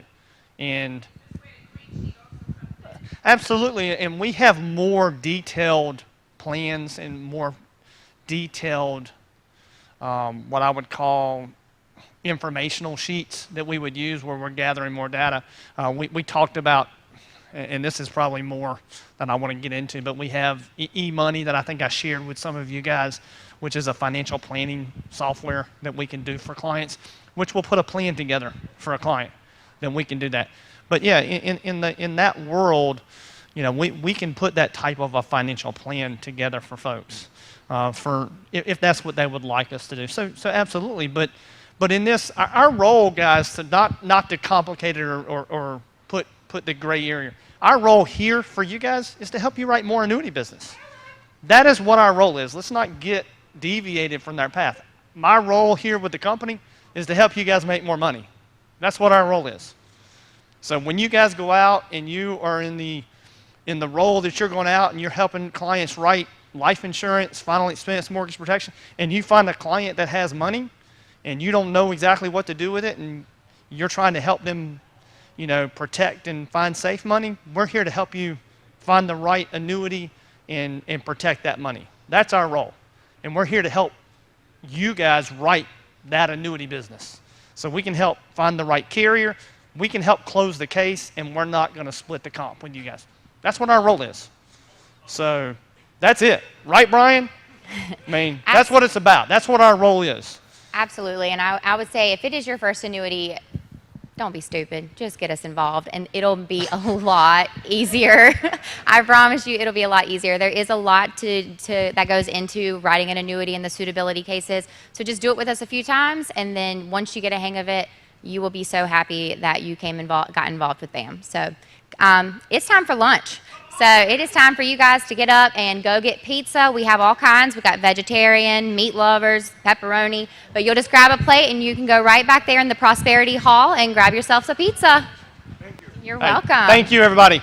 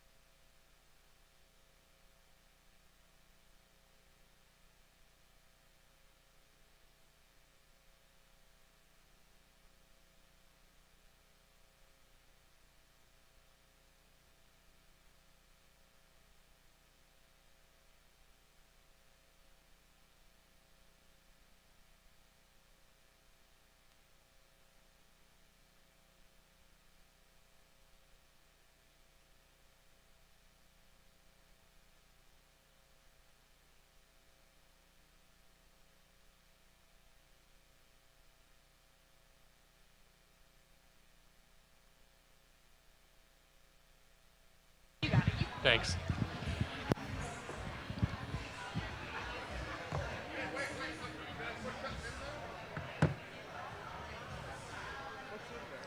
The Alliance. We're going to do the drawing from Great Western. Must be present to win. You do have to have something in here. Come on in and get a seat.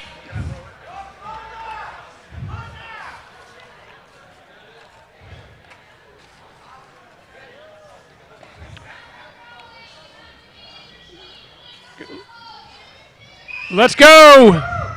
Get in your seat. Grab a chair. All right. First of all, it was really great to see everybody come by and see me today. We have a drawing for a $50 gift card, money, and then really some real cool wireless earbuds. So we're gonna draw for the earbuds first. Ready? Here we go. No. Come over here. Help me. Come on, help me. Oh, she picks the one right on. Is it Lashia Burnett? Lashia Burnett?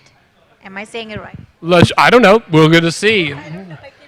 It is, Lashia Bennett. Lashia Bennett. Lashia Bennett.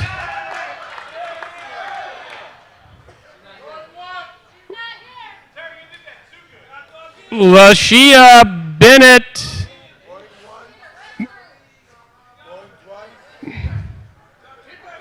Okay, Lashia Bennett. Going once, going twice, gone. All right. For the earbuds. No, here we go. Oscar Brock.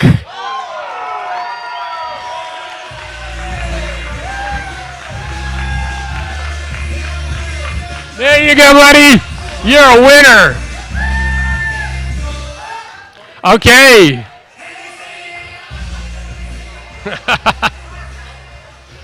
All right. For $50, Virginia is a good. She did it in cursive. Yes, that's you. I remember I wrote your name on it. Yeah! $50. Thank you.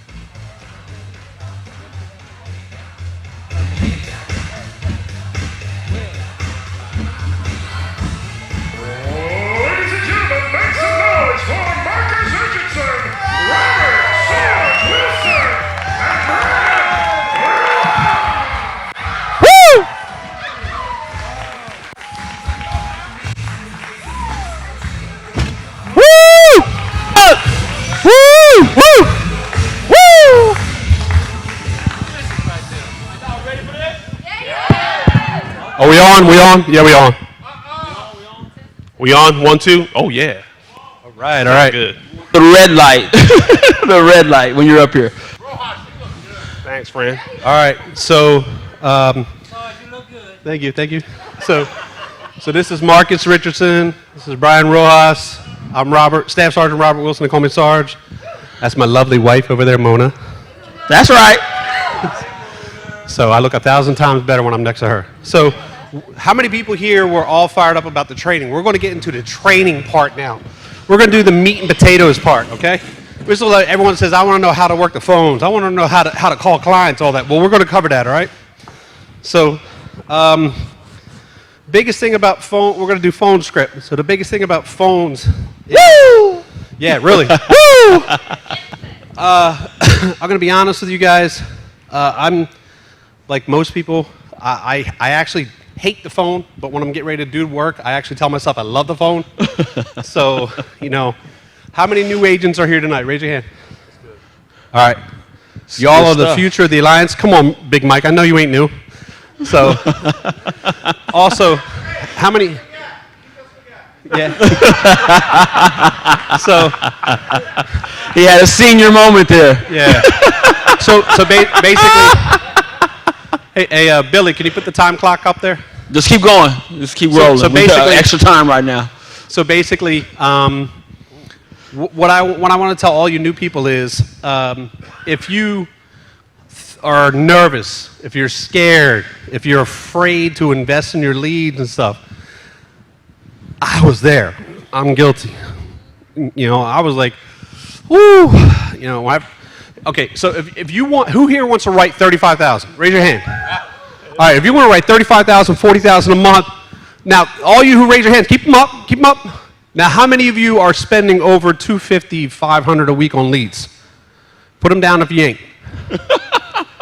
Okay, you see? Now, some of the people you see that still have their hands up, guess what they're doing? Right? Omar, Gustavo, Big Mike, Steffi, I know you are. Okay, so there's a common theme. Okay, the common theme is you can't take a cake that feeds 4, like a birthday cake that feeds 4, take those same ingredients, expect to make a cake that feeds 100 people. Okay, you got to increase the ingredients. Okay, so when I first started, I was like, how much I need to spend on leads? I'm like, how much money you got? I'm like, I know this trick. I'm not going to tell you how much I got because you're going to tell me that's how much.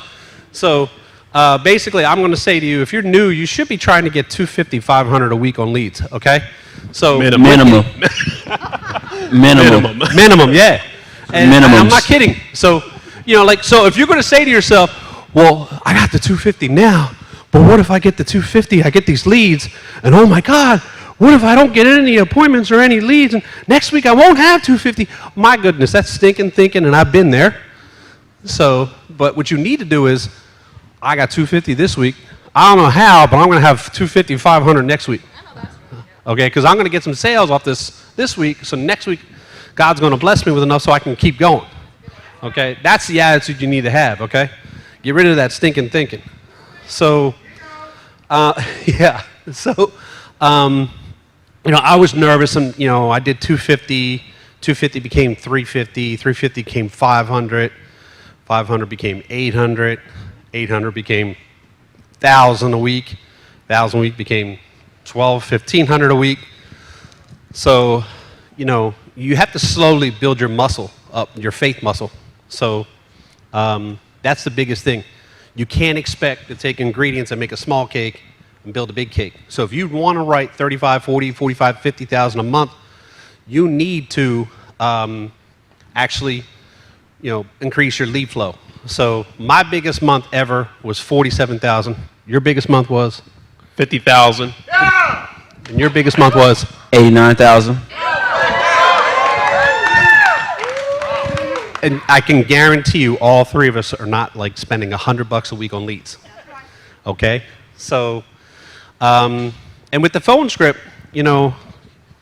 what are you telling yourself, Gustavo, what are you telling yourself when you call someone, Leslie, I know you're new. And Steffi, what are you telling yourself when you're calling someone and they're being arrogant or ignorant to you, and now they set you off? Now you're like in a miserable mood. What are you telling yourself to get your mind right? Next one might need some help. She said the next one needs my help. That's good stuff. So that's what. I speak Spanish was Gus's answer. You curse him out in Spanish? He says he cursed him out in Spanish. I don't recommend you curse him out in Spanish. But basically, here's an old trick, okay? What do you hear in your head and what are you saying, okay? Like, if you're hearing negative thoughts in your head, speak life, okay? The reason being is because, try it.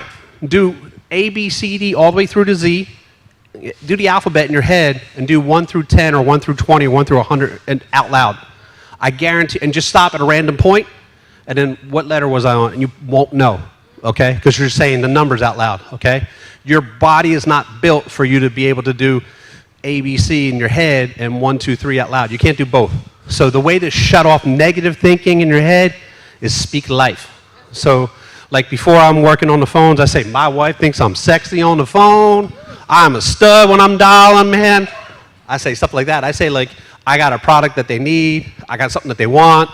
So, and Steffi, I like your example because mine's kind of similar, only instead of focusing on the person, I'm focusing on why I'm doing this, my why. If someone says to me, F you and all this stuff, and you get a real job, and hang up on me, the first thing I'm going to do is pick up the picture of my wife, be like, I'm doing this for my family. I want to get financially free. I want to go partner. I got to keep going. I got to keep doing this. Forget that guy. I don't have bad days. I have bad moments. That was a bad moment. It's done. So you need to keep moving. So each one of us are going to do our phone scripts. We're going to do. Let's do this real quick too. Before we get into the phone script, let's let Brian tell his story. The first go time ahead. he bought I'm sorry. Go leads. ahead. Let's do the stories first, and then we'll come back and do our phone script. Because I think when people hear the stories, they can relate. Because all of us, if you haven't bought leads, the first time you buy leads, it will freak you out. Yeah. So you guys get to hear some of our freak out moments, okay? All right, Rojas. Yeah, who's recording? Guys, I just want to tell you guys, Brian Rojas out of Tampa, Florida, 4 years in the business. And I just want to tell y'all, we have been, we started somewhere. Right. You know what I mean? You guys see Marcus and Sarge now and myself. I want to tell you, we've gone through that fear part. We've gone through that part where we don't know if we can do this. Well, I don't know if I can do this. Oh yeah. And I got to tell you, when you find yourself in that position, get a hold of somebody that's been somebody like Big Mike and Andy Riddle has helped me out so much. Whenever I was scared, I communicated. And sometimes I didn't, and they knew. It's called isolation. I would isolate. One of the things that I've learned about these guys is that you got to communicate where the issue is. 100%. And sometimes it's okay. It's okay to be afraid. When I first bought my first set of leads, I remember Mike put me on he said, start off at 200, bro. Start off at 200, and I'm in my head I was afraid. Freaking out. Yeah. I was freaking out. So many thoughts. What if I don't make my money back? What am I going to tell Crystalline? You know what I'm saying? What if, a lot of thoughts, dude. Yes. What if I keep doing this for the next 4 weeks and it doesn't work out? $800 are gone. Boom, yeah. Just like that. And guess what, man? Here's the beautiful part about our system. It's been proven. Right. You follow our system. Your job when you get those leads is to figure out when somebody is home. Don't try to sell them over the phone. Don't try to do anything extra. Just figure out what time they're home. Go ahead, Bo. Tell them. No, you good? Oh, you was preaching. Okay. Yeah, I'm some preacher. I'm with you. I'm your amen section. You know how I do. I think. Preach it. Just $10. I think it's important that you guys understand when you're calling the leads the way our system is set up, just figure out what time they're home. All right, and that's all you are for that day. book your appointments. Don't do anything else. Don't get off track. Don't start telling them prices. Don't start telling them how good our products are. Don't do that. Don't do that, man. You're wasting time, money, and energy. Yeah. So I would just tell you that, man. Just keep focused when you're booking appointments, and it's okay to be afraid. Another thing, too, is, guys, everybody has a phone script. Everybody's phone script is different. Like, you'll hear us in a second. Sarge does not act or say the same thing that Brian does. And Marcus Richardson does not say the same thing that we say. We all say different things, but it's similar. The concept of figuring out what time they're home is there. That makes sense? Yeah. Now, you could be a little bit crazy like Terry, you know, or crazy as hell like Big Mike. Shiggity diggity, shut the front door. But, or if you're not like that, find somebody that's good that you can copy. But figuring out what time a person is home is the most vital thing. Here's another thing. Stop practicing on game day. Well, say that again. Say that again. You already have so much pressure when you first start off, guys. Negative pressure does not help. Yeah. Apply positive pressure, like trying to book $300 in one. Trying to do $300 in one day. That's positive pressure. Going into a situation that you haven't gone in because you haven't practiced your phone script, and you want to start practicing your phone script on the days that you're actually trying to book, that's negative pressure, y'all. You see what I'm saying? Try to like practice your phone script and non-income producing activity hours, like from 9 o'clock at night to like 2 o'clock at night in the morning, you know, or 5 o'clock in the morning till 7 o'clock in the morning. Do something like that, but don't do it from like 7, 8, 9 when you're supposed to be booking appointments. Well said. You with me? Well said. Another thing that I've noticed with new agents is if you're reading from the phone script and you got a good, you're reading, it's good. I'm happy for that you're doing that. You sound like a telemarketer or you sound like a computer. And you're wondering why you're not booking appointments.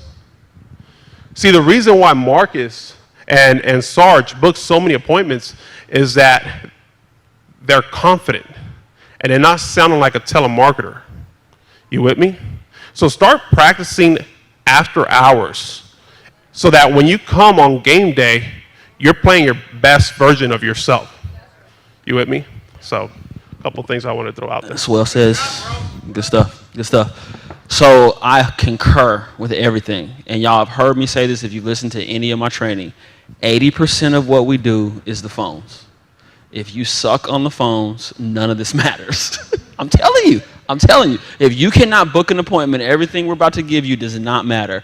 The other thing is if you don't have enough leads, if you don't have enough resources, there's no way you're going to get 20 appointments with 20 leads. What? You say that again? All of them, there's no way that you're going to get 20 appointments with just 20 leads. Ain't happening. Some of them are not going to be home. Phone's going to be disconnected. Some of them don't speak your language. So now what you going to do? Someone going to say no. So you want to get an abundance of resources so that way when you say no, you're not tripping and freaking out, okay? Instead of saying, these leads suck. Yeah. It's like, is it the leads or is it you? Boom. Drop the mic. Can I get better leads? And so here's what I will say, though, so we can get into some actual training. Y'all ready? I remember the first time. So I was on what they call the Andy Albright Assistance Program. We call it the AA program, where when I first got started, he was just giving us leads, y'all. He said, do you have time? I said, yes, I have time, but I don't have money. So I called a lot of them old boys. I'm talking about like when Robbie first got me started, Omar, I had leads that were 6 years old. So for those of y'all that are fussing when you buy 2-year-old leads, stop it. Stop it or I'll bring you live in the box. Because I had more time, but I didn't have enough money. So what I did, though, is I used that time to get better at my craft. Called a bunch of people and just got good on the phones. And then when I went into my first lead order, it was crazy, y'all. So I went from $0 to $700 on my first order.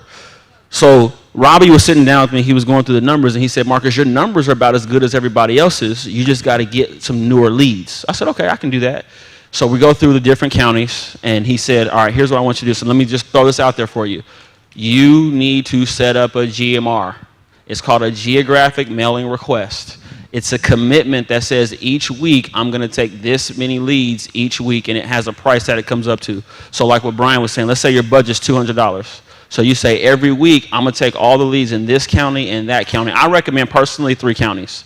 So that way if this county doesn't fill, you can get into another county, and you should all have them in a major highway. So for us in Colorado, it's I-25. So we got 3 counties that are major. I don't mind driving a little further to get the production that we need, but I have places where I can go and work in different pockets, okay?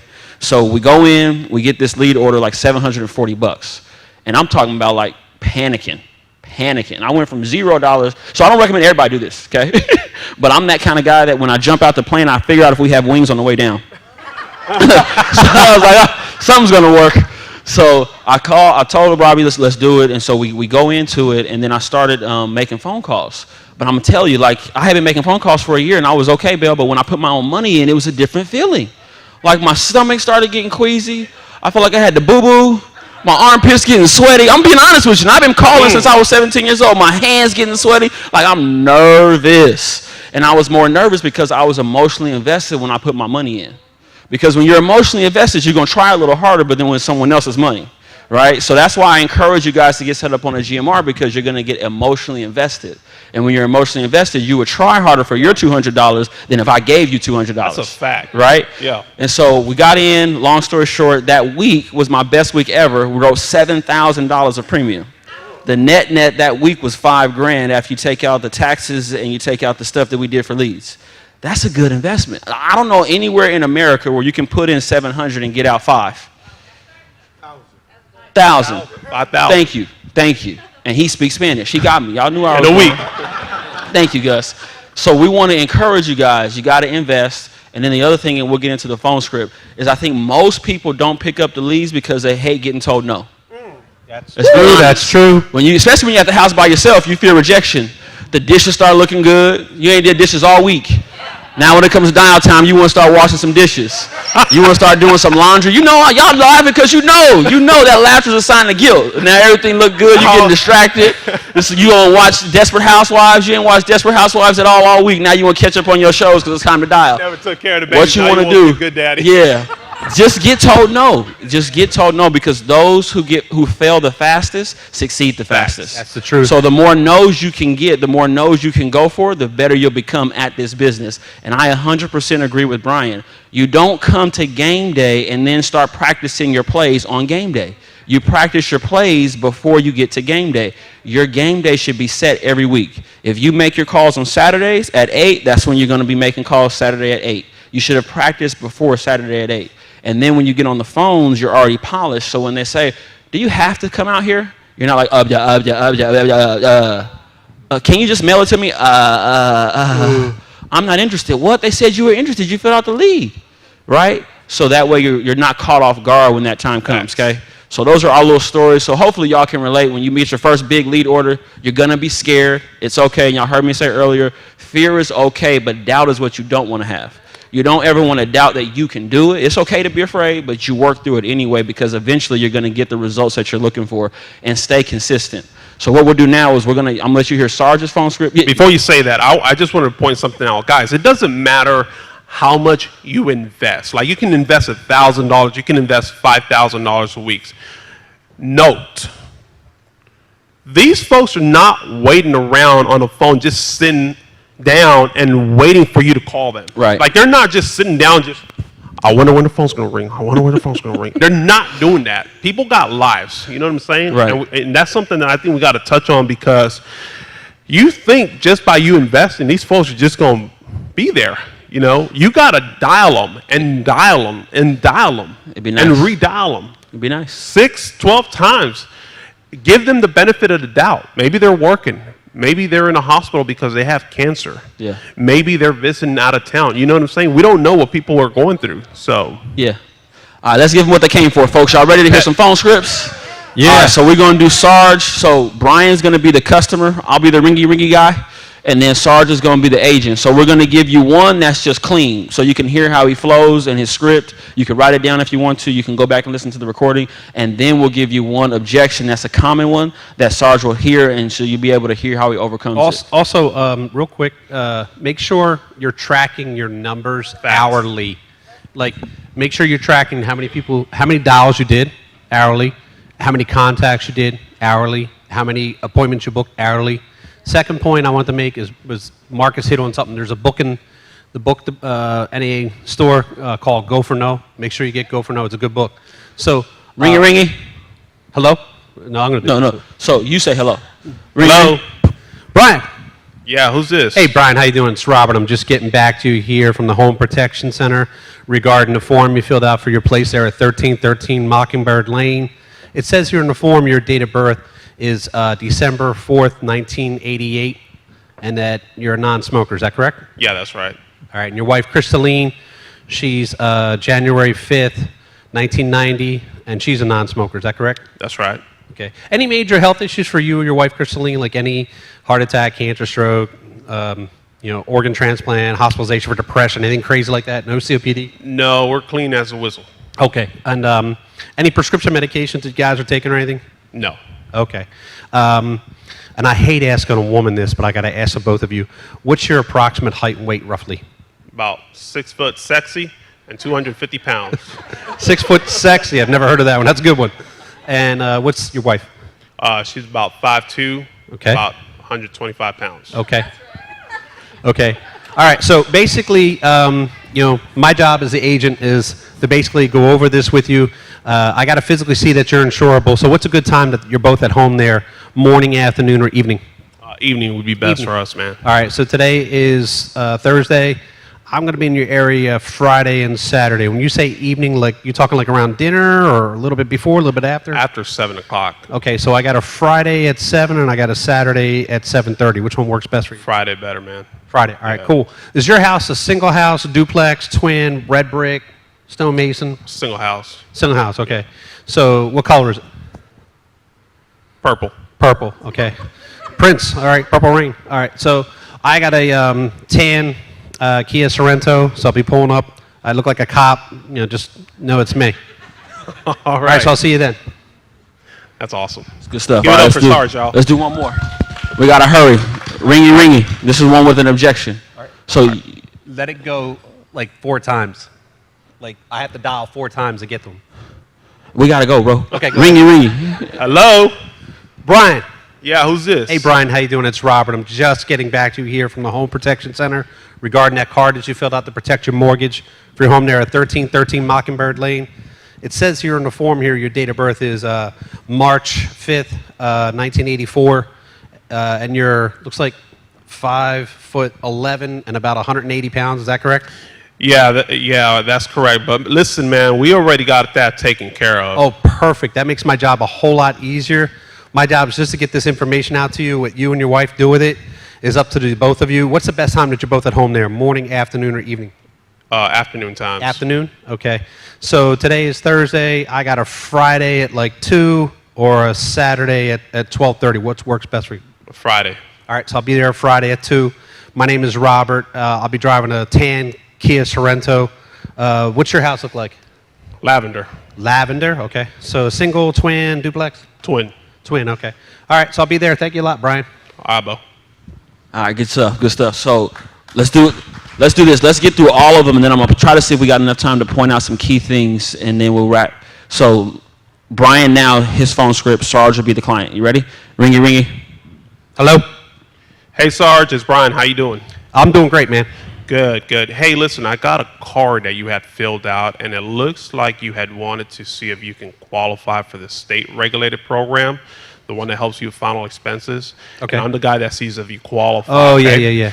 Hey, real quick, let me just verify what you put down so we can get that out there to you. Mm-hmm. Are you still 30? Yes. Okay, cool. And then you live at 123 Main Street, is that right? Right. All right, good deal, man. Well, Sarge, let me kind of explain how this all works, okay? So basically, state of Florida has about 30 different programs that you're eligible for, and I am actually the guy that sees what you qualify for best, all right? Okay. Now, they'll have me out there tomorrow and Saturday, and I just didn't know, are you still working or are you retired? I'm retired. Retired, okay. What time you normally get up in the morning where I can get this out there to you? I like to 10:30 put on the soaps. Shoot, I don't have 10:30, but let me ask you this. If I were to squeeze you in there about 11 o'clock, 11:30, any reason why you wouldn't be home? Yeah, it's good. That's better. All right, good deal, man. Just write me down, and I'll be there tomorrow. Cool. All right. Butter. All right, ringy. Objection. ringy. Hello. Hey, Sarge, it's Brian. How you doing? Who? It's Brian. I'm the caseworker right here in Polk County. Okay. And I got that card you had filled out, Sarge, and it looks like you had wanted to see if you can qualify for the state regulated program. Oh, yeah. Cool, man. Well, look, I'm the caseworker. I'm the person that sees if you actually qualify. Right. And I was calling to verify some of the information you put down here so we can get that out there to you. Yeah, cool. Okay? Just mail it out to me. Shoot, man. I wish I could, but HIPAA doesn't allow us to do that. Are you still 30 or did you turn 31? I'm 31 now. 31. Congratulations, bro. And it looks like you're still out here at 123 Main Street, right? Yeah. Good deal, man. Well, my job is simple. I just got to get that out there to you, and I just What's didn't know. What's this cost, though? Say what now? What's this cost? I don't know. I got to see what you qualify for. Oh, Sarge. okay. I got you. But look here, they're going to have me out there in your area tomorrow and Saturday, and I just didn't know. Are you still working or are you retired? No, I'm retired, and I have the pot of coffee on. Okay. Any reason you wouldn't be home in the morning where I can get that out there to you? No, I mean, unless I'm walking the dog, but I should be home. What time do you typically get home from walking the dogs?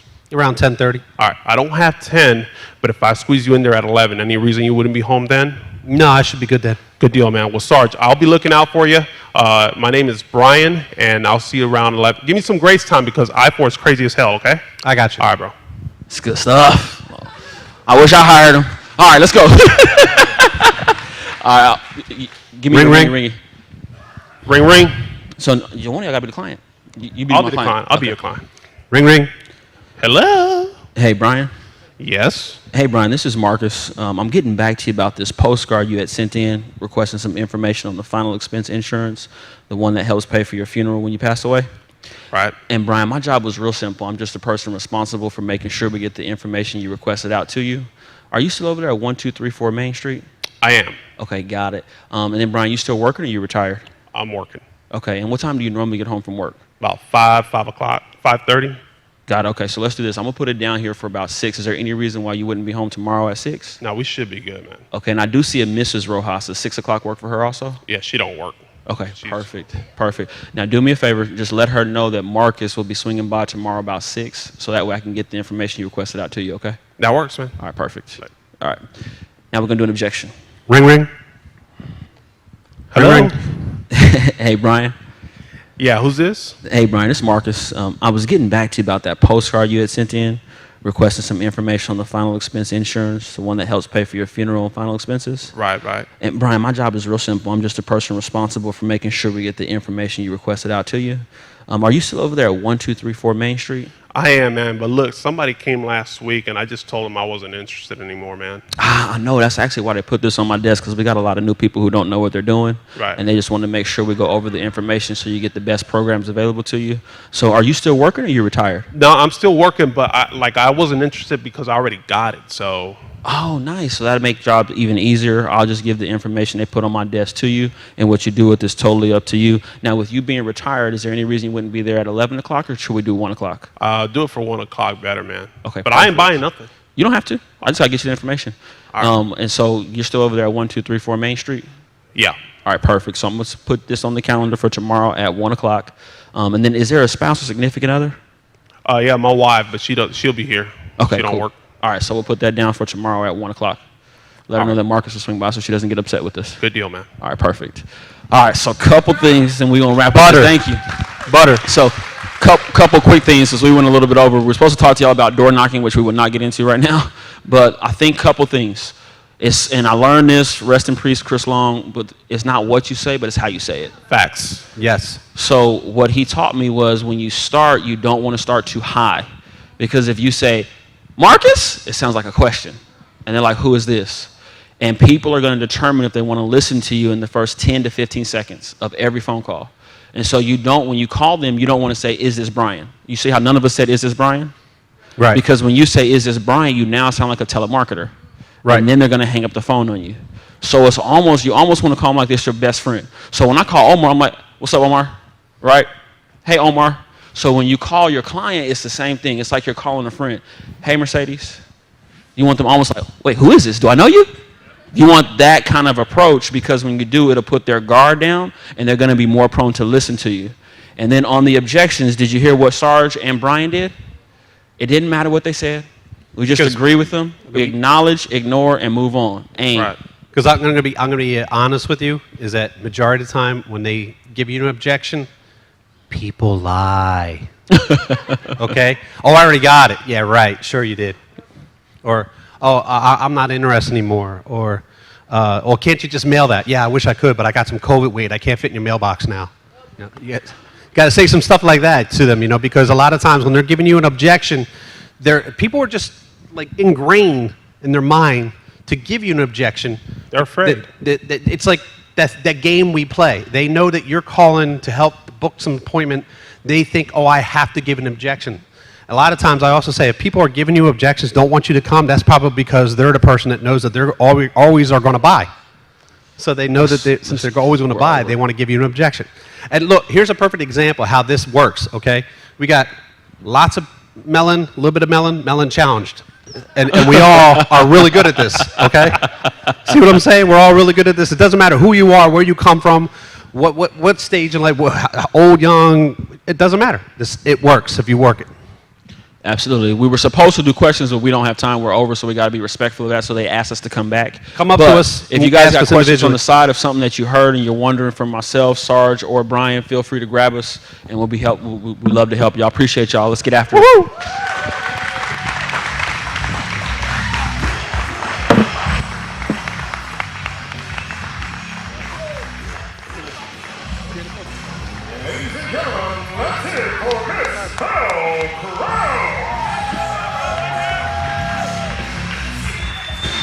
Thank you.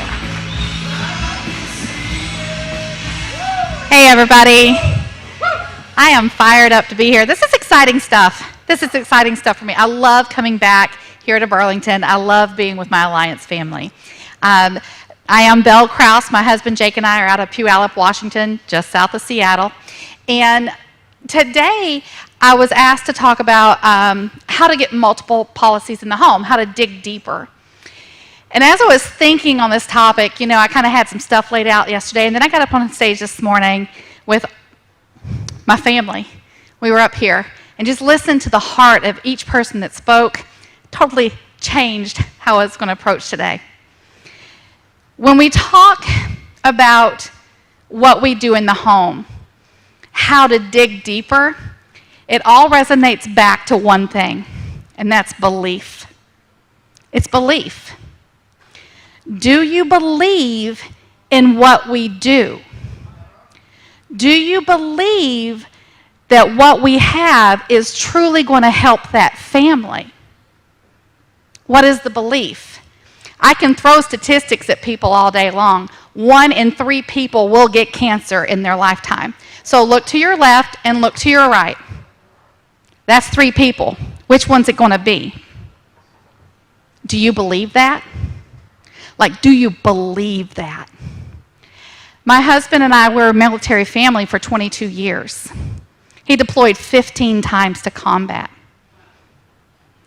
Myself and the other wives and spouses of our service members, we believed there was a chance they wouldn't come home. We believed it, so we prepared for it. Not that we spoke it into existence, not that we thought, it's going to happen. It's going to happen to somebody. Will it be me? Will it be me? 1 in 3 people get cancer.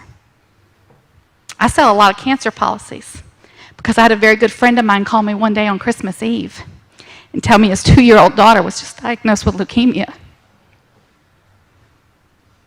Good friend of mine. Didn't have a cancer policy for his children.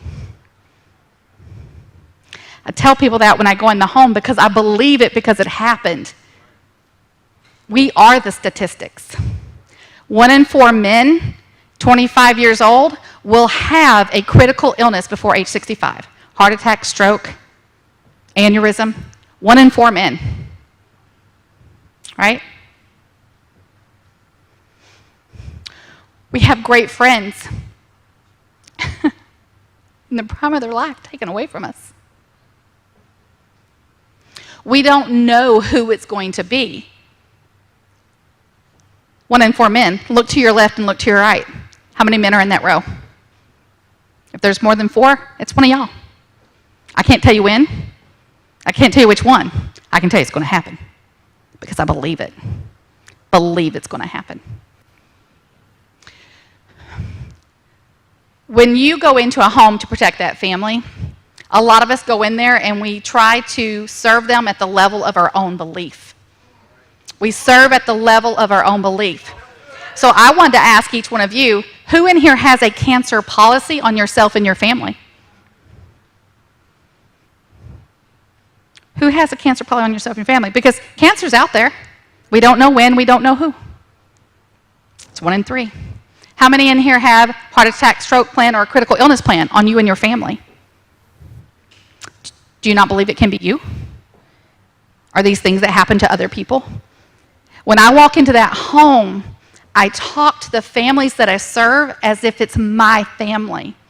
As if when I'm sitting at my table with my husband and we're talking about our future planning, the what ifs that get in the way of all the great plans that we have, that family at the table on that lead card, that's my family now.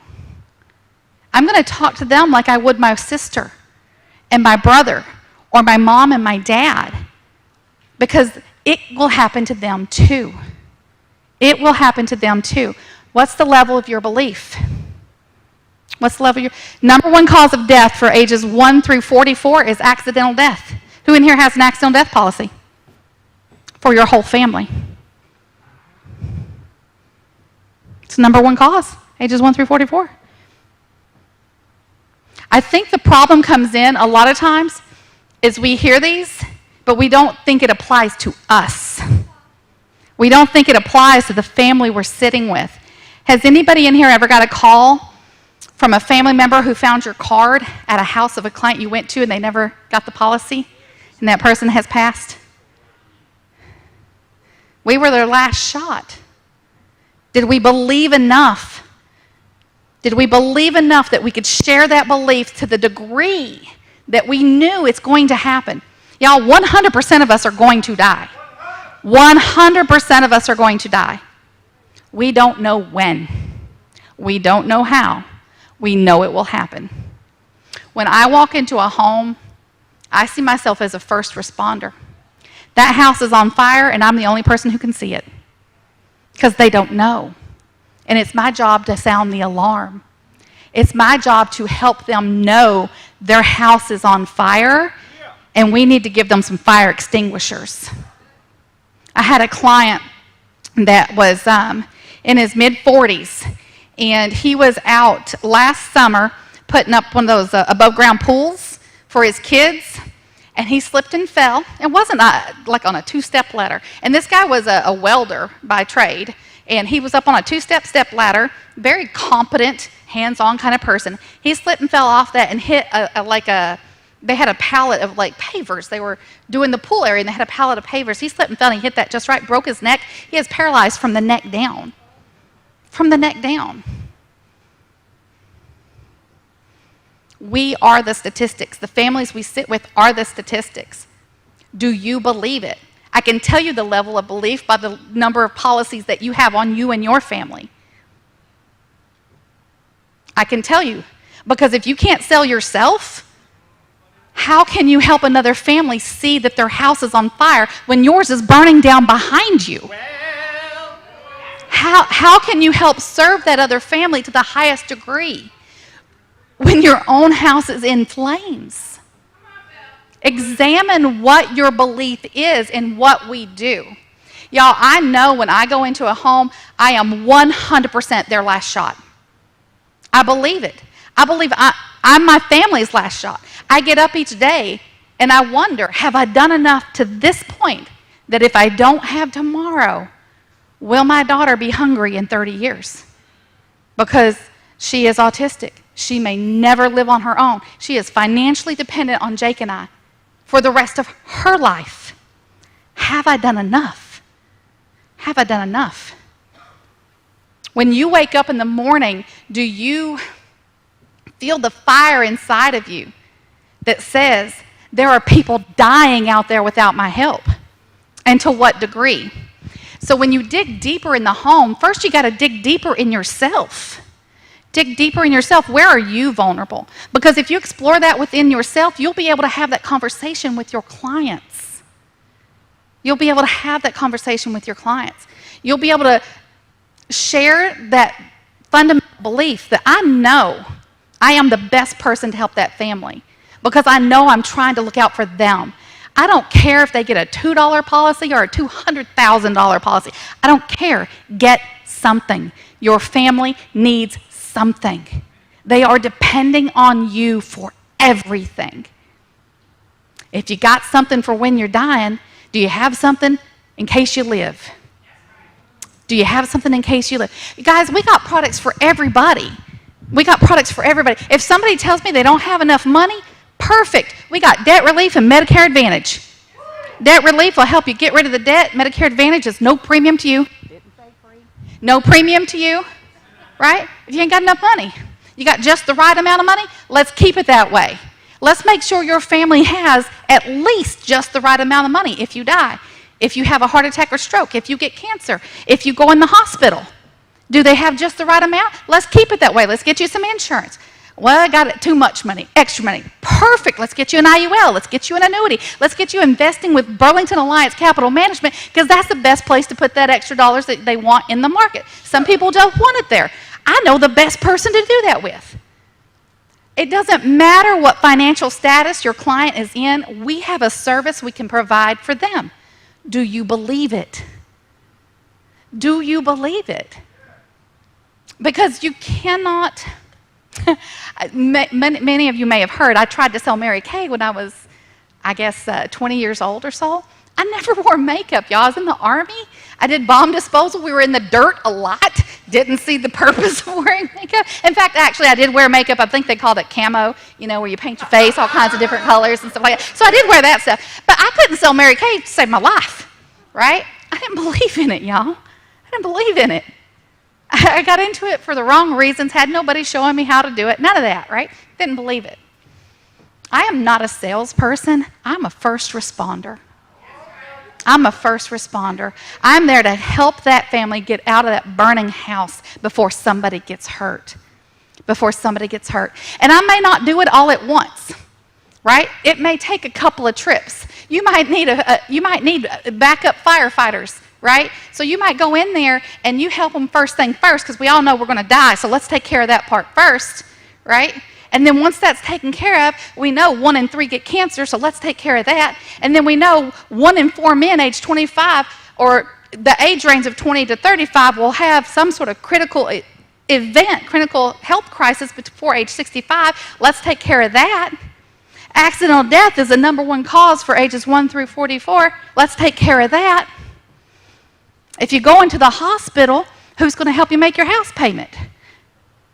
If you go in the hospital, who's going to make your house payment? Let's get you a hospital indemnity plan so we can take care of that. Come on now. Everybody needs what we have. Everybody needs every piece of what we have. It's just to what degree? Just to what degree? And the way to know that, the way to check your own belief, is to look at what you have. Because I had a friend of mine. It's going to be hard to tell.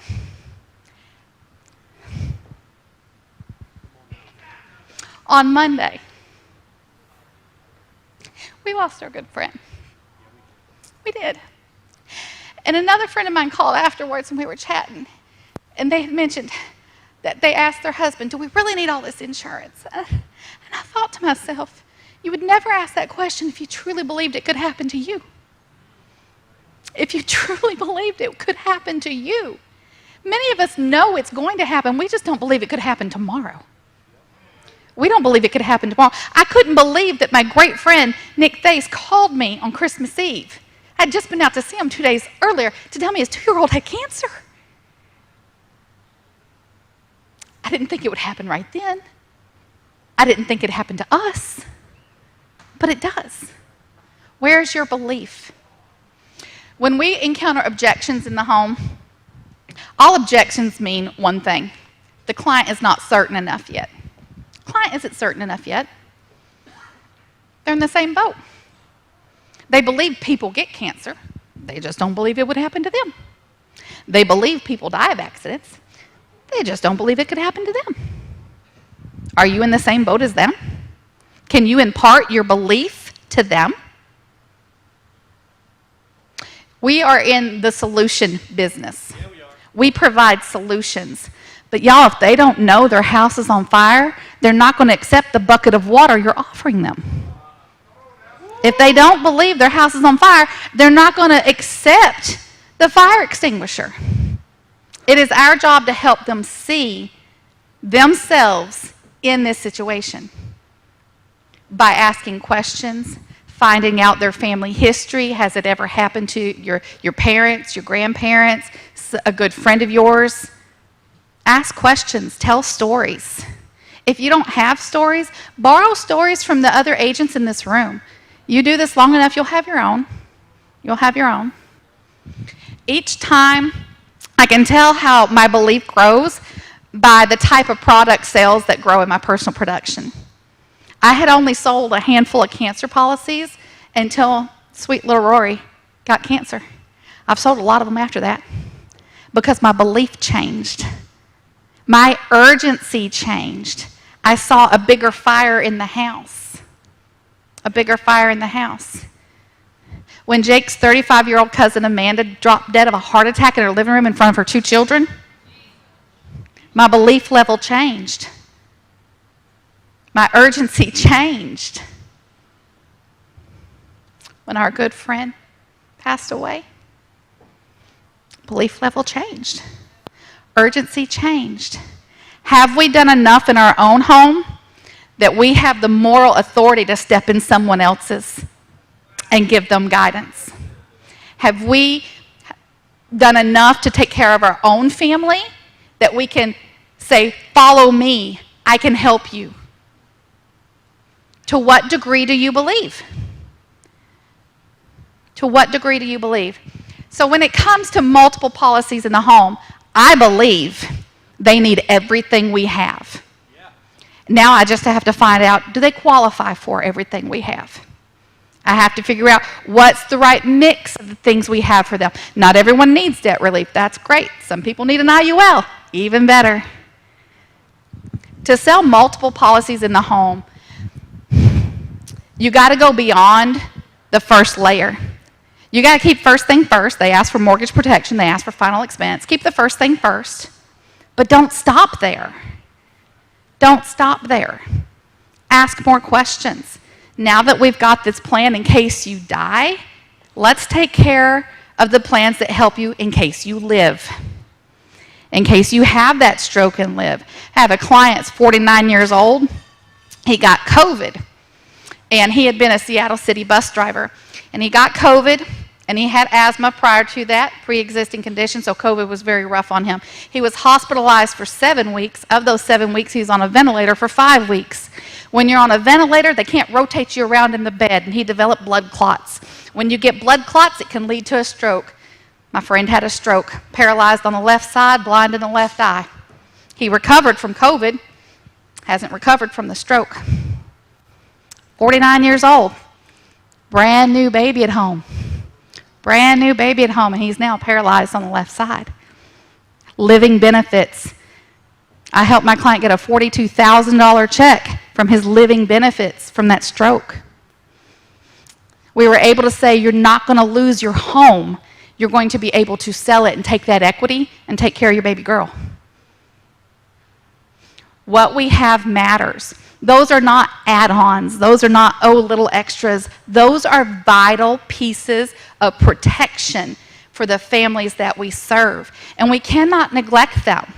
We cannot neglect them because we don't know which of our clients are going to call us and say they've had a diagnosis. They've had a heart attack. We don't know which of our clients are going to call us and say, I just got out of the hospital and I don't know how I'm going to pay my co-pays. We don't know until we ask the questions. These are additional services that as an agent, we have a responsibility to discuss with our clients. And it's okay if you didn't do it on the first appointment. Call them back.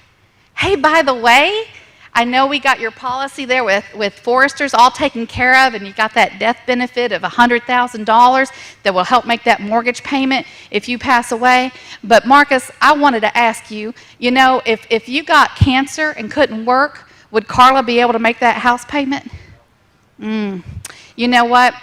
Let me get that taken care of for you. We've got a cancer plan that would pay you $10,000 minimum if you're ever diagnosed with cancer, so you guys can pay that house payment and keep the lights on and buy the groceries for a few months what time you figure things out. Now, you can get more than 10 grand, but that'll be the minimum on there. Let me run you those numbers. Ask questions on the follow-up. When you're new, you don't know everything we have, and that's okay, right? You're going to call from the home, and sometimes we get these clients that they're not eligible for a whole lot. Maybe they're guaranteed issue products, right? They might be on oxygen, COPD on oxygen. They still qualify for an accidental death plan to go with that guaranteed issue. They still qualify for cancer plan to go with that. What's the top 3 causes of death in America? Cancer, heart disease, and accidents. Cancer, heart disease, and accident. If I can get them a cancer plan, heart attack, stroke plan, and accidental death plan to go with that guaranteed issue plan, I've just covered the 3 major causes of death along with that guaranteed issue product that no matter what, that's going to kick in. When it comes to the annuities, I believe in them, y'all. That's how I'm able to help my clients with them is I believe. I know people who in 2008 that were retired who had to go back to work. No senior wants to face that. This is their golden years. These are the years they worked their whole lives for. And when you talk with your client about that nest egg that they've spent the last 20, 30, 40 years building, and then you ask them, do you know of anybody that had to go back to work back in the last recession in 2008? Is that part of your plan? The way you've built your nest egg over the last 45 years is not the same way we protect it to live on it for the next 45. Modern medicine, people are living longer and longer, right? You might have a heart attack and a stroke, cancer, and recover and live another 30, 40 years. Nobody wants to run out of money. Let's make sure that 30 years after you retire, you can still put food on the table and keep the lights on. Let's get you a protected growth plan that lets you still grow that while you're living off of it, and it's guaranteed no losses. I believe in what we do. I believe in every aspect of what we do because my family has lived it. My friends have lived it. And I know yours have too.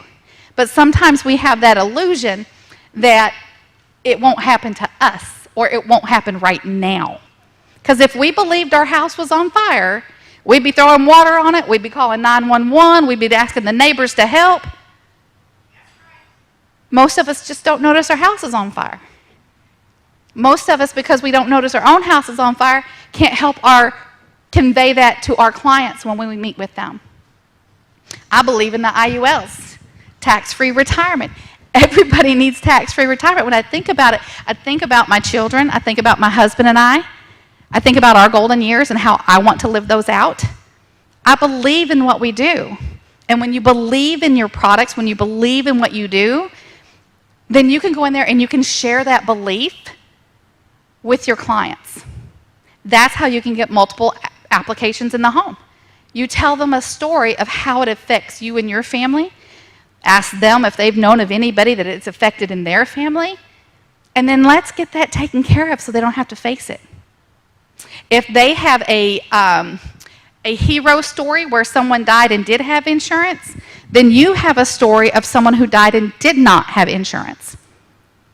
That yin and yang, the conflict of those stories motivate people to move. Which side of that coin do you want?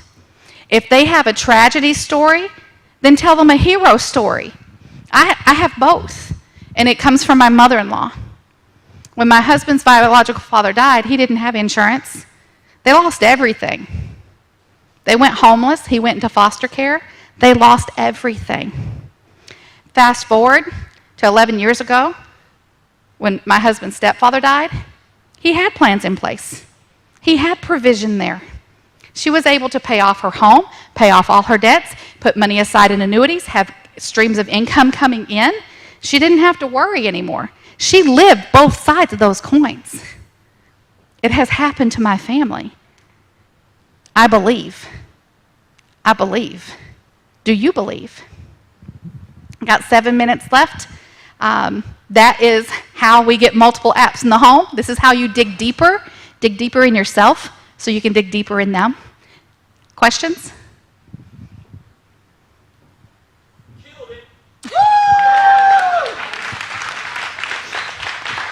Yes.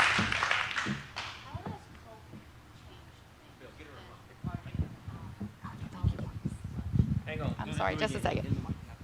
That was a great. How does COVID change things as regarding with writing policies and such like that? Because I know that this is an issue that's worldwide, and so how is that affecting us currently with writing policies? How is COVID affecting policies? People's belief are going up. People believe they can catch COVID. People believe that they can die from COVID. I have no doubt that no one that I talked to believed they were immortal. But since COVID, the reality of the timing of their mortality is different in their mind. They no longer believe it may be this some far-off thing. They're concerned it could be sooner rather than later. And it always could have been. COVID was just a reality check.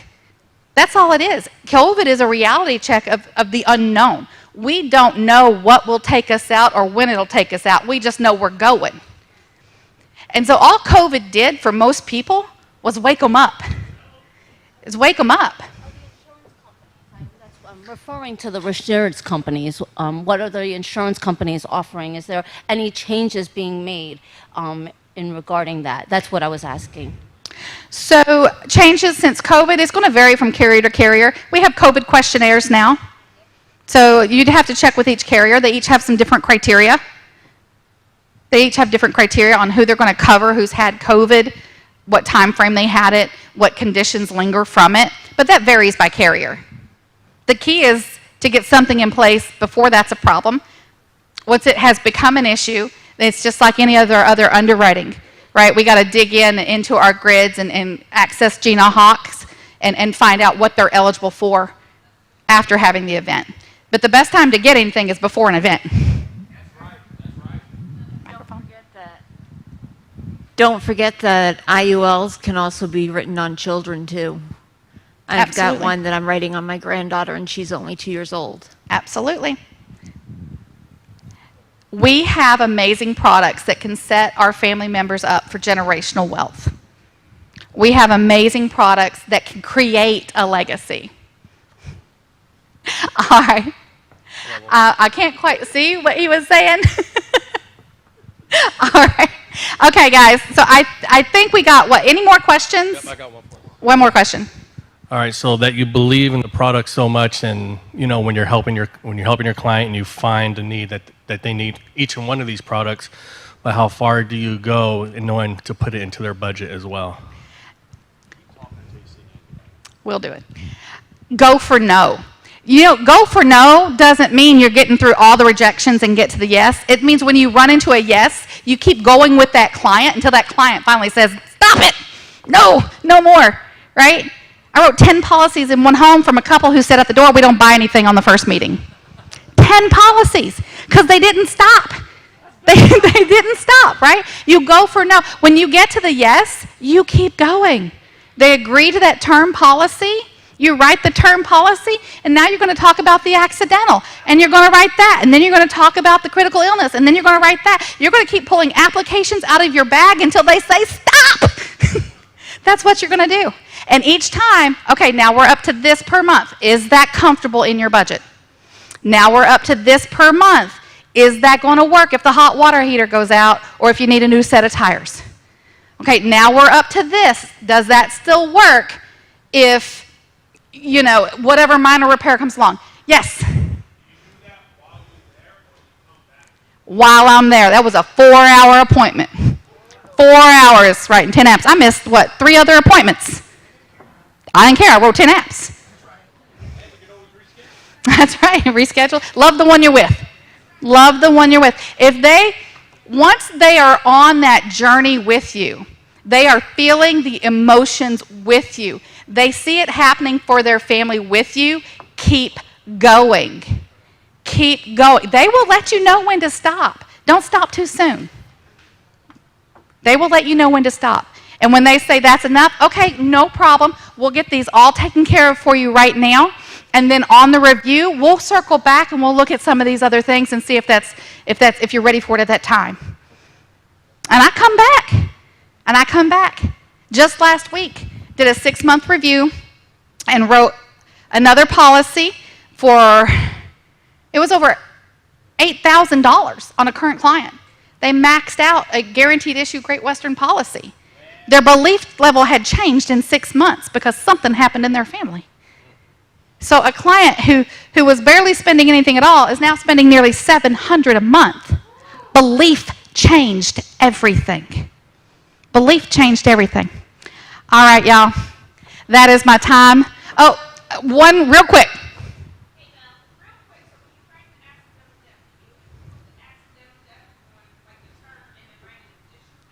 No, I don't do the accidental death rider on the term. I write a separate policy. Accidental death rider on the policy can only do as much as the face amount, whereas an individual plan, you can go as high as that plan allows. So it's a separate plan. And I can get the whole family on the separate plan. So, all right, guys. Thank you so much. I appreciate it. I have the pleasure and honor of welcoming up my friend, my mentor, the person that changed our lives forever, Mr. Andy Albright.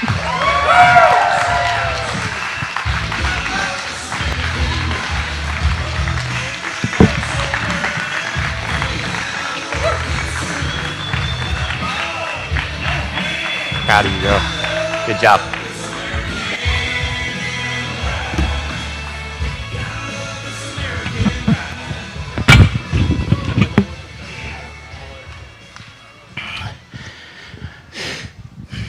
I like y'all a lot. Y'all are a lot of fun. Some of you are more fun than others. If Andy Riddle, if you're in the house, if you join me up here, Alex Abion, I think Davies is headed out. Adam Katz, Michael Hartley, bring your bunkies on up here, if you will. Y'all give them a hand. Are any of y'all in the house?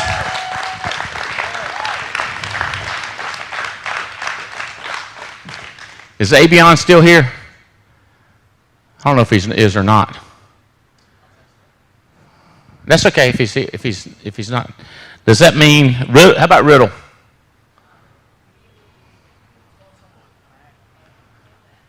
Text him. Riddle, Abion, Hartley. Where's Hartley?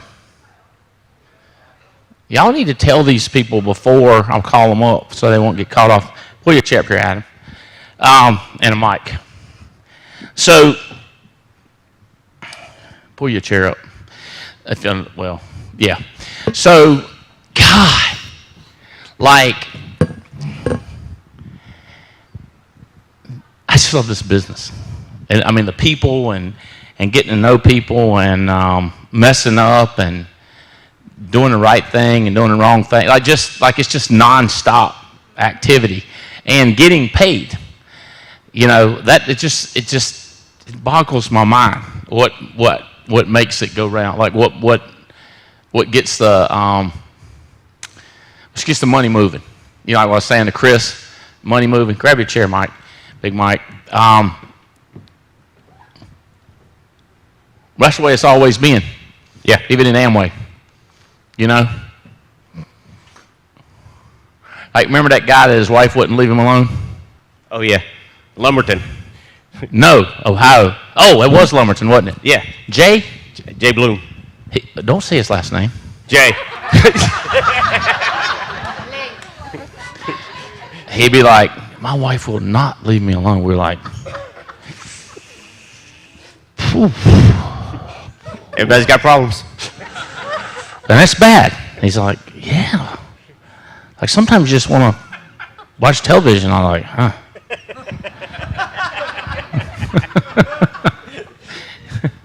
He's like, I can't even hardly build my business. I was like, well, yeah. She wasn't ugly neither. She was cute. Yeah. Oh, well.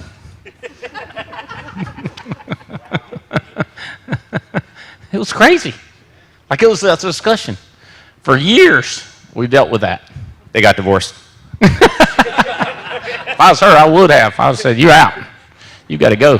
You complain too much about the wrong stuff. What's wrong with him? Same thing happened in Davy's group.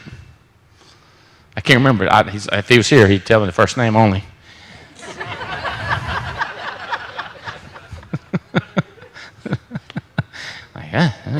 Okay. Yeah, it's crazy. And this guy was, I mean, they built a business, you know, with problems. So everybody's got problems. People got different problems. Sometimes the opposite problem. It's just nonstop how things work. Just having fun talking to people and getting to know them, asking them stuff. Y'all married, y'all got kids, and what does your mom and dad do? And like, y'all hear me ask, here's what cracks me up. When I ask the questions with people, like I ask the same questions all the time, but I'm going, and then if you ever say like, I copy you exactly, and then I meet a couple, and then I find out in 10 minutes stuff that you ain't found out in the first 2 months, then that means you don't do it like me. Does that make sense? Like you're not doing it like me if I'm finding out stuff and you don't know about it in the first 10 minutes or first 30 minutes or whatever. You know what I mean? Because, and then when people ask me this, I go, why do you ask questions like that? Because if I'm going to work with you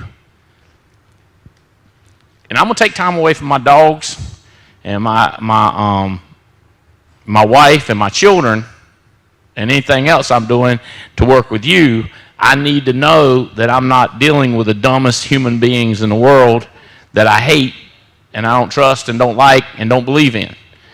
So I need to ask you a few questions to decide, you know, where I stand. By the way, feel free to ask me anything you want. I don't care, because I'm going to tell you what I think. You with me? Like if you say, well, I want to ask you, ask me. I don't care. I'm not scared. You trying to hide something? You trying to hide something, we got a big problem. I'm not trying to hide nothing. You see what I'm saying? In other words, we're going to be in business together. We're going to be friends. You know what I mean? I'm going to sort through it and come up with a plan. Yeah? And I don't care if what you're doing. Like if Crystalline wants to sell, I'm so happy. But if Crystalline wants to sell the hell out of some of those art that she does, I don't care about that either. What do I care? I want her to sell more. What's that? He put that video on Facebook. Oh, she does put everything on Facebook. Her art. Yeah. But my point being, like, I just want her to have fun with it. You know what I mean? Like, I want her to win at it if that's what she wants to win at. She wants to win at selling. Win at selling. She wants to win at doing art. She win at doing the art. You know what I mean? Like, I just want to see people win. Fires me up. So, who was I looking for? Riddle.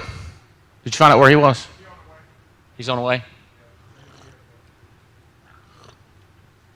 So, I wanted to get some of the guys up here that have been through a bunch of dookie and building their business. And Riddle definitely. Hartlib a little bit. Kat's, I mean, hell, Kat's been with me 30 years, you know. There's been a lot of dookie. Remember that time? And the other time. Yeah, and what's coming next? But here, you know, the one that's coming next, we'll just deal with it. because I'm with you, and I know you got my back. So whatever's coming next is coming next. Yeah, that's good. I have this old attorney around here. I'll think of his name in a minute. First name only. Thank you. God, I think of his name. He's a nice guy. So he's old country attorney. Grab a chair, man. Well, they'll grab one. No. We don't want a short chair, boss.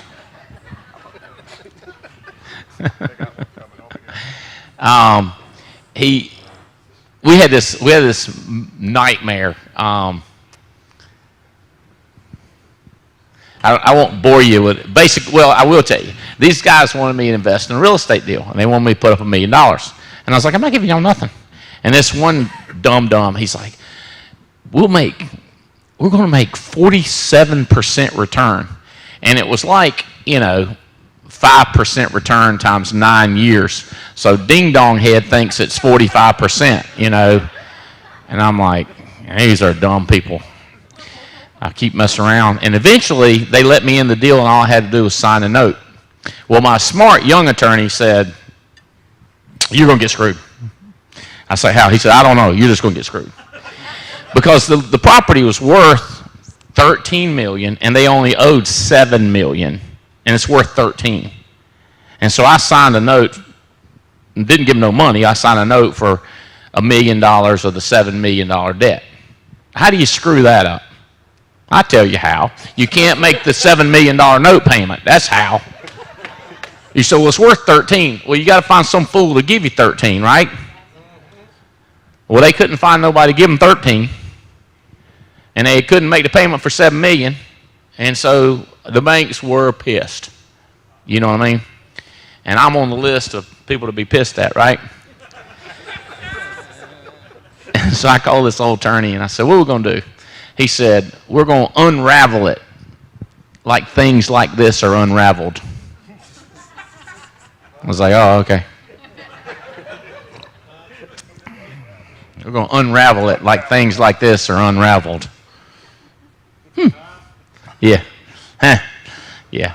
So we're going to handle it like things like this are handled. That's right. So we're just talking about people that have been through a lot of dookie building their business. Now, obviously, you just lost one of your best friends for the last 14 years of your life. That's a lot to go through. And you've been through a lot of other crazy stuff. Yeah. How you handle it? You just keep going. I mean,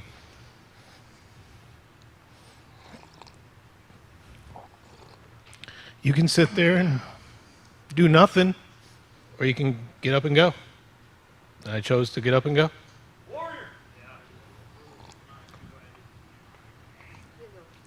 That's it. There's your choices. Sit there and worry about it, or go do something else. I just had a conversation with some folks out there, and I was like, I practiced that. If you weren't practiced in that, you couldn't do that now. You wouldn't be up here. You'd be in that wondering. His ancestors wondered.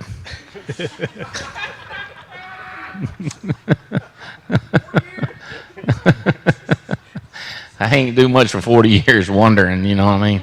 Yeah, just go ahead and do something. Got to get moving, take an action step. Yeah. Go ahead. No, it's through the years of you being mentored by you, just all this stuff. I get it. Losing Chris this week is just another thing. But you said it's what? It's another thing that's happened. Yeah. But I mean, when I went through a divorce, when a guy screwed me and all that stuff.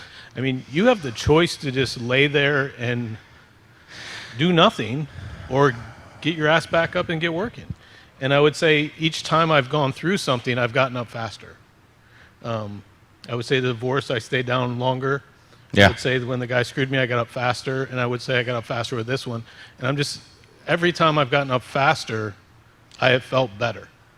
It's the longer you stay down, the more you, not only the more it hurts your business, I think the more it hurts you.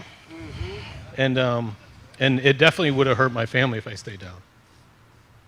Hey, it certainly don't help anybody. Yeah, and you don't feel better. I mean, I could stay there and feel bad about what happened to him, but I don't feel better about that. I'm actually getting more miserable.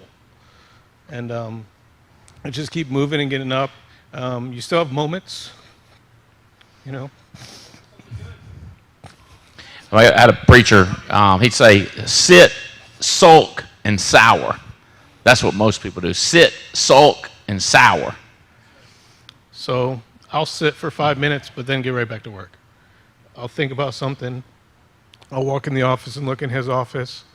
But gotta go, you know. Just sitting there doing nothing is going to create nothing. And I just know Chris wouldn't want me to create nothing. He's always wanted us to finish it. And that's what I'm going to do. I'm going to finish it.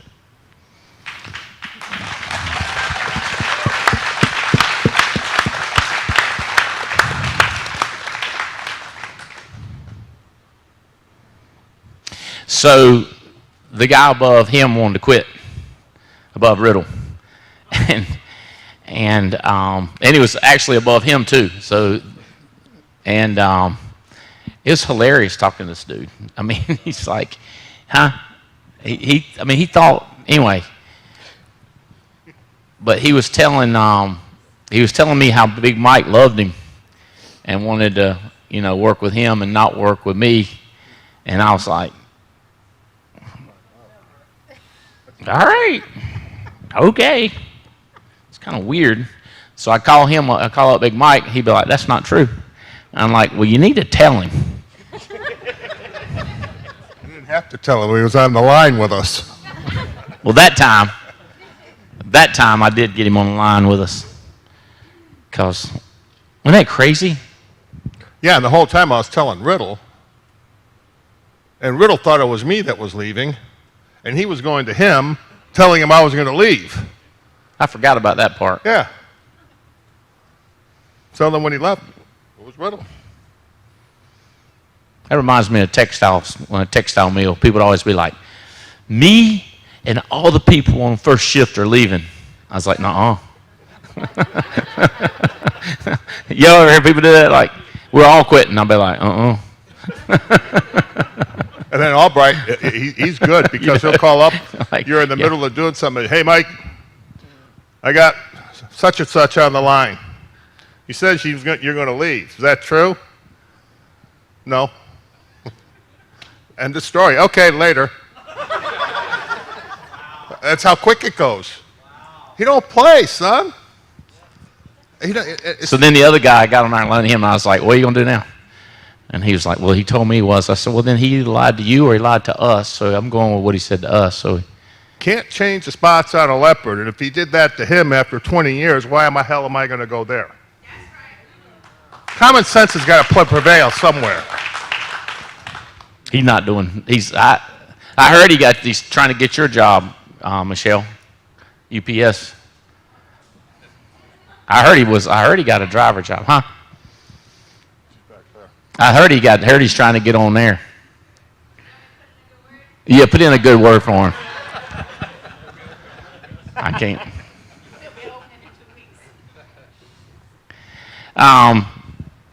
But if Alex Abian, he said he's been trying to sell people that my super talent is able to forget how many times I've been screwed and tattooed and lied to and ripped off and debt rolled up to and stuff like that. You know, he's convinced that's who I am, you know.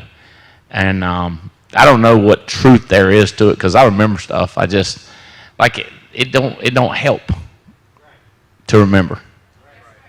You know what I mean? Yeah. What'd you say, dwell on negative? I try to remember. And then Jane reminds me sometimes. She'll be like, you remember what happened last time? I'll be like, nope. And then she'll tell me. I'll be like, no, I don't want to remember. So the ability to that's why I did, there's a couple things. The Circle of You book, I can't wait to print 10,000 of those.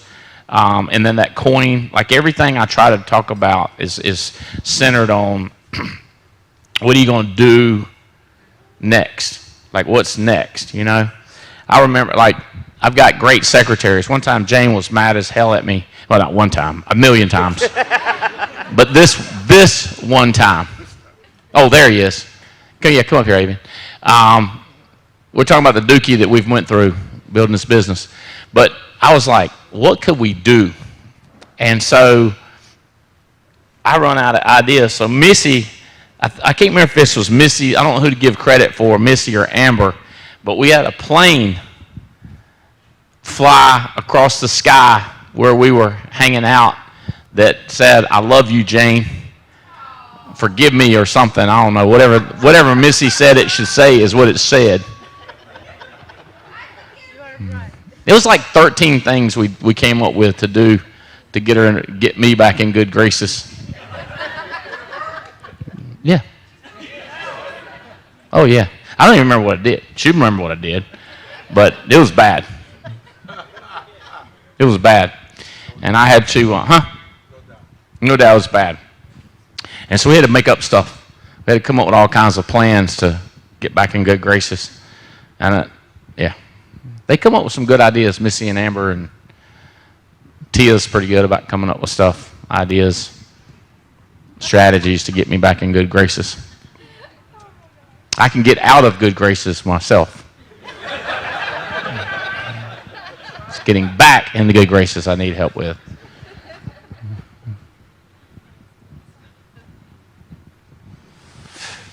I will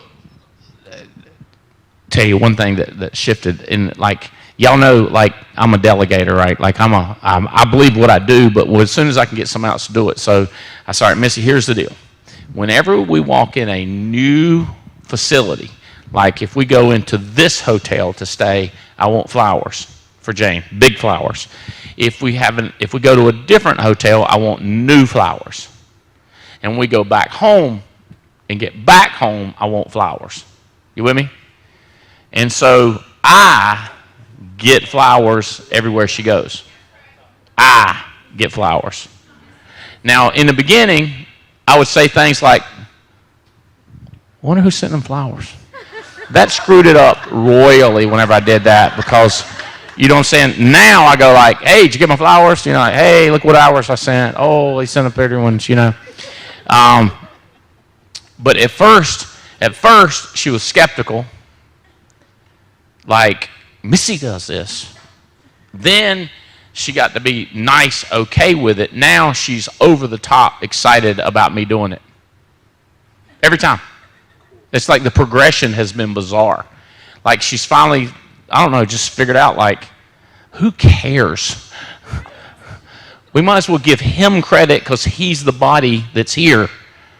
You know what I mean? So it's been a progression over the years. From the time I said, from the time I made that rule up, which is flowers everywhere. I would wonder how much money we spent on flowers in the last, I'd have to check with Missy and see when that rule started. But it is a great rule. If any of you guys are considering a strategy. I was telling them about that you think my superpower is forgetting stuff. I don't think that's what it is, but and then what you said to the agency managers wouldn't be bad for any of these people to hear. Yeah. So when I say Andy has this great ability to forget, you don't know what I meant by that in the agency manager was, you know, when you've been in the business long enough, you pour yourself into people, you give your heart away to people, and you fall in love with people, and then they leave you. For whatever reason, for a 5% better contract, or you name it. I mean, it's amazing how much you give yourself away, and then you think people screw you. But you know, one thing that I've learned in the business is that it's amazing the power of how people can rationalize leaving you. I mean, you know what? The divorce rate's like 50%. I mean, you know, when you look at when people leave you, even as much as they say they loved you and you love them, and love, I love you, man. You can't tear me out of this thing with a chainsaw. Oh, you got to be careful, because that kind of, you know, you hear all that stuff, and then they tear your heart out, and you're looking at your wife and you're crying like, I can't believe they just said last week that, and then every time they tear your heart again and someone else does it again, then there's this tendency maybe to just bring people in and not want to fall in love with them and not to love them. So there's this danger of getting so calloused that, oh, is this going to be another person that's going to lead me? And that's not a good way to start a relationship with an agent. You know what I'm saying? And so I found, like, when we were jamming, we got huge business. And I was like bringing people on, I believed in them, and, you know, then we started people leaving, and then it's like, dang. And so I started doing less of what I had been doing when I should have been doing more of what Andy was doing, which is, it might have hurt him, but he never let it affect what he was doing to build his business, build depth, build relationships. See, Andy was smart because he learned to love on people, but he didn't fall in love with people until they at least went district manager, you know? I mean, you know what I'm saying? Like, he has really got this great ability to do that, and I have been a little bit more, you know, emotional, you know, and all that. You know, that's just how I am, right?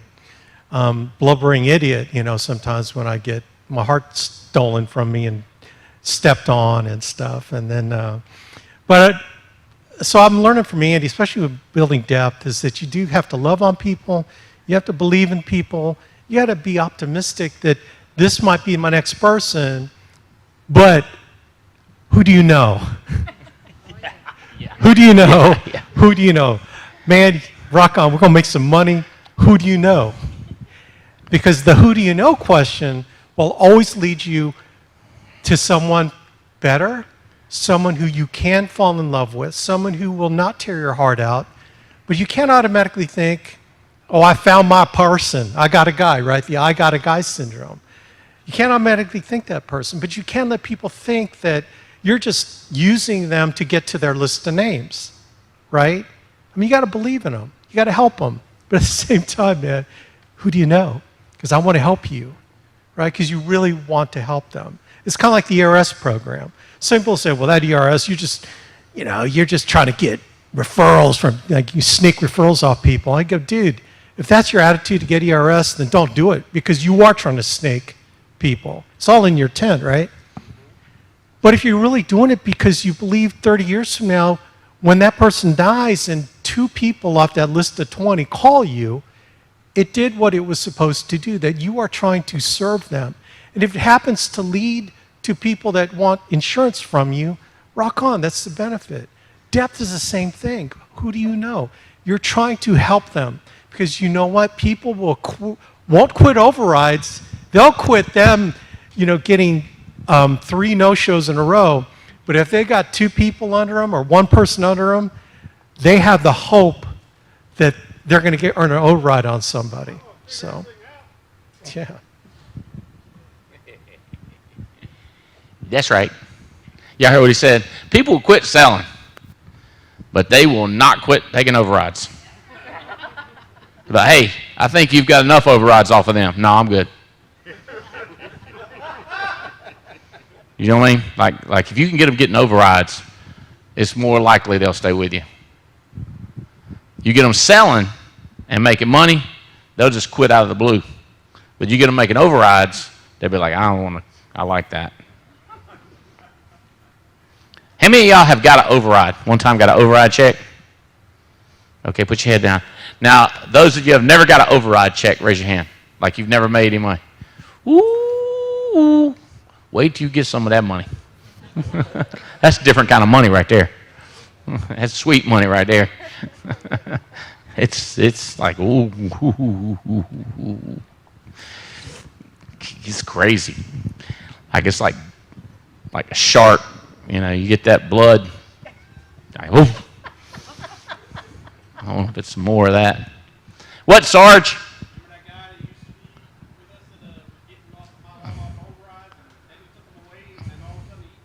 Oh, yeah, he didn't like it when I took him. No, he didn't like that.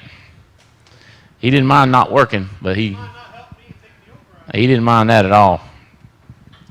There's something else you made me think about. Okay, so, Virginia Gutierrez. Come up here, would you? Is that your name? Come up here, Virginia. Hey, say it. Gutierrez. Gutierrez. Gutierrez. Gutierrez. Come over here. What's up, Laverne? Oh, Lord. What's that, Mama? I'm your mama. Don't call me Laverne. I got the mic. Chris Hill, did you have anything to do with that? Hey, can she tell a joke? No, she can't tell no jokes. Half the people quit. First the Puerto Ricans will quit. Then the Mexicans will quit. Then the white people quit. Then the girls quit. They just be unraveling the whole group. Yeah, things like that will unravel if she starts telling jokes. Yeah, she wipe out in 30 minutes. Hey, say hello to everybody. Tell them who you are. Hey, everybody. My name is Virginia. Do it like this right here. On up there, act like a country singer. I'm Virginia from St. Cloud, Florida. I'm honored to be here with you. I'm on Eric Belair's team. How you say your last name? Gutierrez. Gutierrez. That's what I said. Gutierrez. You did. Same To thing. roll the R's. Gutierrez. So you making some money doing this thing? Yes, Andy. I love the NAA. I'm.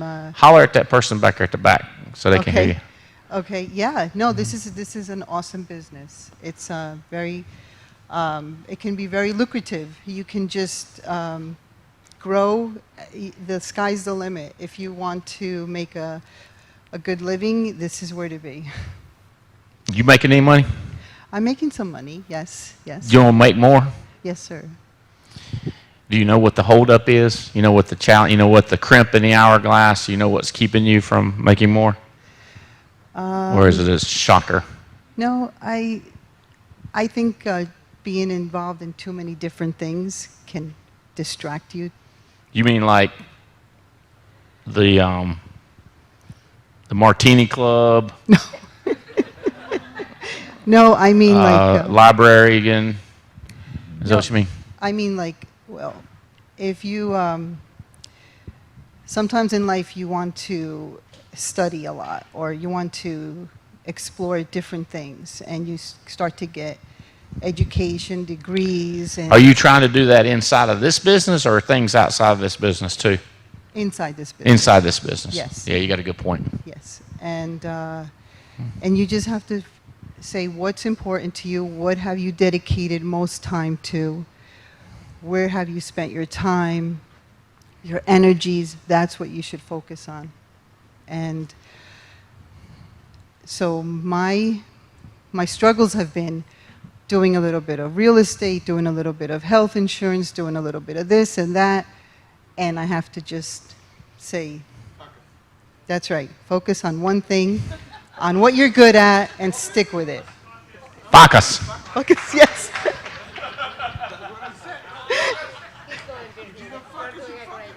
That's right. You either focus Or you. or you focus. Or you. That's right.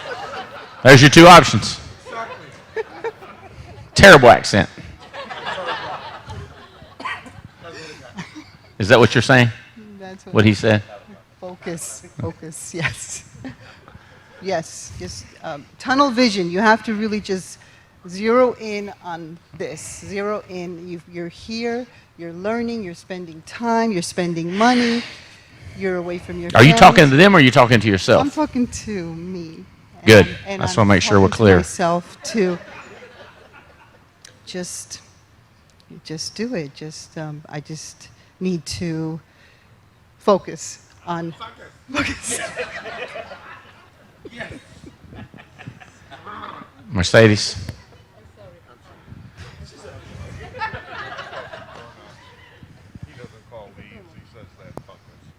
Yeah. Okay, so are you determined to be more concentrated in one area? Yes, Andy, I am. You are? I am, absolutely. You know what character is, right? Yes, sir. Character. The ability to keep the decision made after the environment in which we made it is gone. So it's easy to say that now, but Monday, when all the distractions are coming at you, are you going to be able to do it? Yes. Yes. Absolutely. Yes. Yeah. So these meetings work just like a shower for you young people that are first time. You're so excited, and it worked. It got you concentrated in a certain area, right? It got you excited and over. But what happens is after a shower, you sweat, and dust gets on you, and dirt gets on you, and you start stinking, and you have to take another shower. So our meetings work like that. You need to plan now on being at National Convention. Does that make sense? Yes. So if you are below, if you're below an agency manager level, if you've not been recognized as an agency manager, so it's key leaders and below, we'll give you 20,000 points toward next year's trip for coming to National Convention. Does that make sense? So coming to National Convention gives you 20,000 points. So you get a bonus of 20,000 points for doing that. Does that make sense? We're going to promote the snot out of coming to convention because we need you to come back to get centered again to keep going. Now Marcus was telling his buddies that he's coming there at least every quarter. Mm-hmm. You know, the fastest growing people that we've ever hired have been more than willing to associate and come get around the heat. You with me? Like it's inconvenient, I know, but like so is taking a shower. You know what I mean? It's like you got a million things to do, you got to go take a shower. You just got to do it, you know? How about, do you have anybody selling? Do you have any agents? Have you started that program? Yes, there's a team. I have a few agents that are selling. Where? In Florida, in Kissimmee. Kissimmee, that's near Orlando? Near Orlando, yes. Is that where you live? Yes. Okay. All right. So I'm trying to find somebody underneath Bel Air that wants to build something big. And I was thinking it might be you. That's what I was thinking last night when we were watching that band. I was wondering if she would want to do something big, you know. Yes. Got to do something next 20 or 30 years. Yes. Might as well do this. Absolutely. It's fun. It's great. And there's good people to hang out with. Great. They're fun people for the most part. Some are more fun than others. Some of them are a little bit of a stick in the mud. Okay. You know, but we're going to attract the funner ones. Yes. You in? Yes, I'm in, Andy. Thank you. Yeah? Absolutely. Okay. Thank you. All right. Who's your best person? Like the most, who you think I'd like the best? Like if you line them all up, all right, lady, that one right there, he'd pick. Which one do you think? From the people that you got. They don't have to be doing anything. They could be just getting started. But who you think's the best? I would say Lourdes. Who? Lourdes. Lourdes. How you spell Lourdes? Lourdes. Lourdes. Lourdes. Lourdes. Is that a male? Girl. It's a girl. It's a girl. Lourdes Bautista. Lourdes is a girl. Bautista. Mm-hmm. Lourdes. Does she live in Kissimmee? She does. Yes. There's some girl here named Kissimmee. Yeah. What's her name? Kissy. Where you at? Where'd you go? Huh? She gone? Ain't that her name? Kissimmee. Kissimmee. So that's where Lourdes is from. Yes. Lourdes. Who's number two? Let's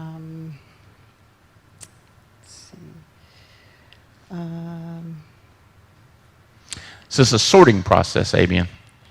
That's why when you're 12 down, it's more likely to have success, because if you're going in width, you know, you're taking whatever the cat drags in, right? Whoever trolls Craigslist. Now I got Lourdes, which is everybody she's talked to, I got like 100% chance of having a positive reaction. Who's number two? that would be, let's see, I can't think of her name. Let's skip to number 3. If you can't think of number 2's name. I got to get better at that. Yeah. Do you know anybody else on your team? Yes, Andy. Yes. No, I need to build my team, work on it, get deeper and wider. Well, I'm just trying to think who number 2 is. You can't think of her name? She's probably watching right now thinking, you can't even think of my name. What's wrong with you? What kind of an upline are you? Terrible. But Lourdes is fired up. Yes. Yes. Lourdes, somebody. And what's her name? Good to see you. Looking good.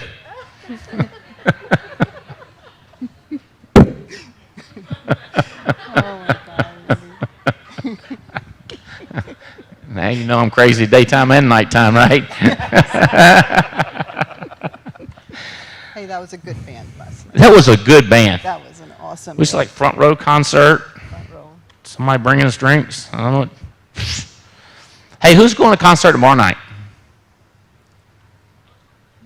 Y'all going? Oh, it's tonight?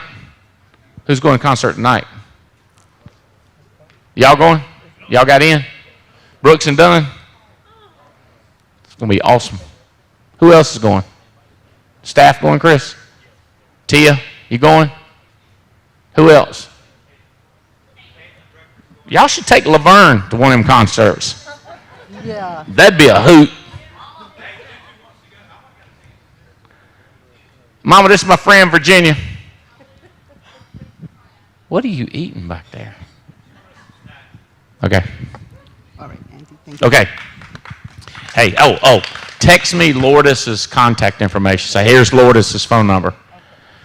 So that's how I normally build depth. I did it in front of you like that, but if I'm, like me and her hung out at the concert last night, and we were just talking, and I was like, I like Slade. She seems like a decent human being. I know she's hiding stuff, but still, you know what I mean? I was like, she got some sense. And my guess is she knows another language too. I don't know for sure. You know another language? Yeah. How many other ones? Just 1 or 2? So you know 2 languages, pretty good.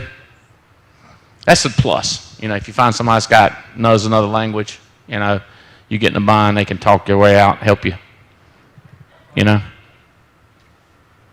What tips you got for these folks, Abian, about build a business? I always gauge the people that I love to work with are the people, that we're trying to mentor. The people that will be the next and upcoming leaders are the ones that consistently recruit. Like, how do you know you have a good producer? When they get on a GMR and they're turning in business every week, right? So how do you know you have a good builder? As someone who invests money in recruiting, and then when they find people, they help them get started, right? Because you don't got to recruit until you got to recruit for them. And you don't got a leg until it's 12 deep. It's like simple. So you just kind of go wide till you can find someone you can build depth with, and then just build deep, deep, deep, and never stop building depth. That's probably the biggest mistake. It's kind of like when you talk to a top producer, and you go up to him and say, what would you have done different? You think you're asking a very smart question, right? What would you have done different when you got in? And they all say, I wish I would have started recruiting when I first got in, right? And then when you hear that, it seems like, oh, okay, well, so you go up to another person and says, what did you do to start producing? It's like your questions change because you don't want to hear that part, But I promise you, like you talk to any top producers, they always say it. Now, if you ask me that, brother, sister, when I got in, I did not see my future as being a producer until I was 80 years old because I just watched Andy. What did I see Andy do? I saw Andy find people, get them started, get them producing, and he found more people underneath him. And he didn't do really any production. He just found people. And what he was good at is getting them moving. The best at getting them moving, the best at promoting, the best at doing all the things that we have to finally learn to do once we start doing it. And so when I know I have someone good is they're on a GMR, they're selling every week. And they start figuring out, hey, I need to recruit. Hey, I need to give you my list, Alex, so you can help me get started. They start doing the things that builders do, that top producers do. Like Andy's talking about the function. It never fails. If you want to know how to make 6 figures and multiple 6 figures, you go where all those people are, right? Those people never miss functions. So why would you think that you would shortcut what the top people do that wear rings? Why would you think, how arrogant you are to think that you would shortcut what Adam, myself, Andy, everyone up here, Andy Riddle, Big Mike, we figured out that we got to be at functions. So how would you think you would ever bypass going to national conference? Right? Well, I'll wait till I have money. Man, you know what I did? I sold stuff. I sold guitars and amps when I first started going to functions because I didn't have like all the money to go to functions. Years later, I could buy any guitar I want. I've got like 30 guitars now. I got boutique amps that people would spend money buying vehicles. I have amps that because I was willing to give up early because of what Andy said. Dude, you got to go to the next function. I go, I'm there. Why would I question him? He's more successful than me, right? So why would any of you out there think, well, I don't have the money, I don't have the time. Just make the decision, because all of us up here have figured out how to get you there when you make the decision to come. Hey, will you talk a little bit about how much y'all, he's got a massive organization with 11 coaches and a massive organization with Patrick Connors and then a really big base shop. Okay, so a lot of people that are not big hierarchy builders. But do we talk about how much communication between you and Mike and Noel and Patrick, and what did you talk about if y'all talked so much as I think you did? Because I was wondering when I hire people, I'm like, why am I not talking to them more? You know what I mean? So when we got in this thing, when Andy signed us up, we were fired up. We didn't know nothing from nothing. All we knew was we need to bring more people in, we need to sell insurance, and we need to keep talking to each other. So we started our own hotspot meeting at a Bob Evans. Every Wednesday morning we would show up, we'd distribute leads, I'd get their reports on what they did with the leads, and then we talked about what was going on in building. So it wasn't just a sales meeting, it was who you bringing on, who you draw out the people that you're bringing on in your group. Who can we go serve? And that's why 2 months later we submitted in our organization $100,000 in premium, and we didn't even know that was good.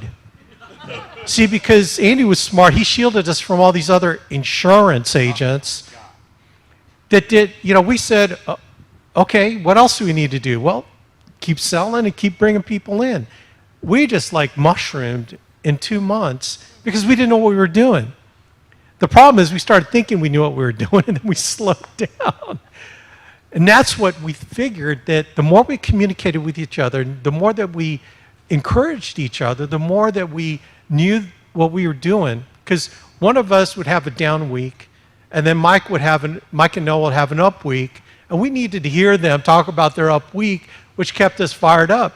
Patrick would have a down week, I'd have an up week, and I would encourage Patrick. It was just amazing, the three of us, because when Andy had his 2 other partners, they would talk every morning.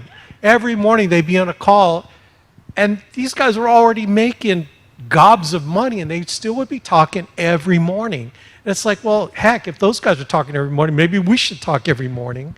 We should talk more. I remember, dude, when we were growing our fastest, we had Thursday night, and we even had Andy talk on our Thursday night sessions with our leaders. It was late night, midnight, after people had, gone to bed. All our leaders were up, and we would just be jamming 11, midnight, 1 in the morning. And then Andy would call in, hey, dude, what you doing? Hey, dude, I'm on my call with these guys. Can you say something? And we'd bring Andy in. In fact, I have some audio of him recorded. Man, he would just like get us pumped up. But that's where the business was built. Late night, man, early morning with your leaders talking junk. That was like, man, that was the best times we had. We were communicating all the time, man. So like tell Stephanie and tell Marcus and Chris and these guys, like what would y'all like really, what did you talk about? What did you say? Like help them get how to facilitate one of these meetings. Okay. So our organization was the first organization to really start kind of a hotspot meeting. We created a network of meetings that we knew all our leaders were doing in their towns. And so we published throughout our organization a list of who was doing the meetings, when they were doing it. And then this is where Andy started getting the idea, hey, dude, I think we could do that. We started Wildfire. They weren't even they turned into hotspots. And so where did that idea come from? When we started talking, it's like, hey, dude, so are you guys doing any meetings? He goes, yeah, we started doing one in our office. When are you doing it? And then, hey, when are you doing it? And so what's really interesting, Stephanie, is that the guys that weren't doing it figured out, you know what, I need to do one, because everyone else was doing it. And so what happened was we were drafting people, and we really didn't know exactly what we were doing, but we knew that what we were doing was showing the plan. And we wanted to do something efficient so that if I had someone in Spartanburg, South Carolina, right? Is that a place? That is a place. Okay. So yeah, I had a guy, so we had a guy there, and so he started doing meetings there, and it's like, well, I could plug people in there. And so we started creating these things all over the country. And those are where these ideas would come from, is talking about, hey, what you doing? What's working? And it really started out with, hey, man, what's working for you? And then we'd start telling stories about, man, this person did this, and but how can I get them started quicker? Or we're running into a challenge. One thing about this business as you grow your leaders is everyone runs into negative. Yeah, we got to be positive. But the biggest thing when you get your people together is to teach them how to handle negative, how to handle a chargeback, how to handle an agent that skips out, right, on their lead debt. And this is how you handle it. That's what those meetings were for. Teach them to handle the negative. Teach them, encourage them that, hey, man, things are going good here. And we would just trade stuff around. And it was that kind of created a cohesive team, right? And that's where we started finding other people. And our business just really exploded from those late night. It was like Thursday at 10 p.m. We'd be on the road. That was one thing, Junior, I remember, man. Back then, man, we didn't do Zoom meetings. There was no such thing as Zoom. I know, I'm just so totally dating myself, aren't I? We didn't have GPS. Yeah, we didn't have GPS. Man, I'm telling you what, we found ourselves on the road. I'd be on the road, I'd be driving, like I remember I was putting 50,000 miles a year on my Lexus. And we would be on these calls, not in our offices. We'd all be like in our cars, and we'd be staring at the same moon everyone else was staring at. Because we had a big dream of going and serving people. This is where we went to the cities where we had to grow our business because, man, we didn't have to send them leads because we were bringing the leads to them. We were physically getting the applications from them and scrubbing them before we left, right? We were doing, and there was something magical about building the business in an analog way. You know what I mean? Like in a way where when we're in our cars driving, Because I think part of the thing was we were serving. It felt like we were really serving people because we were out there, we had the smoke of battle on us. It was evident. We knew who was working and who wasn't. That's why Andy gets so frustrated, right? Because, so where are you going? And I'm thinking, crap, I don't got anything booked yet. You know, it's like, dang. I remember back in the day, right, Adam?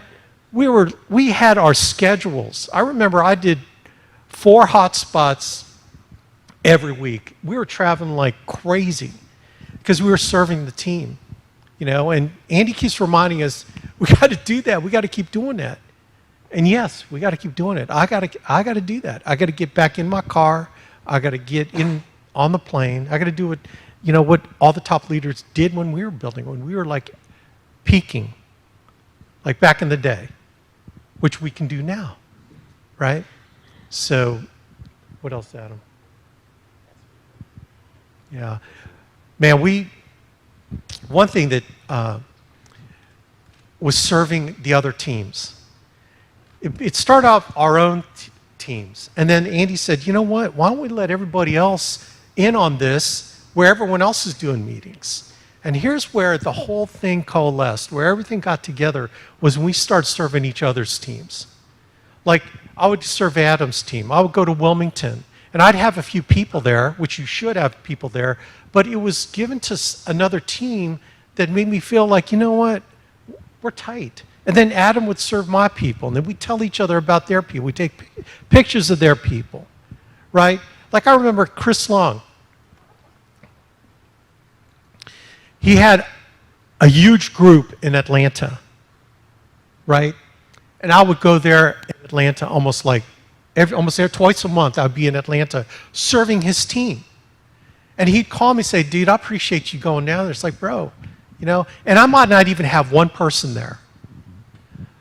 Right? I wouldn't have one person, but you know what? I was serving. I was serving my crossline buddies because that's what Andy taught us to do. And we came together. We were just so, I don't know, man, Adam, and we got to get back to that. I got to get back to that. I got to be focused on serving the Alliance team, not just my team. You know, but Andy was smart. He said, dude, when you go someplace, make sure you have a leg there, please. Don't just go there. I put 50,000 of my miles, and probably most of the meetings I didn't have people there. You know, I was really crazy about serving. And you know what? And this is probably why Andy has me on the mic. It's like, I'm talking to myself. No.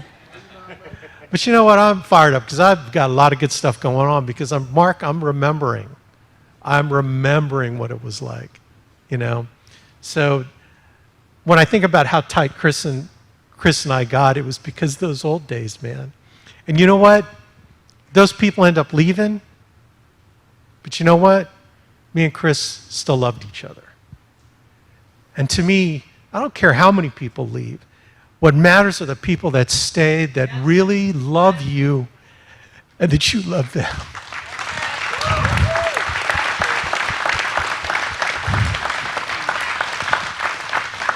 Because you know what? I don't know if Chris would have left. But you know what? Because I served him and he served me, we're not going anywhere, man. And that's why the Alliance is going to blow up, is because we are recreating that right now, right here. Andy's recreating that right now, right here. We have nothing but the future to look forward to.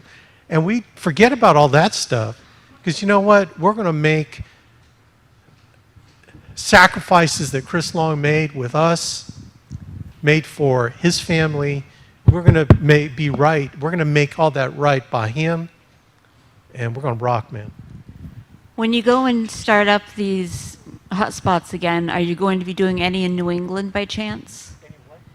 Of the hotspots in New England? Or any of the training sessions? Man, I was in New Jersey. Like, how many times was I in New Jersey? Where's Jan? A lot. I was in New Jersey all the time. But yeah, I've got people in New Jersey now. New England. Oh, New England. Oh, okay. Wicked awesome. Maine, Massachusetts, okay, so New York, New Jersey, any of Is this like Europe? Because that's confusing to me. Because I was like, I don't know where New England is.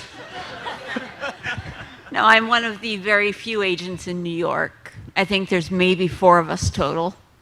Then why did you say Maine and all them other places? Because there's one in New England, up in Maine, that I know of. Is New England a state? No, it's part of the U.S., but it encompasses those states. It's a group of states in the north. Whatever. Where you live? Where you live? New York, I drive 696 miles one way to be here. All right.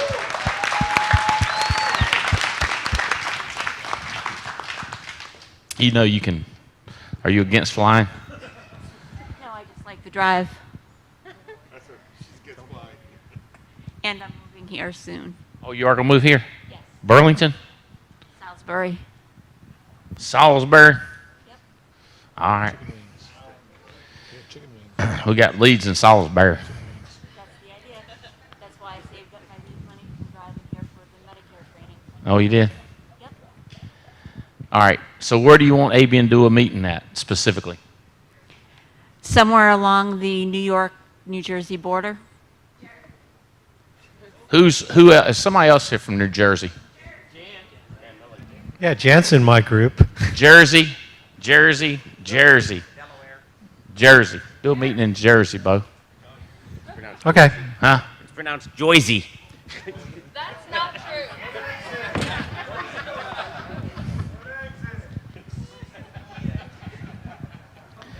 Big tip for these guys. Big night. Big dip from Big Mike. Culture's everything, baby, and character. You all have character. The culture here is what keeps the people. The people with bad character are the ones that leave. You understand what I'm saying? That's why they're family. That's why everybody's calling everybody family here, because you have character. You cannot run an operation without character. Character is everything, and culture. And what better examples do you have than right here? Really? Man right here to my right, you've heard everybody talk about Albright. How he can forget things. And there's been some things that I wonder how the hell he forgot them. And then he told me, you want to be right or you want to be rich? Do you want revenge or do you want to get rich? Yeah, that's true. That's true. Do you remember? That's true. I don't remember what you're talking about, but yeah. Yeah. Something must have happened you're talking about. Yeah, there was. And then here's the other big tip. One big tip I'll give you all. This is what I used to do. I came in the game not to lose. I played the game not to lose. I didn't play the game to win. There's a big difference between playing not to lose and playing the game to win. You're running defense all the time when you're not wanting to lose. But you score points by winning to win. Go all out. Don't let up. You had people up here pouring out that it's the dials, it's the telephone, it's the leads, it's believing in the products. What's holding you back now? Are you going to play the game to not lose, or are you going to play the game to win? That's a big tip from Big Mike. Andy, what kind of big tip you got? It's crazy listening to Avian talk about the way they started, because my path was the exact same way. Yeah. The first 6 months, me and Chris went to 6 functions. So we went to a national convention. There was an agency manager meeting we snuck into. There was like a Cats Davies meeting we went to in Charlotte. Like in that first 6 month period, we went to 6 functions just to get us off the ground, so we knew what we were talking about. And we traveled like crazy. So when you listen to Avian talk about his guys were going all over the place, we did the same thing.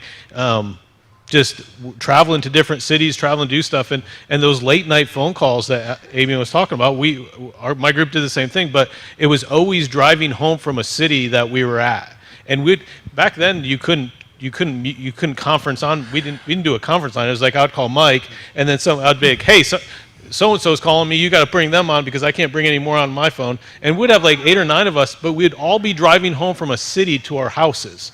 And the thing I love when Avian was talking about, it's that build the camaraderie, because we're out there fighting together, building this together.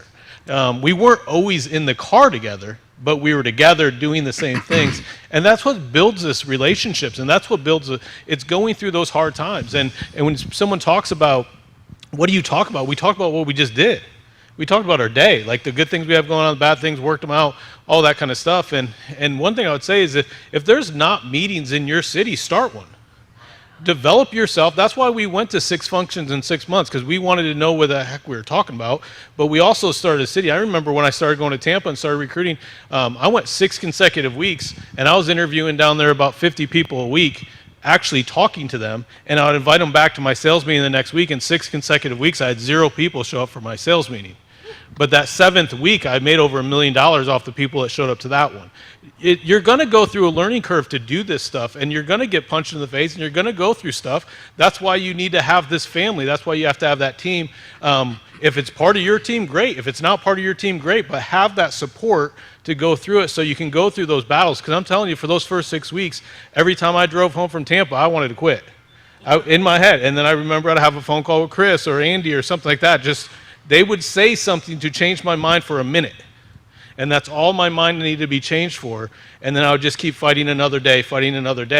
And it's just crazy. And I was showing someone at lunch because they were talking about like overrides and getting that and sticking it. And I just pulled up my ARC, and the last 30 days under that rev thing was, I don't have the exact amount, it was $79,112, and I can't remember the change, but it's right there. Overrides. 79,000 overrides. Yeah. In overrides in a month. But it's because we built that. In overrides in a month. It's building that foundation to go out there and do that stuff. Money ain't everything. But that's what overrides is.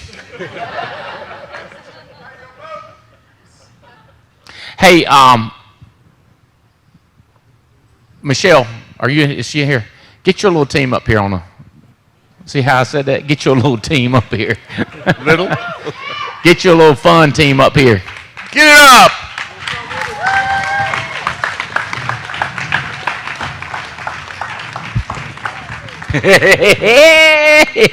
Hey, nice shoes. Yeah.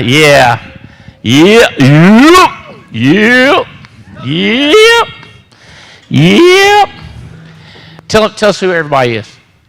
Okay. So I'll start at the end there. So, no, I can't start at the end there. I'll start right here. So this is my brother's best friend. Also, his son is my brother's godson. I mean, did I say that right? Yeah, okay. So that's his connection, right? And then I'm going to draw this line across because that's his brother there. Oh, I'm sorry, Christian. We call him Loco because he's crazy. That's his brother, Devin. And then side by Devin is Justin. He has on the Albrights. Check those out there at the bottom. I don't know if you guys noticed, but Albright traded shoes with this guy yesterday. There's no other CEO that would do that ever. Then I went to school. Yeah, I drew the line already. Okay, and then this is Maddie. We went to high school together. Hey, I want to say you wear them better than me. You see them, the pictures where they go, what? I know, but you see them things where they got a dress, they got like, who wears it better? Oh, yeah.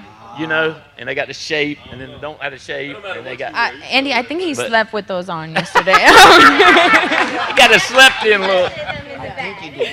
I'm pretty sure. I don't know. No. So this is Maddie.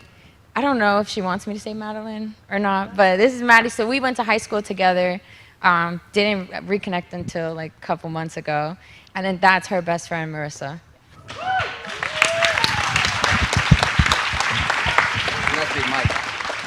Oh, yeah. So is there somebody missing?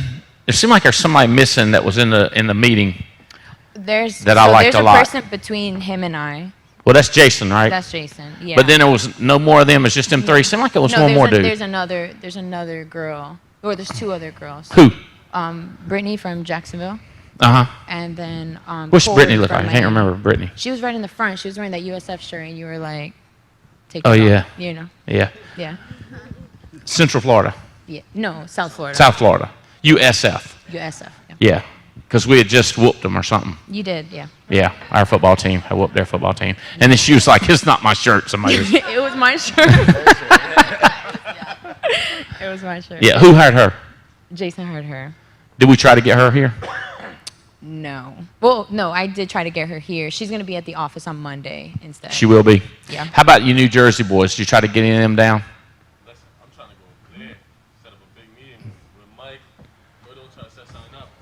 So, did you try to get him here for this? I did. You know, you said no, but he said yeah. It's hard trying to like I'm still learning how to try to talk to people correctly, right? So where I get them in their head, so I'm like, look, there's bigger dreams out there. What do you want? You know what I mean? Like, were you able to fund what you want to do in life? That's kind of like what I'm trying to endure. So y'all are like a crazy fun group. You with me? Like you got to keep that. You got to keep that, right? And then so here's what you got to think about, dude. Get them here under any premise. Yes. I don't know if that's get them here. like you know what'll get them here. Then get them here. Is that you understand? I get it. Plane or bus. Yeah, plane or bus. Get them here. But get them around the team. Right. Get them excited. So, like, when Avian's talking about, tell them about when I called y'all and y'all, how many people came down to see me and how far did y'all drive and blah, blah, blah. So, Andy said, I'm doing a big meeting in Raleigh, and who else can you bring with you? So I had Noel and Patrick, and then the band keeps getting bigger and bigger. I think we had like 7 people come down. We drove all night to come down for a morning meeting because we didn't want to spend money on a hotel room. And we were in this room full of about 50 people, and Andy was sitting there in the front row. Our team was sitting in the front row, and we didn't know exactly what was going to happen, but we were just jacked up, fired up, because Andy was jacked up, fired up. And I'd be looking over at him, he'd be looking at me, and he's like, and I was going, you know, it was like this kind of enthusiasm. We hadn't sold one policy. Andy didn't tell us, oh, I'm making all this money. We were just fired up. We didn't know what we were doing. It was insurance. That's all we knew. And I don't even know if we had our licenses. I think we might have had our licenses back. I think you were in class. Yeah, we were in class, but we filled out all the contracting paperwork right there. And man, we just started rolling. And he said, just be there. And we went. We didn't have any reason to question, right? Because we were so fired up because he said, man, both people are making money in this thing. Dude, I'm there. And so it wasn't convincing anybody. Because I didn't show him a paycheck. I said, man, Andy Albright, man, he's doing this thing up there, man. We got to get there. And they all said, really? Yeah, okay. And all I knew was him. But I trusted that he was getting me around people that were making money. I had a relationship with him before, and I chose to believe him.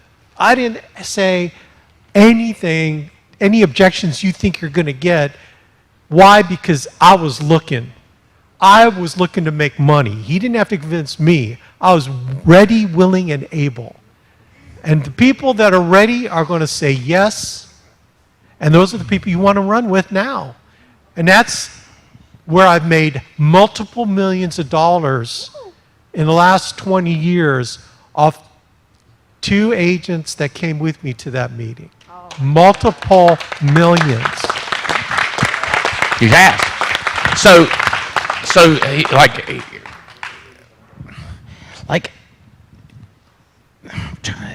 y'all can do this. Like, just blow it up. You could be making $1 million a month. Like he says he's making $80,000 a month. You could be making $1 million a month.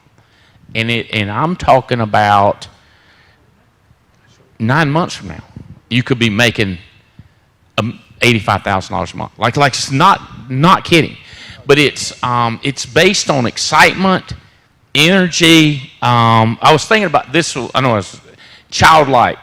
Like everything in the Bible is like you got to be childlike and excited. You've got to hit it with enthusiasm. You know what I'm saying? Like you got to be excited. like over the top belief. You with me? And that's what, you know, when I was like, crazy, just crazy. It's crazy. That's the way I was then, and this is the way I am now. But I need you to be like that. Does that make sense? And y'all could do that. Y'all got the it factor. You with me? And then all y'all together, y'all like a damn gang. You know what I'm saying? Well, I was thinking like, you know, huh? No. So we talked about Florida is like oversaturated. There's like a portion of it, the portion that we live in, it's just like there's not enough leads right now. So I'm like, man, we gotta start driving. We gotta start renting an Airbnb and start just running in a thing.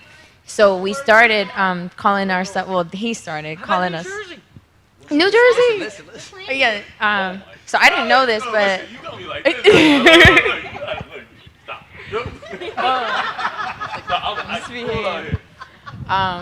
So do you know what a nomad is?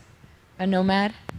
I think they live wherever they want to live. Okay, so we started calling ourselves the Nomad Group, which is TNG.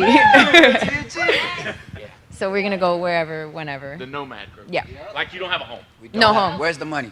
Where's the money? Show me the money. That's it. So the Joker showed me this thing. He got his desk, and he rolled out one of them paper maps. Y'all probably never seen one of them, but he rolled out a paper map. Army. Okay, so you've seen it. So he put a dime on the map. He said, you see how much territory that dime covers? Well, that's how you make a dime. And then he put a quarter on there. He said, you see how it covers more territory? You can make more money. And he put $1 on there. He said, you put $1 on there, see how it covers more territory? I jumped my ass up on the middle of the desk and just lay down on the map. And he said, the more you're willing to travel, the more money you make. And I just jumped up on the table and I said, here's where I'm going. And he's like, you get rich if you're serious about that. Now, that was, see, people say the toughest thing, staying married. I mean, it was insane, you know, because I was traveling so much. Like, I can appreciate what these country musicians or professional athletes go through, right? That was my struggle. You know, and it's just, but it wasn't making money. That was no struggle. The struggle was keeping that together and seeing my kids. Yeah. You with me? And some people just ain't willing to do that. And Junior was talking about since I've been married and I got a kid. Dude, I had 2 kids when I started this thing. I wasn't single building it. I had 2 young'uns. You with me? And I was thinking about this too, dude. You have not, like this morning I got up and I was like, what the hell? Dogs was walking around in my house. I was like, I heard Mac hollering for me and I walked in there. I was like, hey, who's feeding these dogs? He said, that's old Justin. I got him to use the bathroom. I was like, oh, okay. And I went and took a shower. I don't deal with dogs. Does that make sense? Like, I don't do dogs. I don't take them out of the bathroom. I don't clean up if they mess up. I don't feed them. Nothing. You're about, what if Jane's not there? Well, they're going to be hungry. They're going to be nasty. Matter of fact, if I find out that there ain't nobody there, I just kick them outside. They'll die or something. Does this make any sense? Like, I don't do dogs. I don't make up the bed. I make money. I'm a money printer. I used to tell my wife, I said, you just need to keep the money machine greased is all you need to do. Just keep Albright working. Keep Albright working.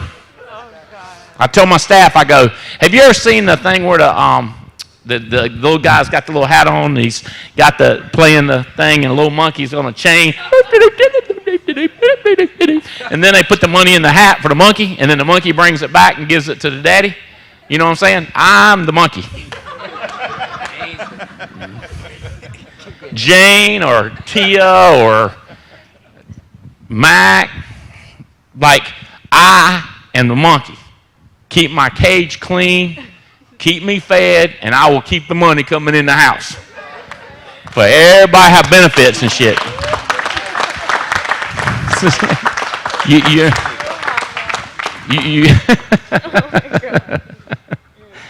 Does that make sense? Like, so how did Jane deal with that? Best she could. One time, she got me to clean Haley. I threw up. Put it on sideways. Anything I could do to get out of that job. Then there was Spencer. She caught me.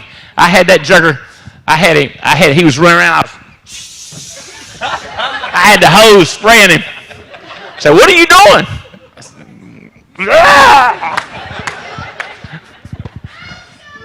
Two times. I cleaned them both one time. You see what I'm saying? Yeah. Yeah. Oh, she sent me in there. He was crying when I want to go in there, and I went in there, got up under the crib, went back to sleep. She come over, what are you doing? I said, I'm getting him to calm down. She said, you're asleep and he's crying. Do you not hear him? Apparently not. Flowers. Does this make any sense? So what okay, but the enthusiast, let's go back to enthusiasts. So y'all, you call them in New Jersey, then you call them, you get mad at call them, and just give them hell. Get your ass here. Does that make sense? Think about it like the gang thing or these riots that they do. I mean, who the hell can get people to come out and throw shit? You know what I mean? Hey, I got an idea. Let's all meet downtown and throw shit. Like, what? You know what I mean? Like, I'm thinking if they can get 400 or 500 people to do that, we ought to be able to get 400 or 500 people to sell insurance. That's right. That's right. You see what I'm saying? But whatever they're saying, like, give him the mic. Like, can you imagine if I bro, we're going to get ready to go downtown and throw shit. Can you get some people? Well, I'm still learning the different words. And bro, get some lunatic friends. We're going to tear some shit up. Let's go. Damn right. Does that make sense? Like, go get them. That's what I told Amy. We getting ready to start us a pyramid, bro. And I need y'all to come down here and get as many people as you can. But and then, like you said, go there, get Big Mike and Andy, but don't let them Listen, I got some bring great it leaders. Down. I have some great Don't leaders. They drop let judgments them every day. bring it down. Yes. You with me? Yes. Bring it up. More crazy. Yeah. That's what I'm talking about. No. Okay? Yeah. We in? 100%. So we need right now 100 people writing business in your group. 100 writing business. We need 100 in our group. You want crazier, the better. The more tattoos and, More tattoos. Yeah, the more we can get. 86 to go. Okay, 86 to go. All right, who's written business? Right here. Every? You're getting your license now. Are you fired up? Oh, yeah. You get this. Talk to the people. Tell them who you are. Use the mic and start practicing. Hi guys, I can't my grab name is it, Marissa. I'm currently, I'm so hyped up. I'm getting licensed this week and I'm starting this week. Like, that's it, period. Game on. Were you like that before you came already? Were you already that excited? Yeah, this group is a high energy. I know. We stay hype all day in the office, before we leave and everything.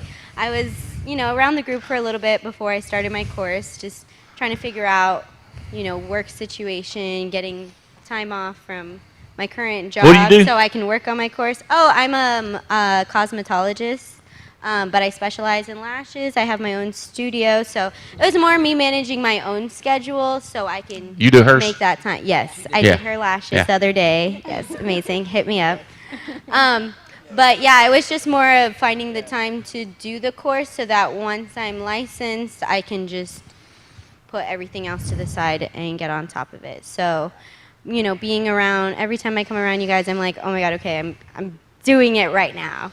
And that's kind of what I did yesterday. I worked a lot on my course. I got a couple chapters done, so. Yeah. Huh? Yes. Yeah, I'm basically done. I just have to do the last 3 exams and then take my license test. Okay. Yeah. So, like, you got to call everybody you know. Like, Oh, no, yeah. you believe this shit. You Oh, yeah. not believe what we got going on. Oh, You yeah. got to come down here and get them down to that office and just exactly. and Just get all put these them guys in the talking junk. environments. Everyone's gonna already know like what to do. Right. And all over the country. You And said then- 100 people. And then, like, you call All right, them goals after for she this talks month. to them. You know what I mean? Just tag team. You with me? Just living on the phone, getting everybody. You're just basically trying to start a mob or a gang. It's just enthusiasm, excitement, and does that make almost like you're trying to embarrass them, like just pass everybody. Hey, friendly competition is good. Yeah, yeah, like stomp a Friendly. mud hole, Friendly. stomp a mud hole We're in trying to them, be you know. TNG guys. TNG coming.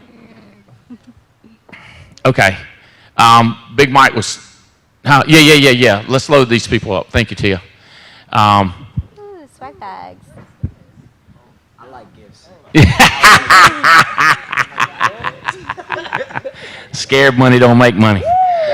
Thank you. Okay. Wonderful. All right. So, Thanks. Maddie, Ooh. tell us about tell us about her first, like getting started, her numbers, and then we'll let her talk after you tell us about the numbers. Okay. She do good at this. She's great. Let her do it all, actually. Okay. So like I said, so me and Maddie, we went to high school together. She reached out to me a couple months ago, just curious that she did some insurance thing before, whatever. Fast forward, she fell off, came back, because I kept posting about money. Comes back strong, gets her license very quickly, starts dialing best on the phones, easy. Gets to her first 3 appointments, guys. This is what's funny.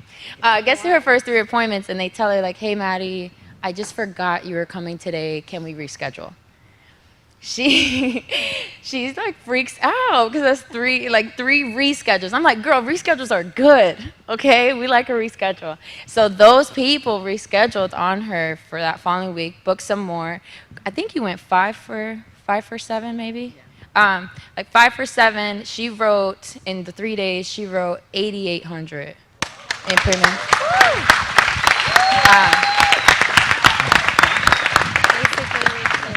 What was cute is that Adam Katz had just came to the office and just lit us up about how you need to have somebody, like, you need their picture first. Like, don't try to get them to see the millions. So she had told me before, hey, Michelle, look, I just need about $1,500. And it was just so hard for me to say, like, that's just a policy. But I'm just like, okay, $1,500, that's the goal. You want to tell them what you made on Wednesday? Yeah. Okay. So my first check that I had gotten was $4,400. Let's go! I was just trying to pay my bills. Right? I'm like, this is more than enough. Those are definitely paid. Yeah. Oh, that's between 3 policies. Yeah. You made 8,800. Yeah, she wrote 8,800. Wrote 8,800. She put about 44 in the bank. Put $4,400 in the bank. You fired up about that? Yeah. Tell them how excited you are about it. I'm pretty excited. I'm definitely pretty excited. I know. Yeah. Should have seen her yesterday. I'm not doing it. I'm not doing it. No dance. Go ahead. No, Let me have a bag. The bag. What dance? Go ahead. Do not. Just get excited. I'm excited.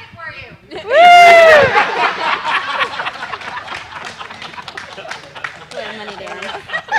Keep the mic. So, all right. Now, here's the way this thing works, okay? It's crazy business, all right? It goes good going up. Coming down, not good. So we got to keep it going up. We got to keep the momentum. Because here's the way this works. If you get paid $10,000 in a month, $2,500 is not yours. Okay? Because no matter what you do, 75% of what you get, you're going to keep. 25% is going to fall off. Okay? Now, you'll never know it if you if you get paid $11,000 next month, and then you won't. Now, the bad thing is, if you write $20,000, $5,000 is going to fetch it on back. You with me? So what you have to do is you have to keep pouring it on. It's the weirdest thing. Like, nobody had to tell me this. I was like, oh, I got to make more money? Okay. You know what I'm saying? But you have to tell people this, because if you're happy with 10 grand and then next month you only make 5, you're only going to make 2,500, because 2,500 of the 10 is coming out. But if you do 10 next month, you don't care. Does that make sense? So it's just, you got to keep pouring it on, because then people are shocked because everybody like, here's what they do. They write 10 and they're fired up, or they got 10,000 in the bank, and then the next month they owe 2,500, and I'm going like, wait, did you quit writing? Like, are you brain dead? You know what I mean? Like as in, you saw how easy it was to make a lot of money. Make a lot of money. You ever see a football team and y'all passing like crazy, and then they stop and start running it? Like, you know that part where they ain't working? Start passing it again. Duh. You know, so like if you're writing business and you were making money, write business and you make money. You know, I'm not discouraged. I just want to like give you a heads up. You got to say, you got to do it again. Okay. So so there's 1, 2, 3, 4, 6 of you. So national convention, thinking 100 people with you. Not, we're all going to get one more person. Like, we're all going to get, 10, 15, 20 people each on your team. So you're like, you go get some people, and then you go get some people. And then when you get that person, tell that person to go get some more people. And then everybody keep swirling it. You know what I mean? Like, everybody keep talking about it on these little meeting calls. And if somebody starts not pulling their weight, start giving them hell. You with me? I can't give them hell, but you can give them hell, and you can damn sure give them hell. You with me? Absolutely. Does that make sense? Like, the more young and innocent, and like you're just talking shit. You don't care. You understand? That's how they get people to throw stuff. Tell them that. They want to throw stuff. Yep. We'll get Elliot. Have y'all been around Elliot Lenny at one of the big meetings? Y'all got to get around. You got to be. I mean, good time, and he pays for it. I like free stuff. You understand? I'm not like. Yeah, they could do it. They could bring 100 people back. I remember when we got started back in whatever got started back in 2008. Our first conference me and Chris went to, we brought 8 people, and that included us. And then our fall forward, we had 46. Yeah, 46, and that was not a 6-month, that was a 3-month period. And then this conference center used to be set up the other way with the stage over there, and we put 500 in here once. So just us. So nice. You can do it. One quick. person, and get your brother. Like we tried. Huh? Give him hell. I mean, huh? Yeah. Yeah, and tell him bring some more people. You know, some other best friends. There's only one of me. I got you. Okay, some second best friends. There's another one. But does it make like this? Just it snowballs, bro. It can just get absolutely crazy. And the nomad thing is huge. If y'all are willing to travel and don't have dogs to take care of and children to take care of, and you know, huh? Right. Right. You got a Jane at home. Whew. Whew. I hope yours is easier to deal with than mine. Nope. Not good. You learn a lot. Huh? Flowers. Whew. We're gonna be rich though.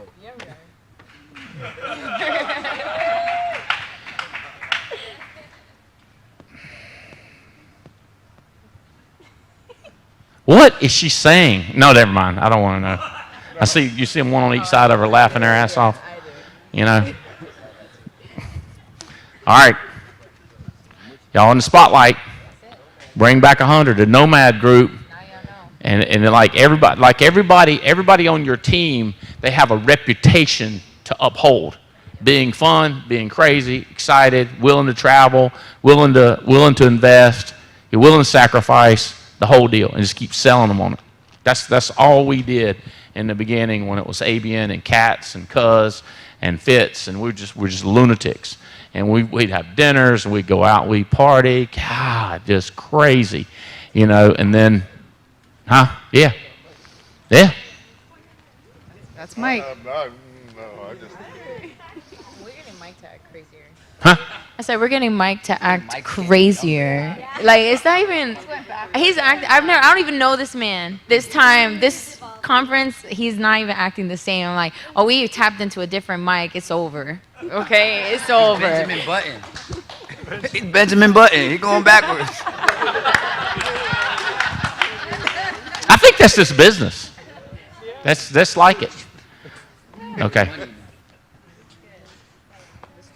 Yeah, okay. All right, y'all get y'all's ass back here and get started on the phone and start texting people.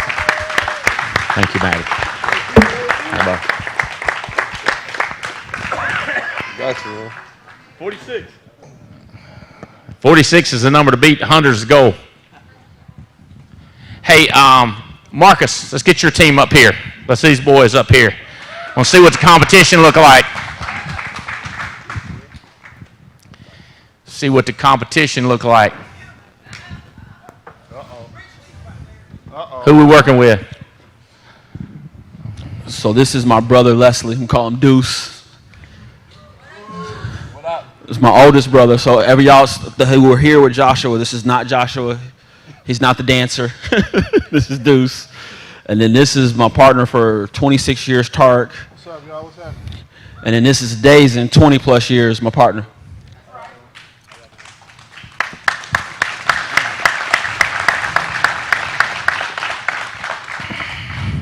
So, y'all kind of see the gist of what we're trying to do here? Yeah. Where are these guys from? So we're from Colorado. So my brother and I are in Colorado, in Aurora. Well, he's in Denver. I'm in Aurora. Targ just moved to Florida in the Apopka area right outside of Orlando. And then Dazen's in Denver with us. Okay, so 3 of you together. We got to get Tark on the phone nonstop. Yep. Like, if not, the low side is once a week, but it's every day. Who have you got? And it's energy, enthusiasm, no matter what the subject is. You know what I'm saying? Like, if I was going to if I'm going to accomplish anything, it's going to take a group of people, right? Right. So if I'm going to, like,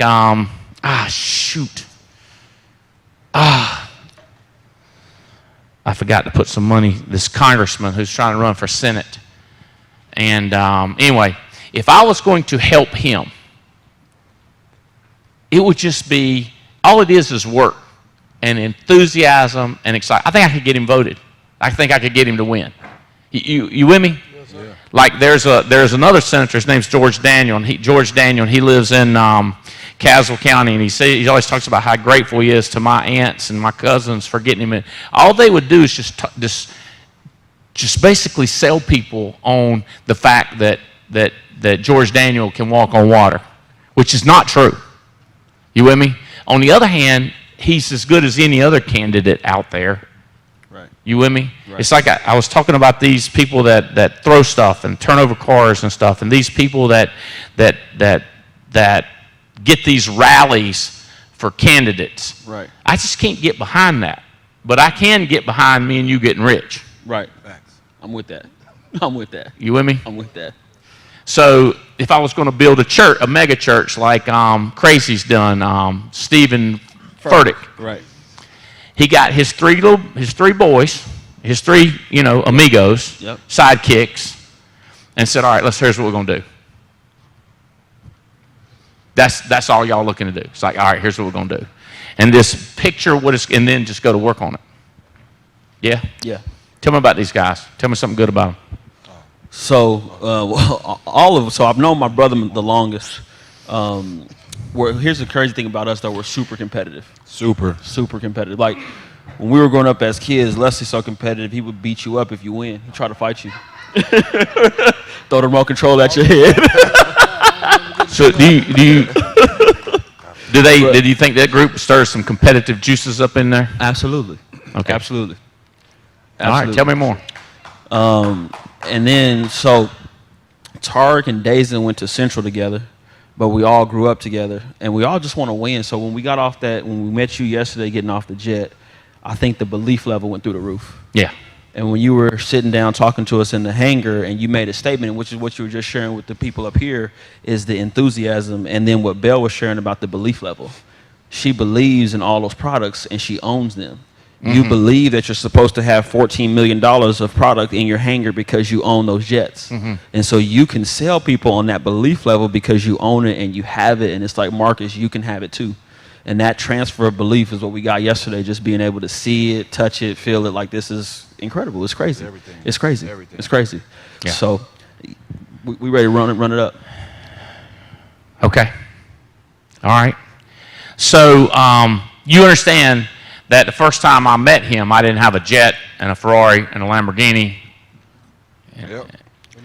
But I was lunatic committed to this is a way to get rich, wasn't I? 100%. 100%. And that was the thing when they were talking about driving. So the second time I met you, you said, why don't you come down to Dallas and meet me? I told them that story last night about driving down to Dallas.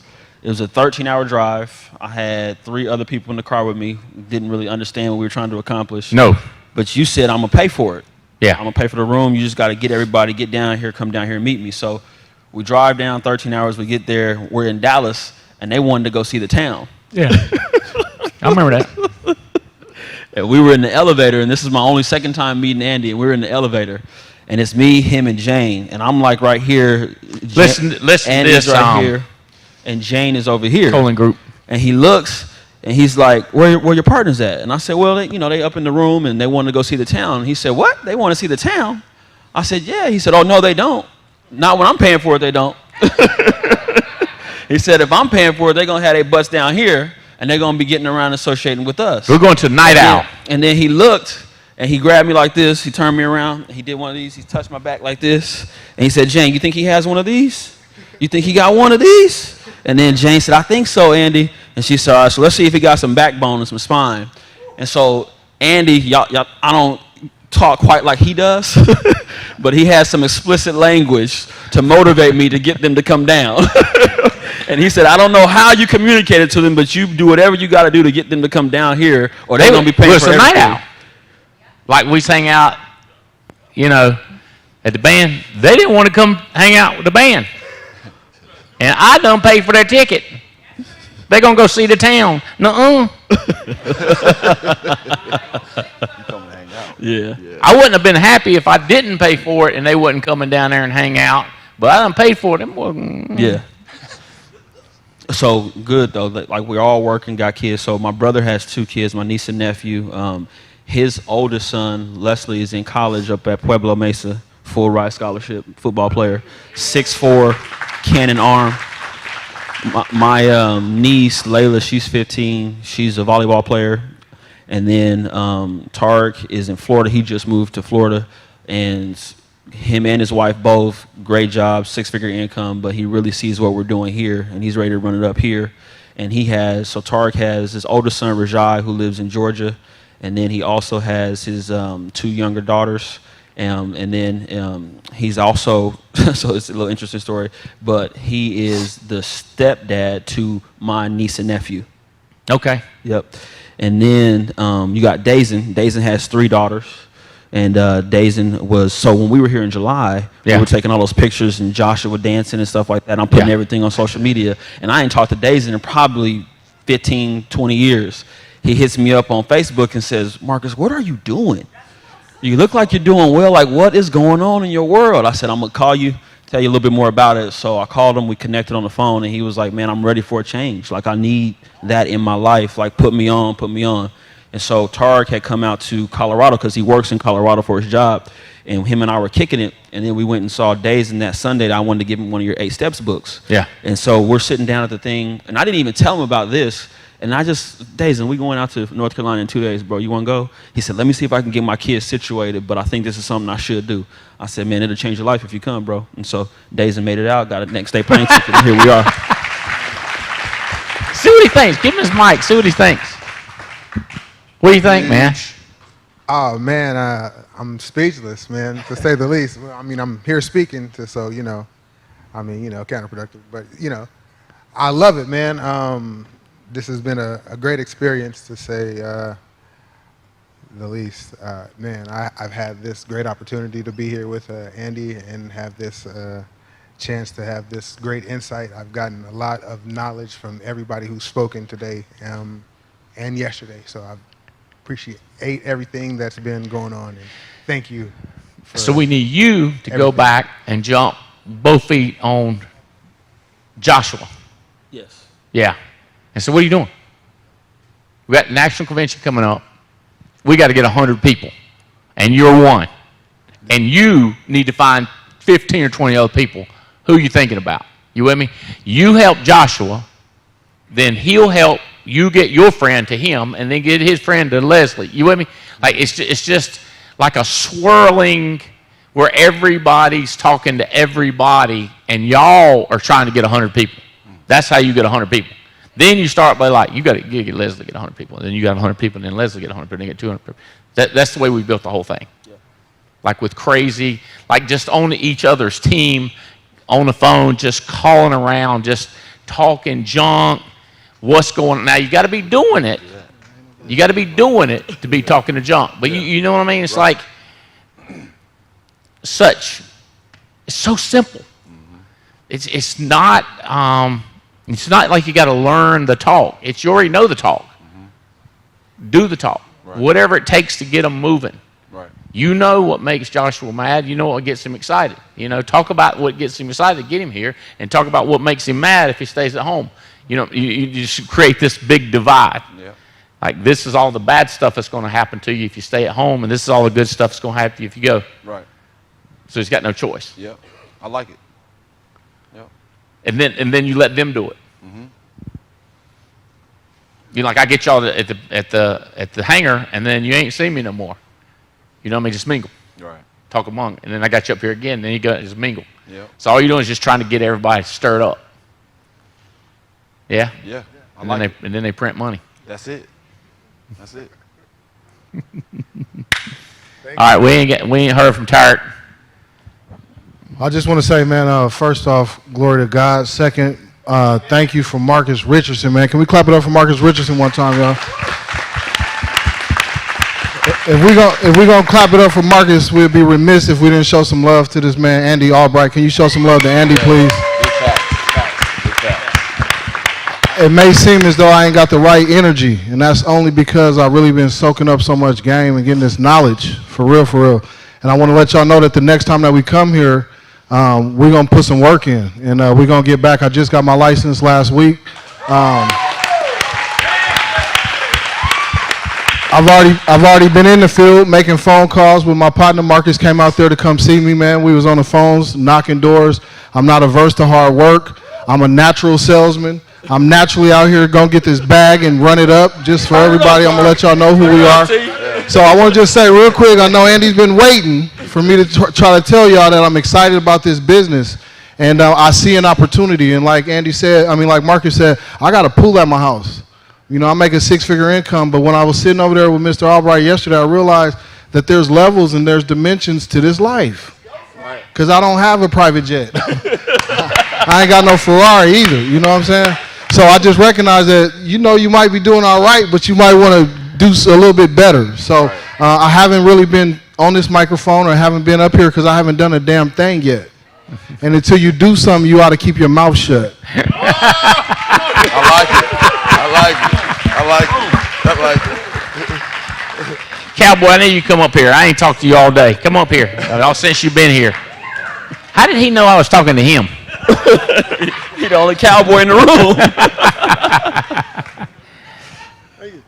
What's your name? Dan Dost. Dan Dost. Yes, sir. Can you put this mic up here real close? Act like you're a country music singer. It's long.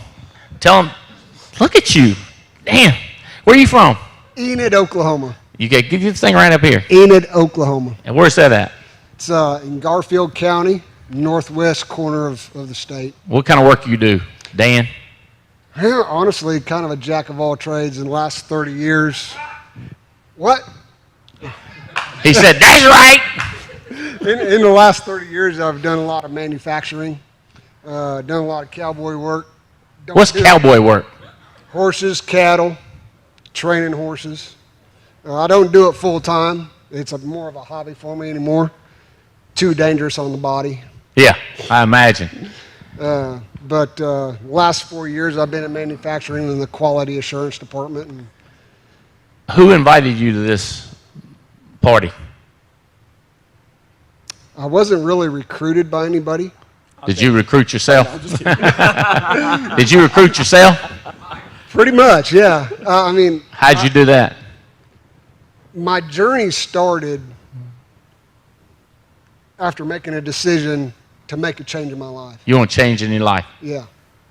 And through my work searches, the insurance thing kept popping up. I never thought I'd be selling insurance. Right. It never crossed my mind. Have you sold any yet? No, sir. Not yet. But you think about doing it? Fully licensed in 2 states. Okay. Ready to rock and roll. All right. The first company I was with, it was just not a good fit. Not a good fit. They didn't like cowboys? No, no.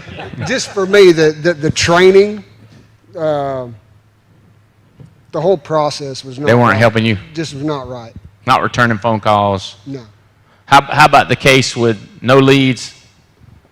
Okay. Who's his connections? Huh? Ty. Ty. Tim Tipton. Yeah, Tim. And Ty Osborne. He's Yeah. out of Tulsa. Yeah. 2-hour drive from where I'm at. Okay. Did he call you or did you call him? Actually, I submitted my contact information to Alliance. Uh-huh. Didn't hear anything for about a week, so I was like, I got to follow up on this. Right. Ended up talking with Pam Parrish. Right.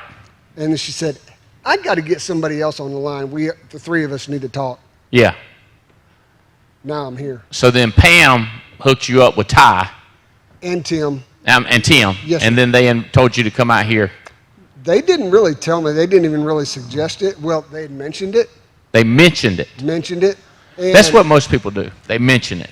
I'm saying talk junk to them and get them here. Every single person. Make it happen. Yeah, make it happen. Yeah. Like, if you come rolling in here with 100 people, bro, something's going to happen. Right. You with me? I mean, you know, like you go in a bar, it's like 7 people in there. Ain't gonna be no fight. Right. You know what I mean? Nobody gonna break out. But 7 people, they're gonna break out in a fight. Right. Ain't gonna be no dancing. You get 100 people, bro, something gonna happen. It's gonna be fun. Somebody gonna get slapped. Somebody get the hell slapped out of them. You know what I'm saying? you know? Yeah. All right, so mention it to you, and you came on. See, I'm telling you, if people come on just of a mention, what if you did everything you could to get people to it? We come rolling here with 3,000 or 4,000 people. Liquid. No, let's see.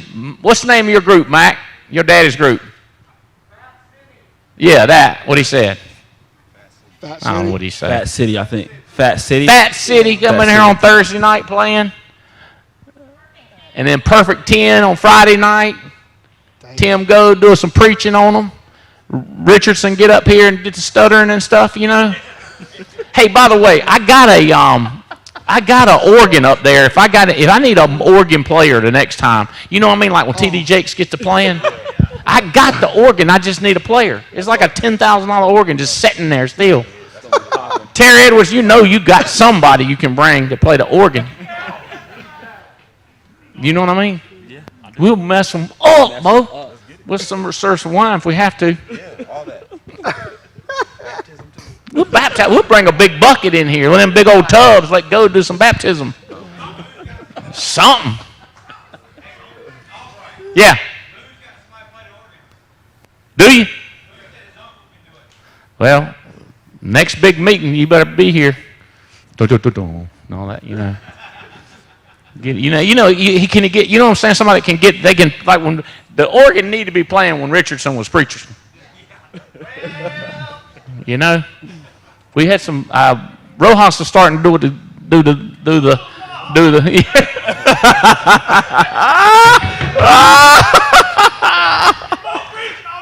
That's the way it works right there. Is this a better fit for you, Cowboy? Can we call you Cowboy? Listen, I'm gonna do me a favor. Don't change the way you dress like the rest of the time you're with us, next 30 years. Don't adopt. I'll put the golfing hat every now and then, you know. But whatever I like that one. But whatever you with me, don't go changing on me. No, sir. I've been this way for 50 years. You're not, no danger, huh? No. No. All right, you reckon you could bring a few more people back with you to the next big meeting? I got some people in mind, yes, sir. Okay. You gonna pass this on?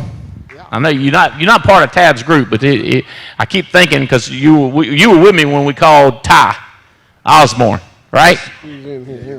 What's Tarek. No, weren't you in the cabin when we? Yeah. But when we called Ty. Didn't Tim call Ty? And I got him on the phone? Yeah. So I spent a lot of time talking to Ty, so I like him. So I was fired up when I found out he was under Ty because I like Ty so much. And people know how I like to drive depth. So here we go. But you see what I'm saying? Like that's what I'm gonna do. I'm gonna talk to Dan. All right. So you're signed up. Your license ready to go? Yes, sir. Okay. So you ready to get back home? Did you fly out here or did you drive out here? I drove out here. How far of a drive is that? About 18 hours. I'm not trying to, say 8 hours is nothing, but. No. You said what you told me, how far you drive down from New York? She did it in miles. Give her the miles. I have no idea how many miles. I wasn't keeping track. You gonna drive you back, or you just gonna leave your car here and fly back? What are you gonna do? Somebody Google it. I've talked to a couple people today, and my basic thought is I don't want any of this to end. I've had too much damn fun. Yeah. and the two people that I mentioned that to said, well, just stay here. I said, all right. I don't know if this state's big enough for both of us, Dan. I feel like that's something you say in them cowboy movies. I don't have a response in his town. to that. I don't know if his town's big enough for both of us, Dan. I know you like your football, so we'll have a lot to talk about. Yeah. 1,200 miles. 1,200 miles to Enid. God knows. Yeah. All right, bro. 1 mile at a time, right? They talk about that hitting the wall on dialing. Yeah. I hit the wall at about 3 hours. Driving, I was like, oh my God. I got a long way to go. Hey, Tia, where's some contest stuff that we're going to do starting today? You got it right there? All right. Bring my man some parting gifts, and you guys ease on back to your chairs, and I'll talk to you about what's going to happen next.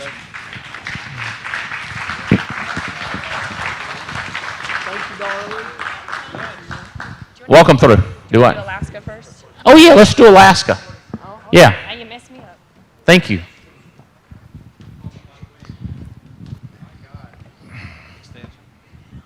You did? My cousin said I got a drinking problem.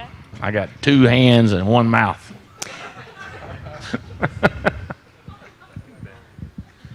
Okay, Alaska. Give me one of those.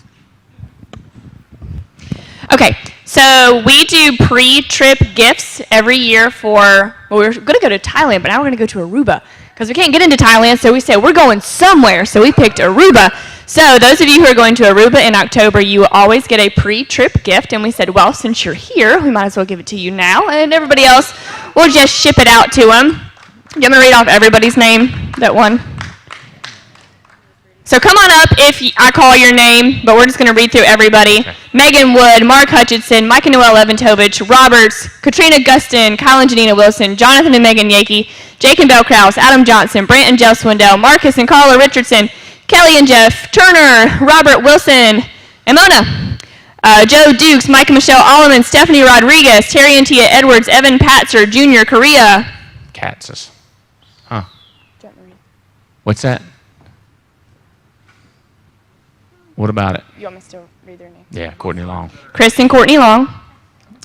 Jake and Bray Joseph, Mia Stone, Marvin and Jalissa Otsoy, Jeremy Patton, Eric and Bobby Belair, Minerve Profil, Jeremy Co. Edwards, Joe and Tawny Walker, Brandon and Ashley Bill, Tim and Nikki Long, Carrie and Mike Williams, Debbie, Ben, James and Pamela Lara, Brian and Crystaline Rojas, Diane Lampy, Stephen Davies, Fitzgerald, Andy Riddle, Jason and Tawny Carey, Olga and Jason Mathis, Adam and Beth Katz, Jeff Turner and they're on there both 2 times. Oh, they won 2 times. Big Mike, Phil Abear, Tim Sipe, Jan Miller, Jared Gonzalez, Lee Reyes, Tad Peterson, Thomas Murphy, Mercedes and Gustavo, Chris Manifold, Caleb Law, Mimi Romero, Diana Mirdo, Blake Cresson. Blake's here. Where am I? Beth Ireland, Marvin and Rachel Osuna, Vincenzo, Sabrina Floyd, come on up. I know I already gave you yours. Victor Salvador. How do you say that one? Salvador, I like it. Gary Philistine, Stan Allridge, Diana Castile, James Bubba Skinner, James and Chastity Garland, Marty and Diana Doge, Jenny Patel, Jerry and Cassie Burbage, Katie Williams, George Andershock, Joseph Tu, Pamela Moore, Jason Molina, Emily Katz, Nick Neitzel, Elena Amidobi, Mike and Brittany Rodriguez, James and Stephanie Blaz, Mike and Katie Marisi, Linda Goebel, Michelle Collin, Maddie and Miguel Gonzalez, Ava and Alma Luna, Lindar Cook, Lou Abadi, Annette Hare, Amy Black, Amaka Arizo, Danny Johnson, Stephen Maxim, Annette Ivy, Royal Bean, and Ariel, and Ryan Clough. Woohoo! Woohoo! All right. We are going to have a good time in Aruba. Thailand had all these restrictions and whatever. We said, all right, we'll go to Aruba. We're going to have a blast. 27 days, baby. 27 days from now? 27 days. We're headed. 27 days. Hey, Mirdo. I ain't seen you, buddy. Good to see you, man. Yeah. You've been hiding back there somewhere. What's your name on? You have a bag. Vinny, you got a bag? Michelle, you got a bag? We're going to have a good time. I wish your whole team was going with us. And Alfonso Thomas. Huh? Alfonso? We're going to have a good time, Bo.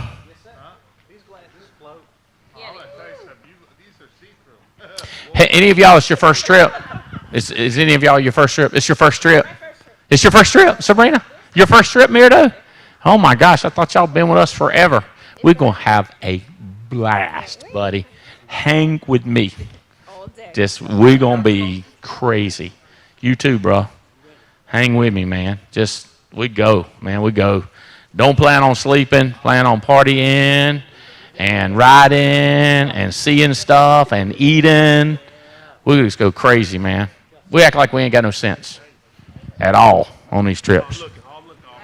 Huh? We're going to have a good time. Me and Adam been doing this for 30 dadgum years. More so in the last 21. That's right. 21 years and so excited to do it again.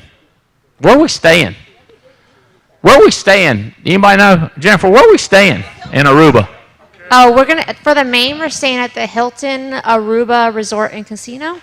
Hilton and for the extension, Resort we're staying and at the Casino. Renaissance. The Renaissance is Wait the a minute. extension, and it has Is this that place right on the beach?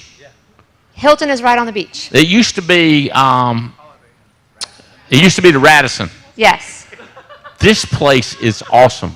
And they're very, they're not uppity like you think Hilton, uppity. No, they're like, I don't know, like a bread and breakfast place. I mean, they're all just serving you and feeding you and mixed drinks. And this is right on the deadgum ocean. I mean, it goes hotel, palm tree, swimming pool, ocean. It's badass.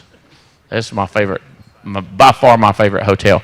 And then the Upgrade is not my favorite hotel, but it's more expensive, right? Well, the Renaissance is just a completely different hotel. It's like centered They in are more of uppity. a city, and it's more of a high-rise. But the reason why we did Renaissance for the extension is because Renaissance has their own private island, and that's where the flamingos are at. So everybody thinks that Aruba's full of flamingos, but the flamingos are on Renaissance Island only. Really? Yes. So it's like something a little special, a little extra for the extension. So they have Iguana Island and they have Flamingo Island. And it's pretty awesome. They have these really great cabanas, and it's. Vinny, have you been on a trip with us before? We're going to have a blast. Is your wife going to go with us? She fired up about it? Huh? Woo-hoo! Ah, yeah. What I'm talking about, Vinny. I said, what I'm talking about, man. That's awesome, dude. You are, dude. You're gonna, Vinny. You're on top of a gold mine, bro. I'm gonna tell you what. You ain't even got started yet. Give these guys a hand. Glad y'all are going with us to Aruba. We're gonna have a blast. Thank y'all. Yes, sir. We're excited. All right. What else we're gonna do, Tia? What else? Trips, contests. Okay. So we have 4 new contests starting in the next quarter. You're starting today, right? Today. September 1? October 1. October 1. We should start it now. No, it is Today. October 1. What's today's date? Surprise, get started. Huh? Of what? October? It starts today. It starts today. October, November, December. Yeah. That's right, yeah. All right, so 4 fourth quarter contests. You want to hear about the big ones Is first? it or smaller first? $300,000? Something like that. Yeah, $300,000 total. The first one is a $100,000 giveaway with $300,000. foresters. In a quarter. So the top 100 producers with foresters will get the pot of $100,000. First place, $10,000. Second place, $8,000. Third place, $6,500. Down from there. What's number, how many places? 100. If you're the 100th best producer with the foresters, how much you get? $100. $100. Non-charge backable, straight up. Lead cash. Lead cash. What's number 20 get? 1,500. 15. Be number 20 in the country with foresters producer. You don't have to be doing much to be number 15. Is that number 20 in the country. You get $1,500. So foresters is wanting you to write more business with them. What else we got? Next, we have... Who's got issue-paid foresters before? So everybody in here be getting a check because there's not even 100 producers. You know it? All right. All right, the next one is another $100,000 contest, and that is for AM and above only. And it is based on your highest percentage of growth. So it's based on the last 3 months compared to the next 3 months, what you do.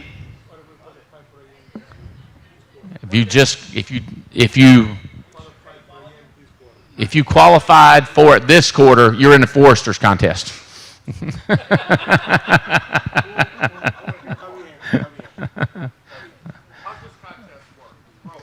Growth. So if you're like, what did your group do this month, September? So 120,000. So if you grow to 240, that's 100% growth. What did you do last month? So you got to do 146,000 to get 100% growth. So that's the way we're going to do it. So the percentage growth in your base shop. Does that make sense? So the percentage growth in your base shop, grow it big. So Chris Shepard is already working on numbers to show you what you're at for the last 3 months so you know what you're working for your next. Yeah, we'll take your average for the last 3 months, and that's what you're competing against. Yeah. Okay. The third contest is a $75,000 lead cash contest, and this is for everybody, for all carriers, all apps, top 50 issue paid producers. Top 50. Yeah, 1 through 50. That many. So number 50 gets $400 of lead cash, and number 1 gets $5,000. And this is all products Everybody. combined. Foresters so like Megan included Wood is in going that to too. get $5,000. So I'm telling y'all. Megan Wood's going to get $5,000. So it counts annuities, IULs, everything combined.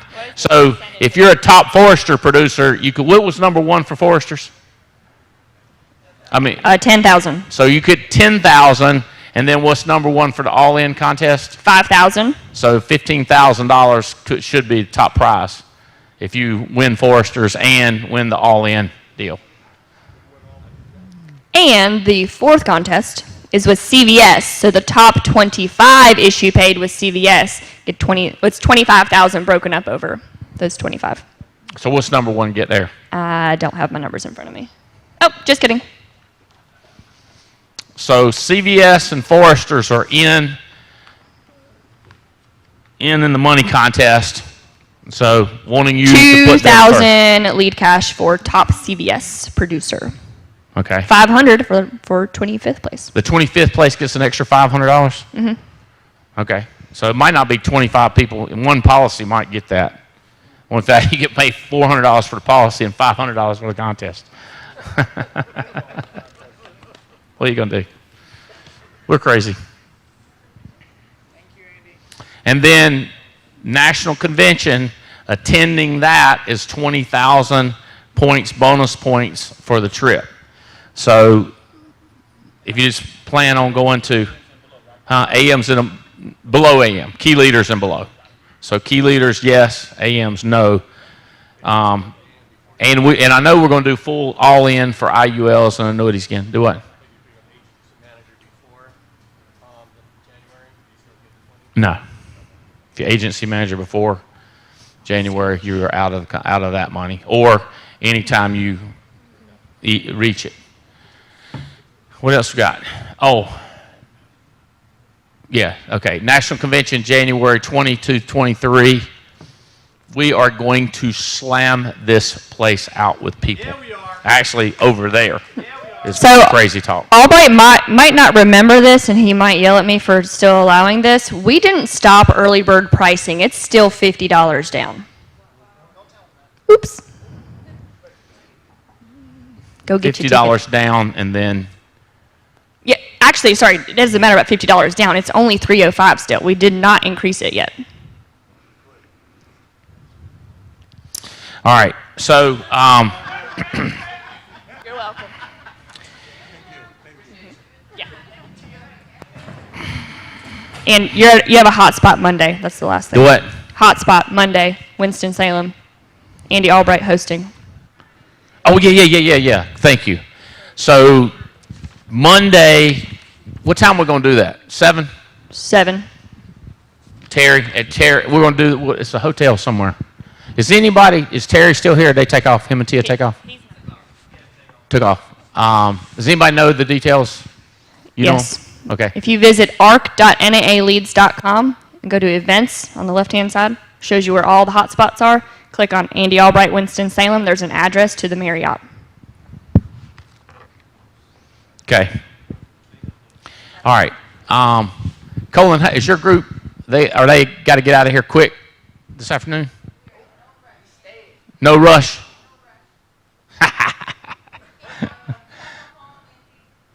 Nomad group.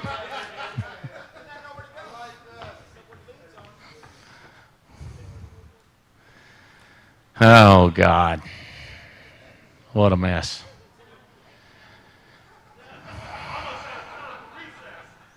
Huh? It is time for recess. As a matter of fact, we're 8 minutes over. Cutting into recess time. Oh, my gosh.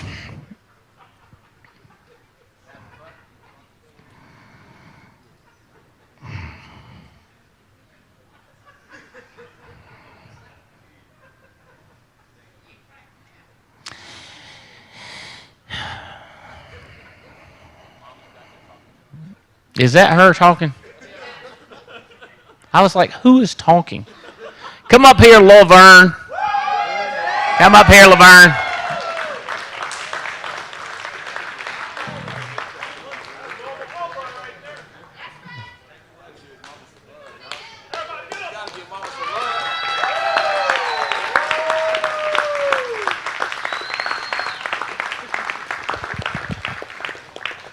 Don't give her no chair up here.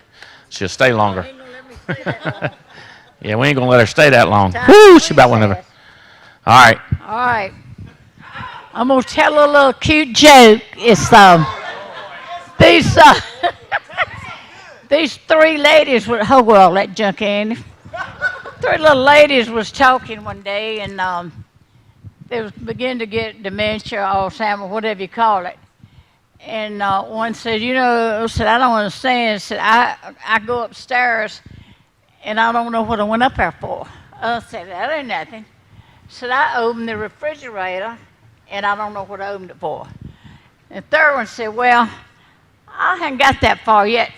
Knock on wood, let me go see who's at the door.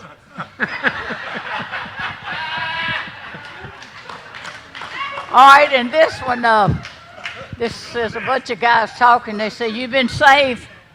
John, no, I ain't been saved. He said, come on, so you need to get saved. So they carried him on down to this pond. They said, hold your nose, close your eyes, and shut your mouth. They carried him under, and they brought him out and said, did you see Jesus? He said, no. Carried him under again and said, did you see Jesus?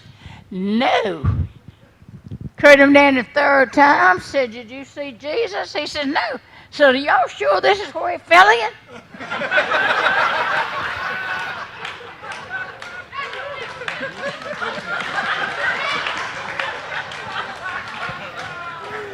Now, what other one did I tell in? I don't You know. know another one? I don't know. I didn't even know you knew two you could tell. I got 1,000. Y'all got to quit videoing. I'm trying to think of one I can tell. You can tell this one. They couldn't decide if he had this or that, and she told him how to figure it out. Oh. You can tell it. This lady carried her husband to the You got to tell it like you mean it. Don't half-ass it. All right. So, carried her husband to This is a mic drop, and we're out. the doctor. And she said, I don't know. Said he's either got AIDS or Alzheimer's. She said, what must I do? And he said, I tell you. Said, carry him 5 miles down the road, and if he finds his way back, don't fuck him.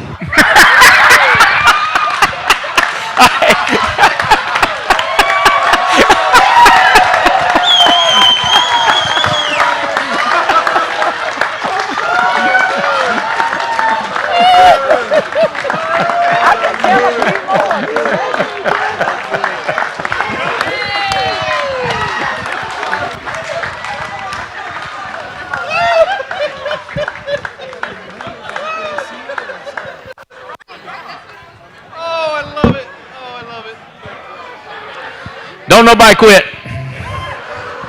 But when I tell you, I just thought of 32 jokes I can't tell you. I'm not kidding, because did you see how I told her? I said, tell him he ain't got this or that, and she knew exactly what to do. I don't know if y'all know this, but when we started this company 21 years ago, we said, number one thing, we're going to have a good time. If it ain't fun, we are out. And number two, we're going to turn a profit. And number three, we're going to eat good. And then when Tim Goad got involved, he said, we got to change lives. So it's have fun, make money, change lives, and eat good. You know what I'm saying? This is what I was telling you about. Do you want to become a dentist? Do you want to become a doctor? Do you want to become a nurse? Do you want to be an orthodontist? Do you want to be a doctor? Do you want to be a preacher? I just want to have fun, make money, and make a difference in people's lives. So let's go after it. Let's go kill it. Let's have a good time. We'll see y'all at National Convention, if not before. Winston-Salem, Monday night.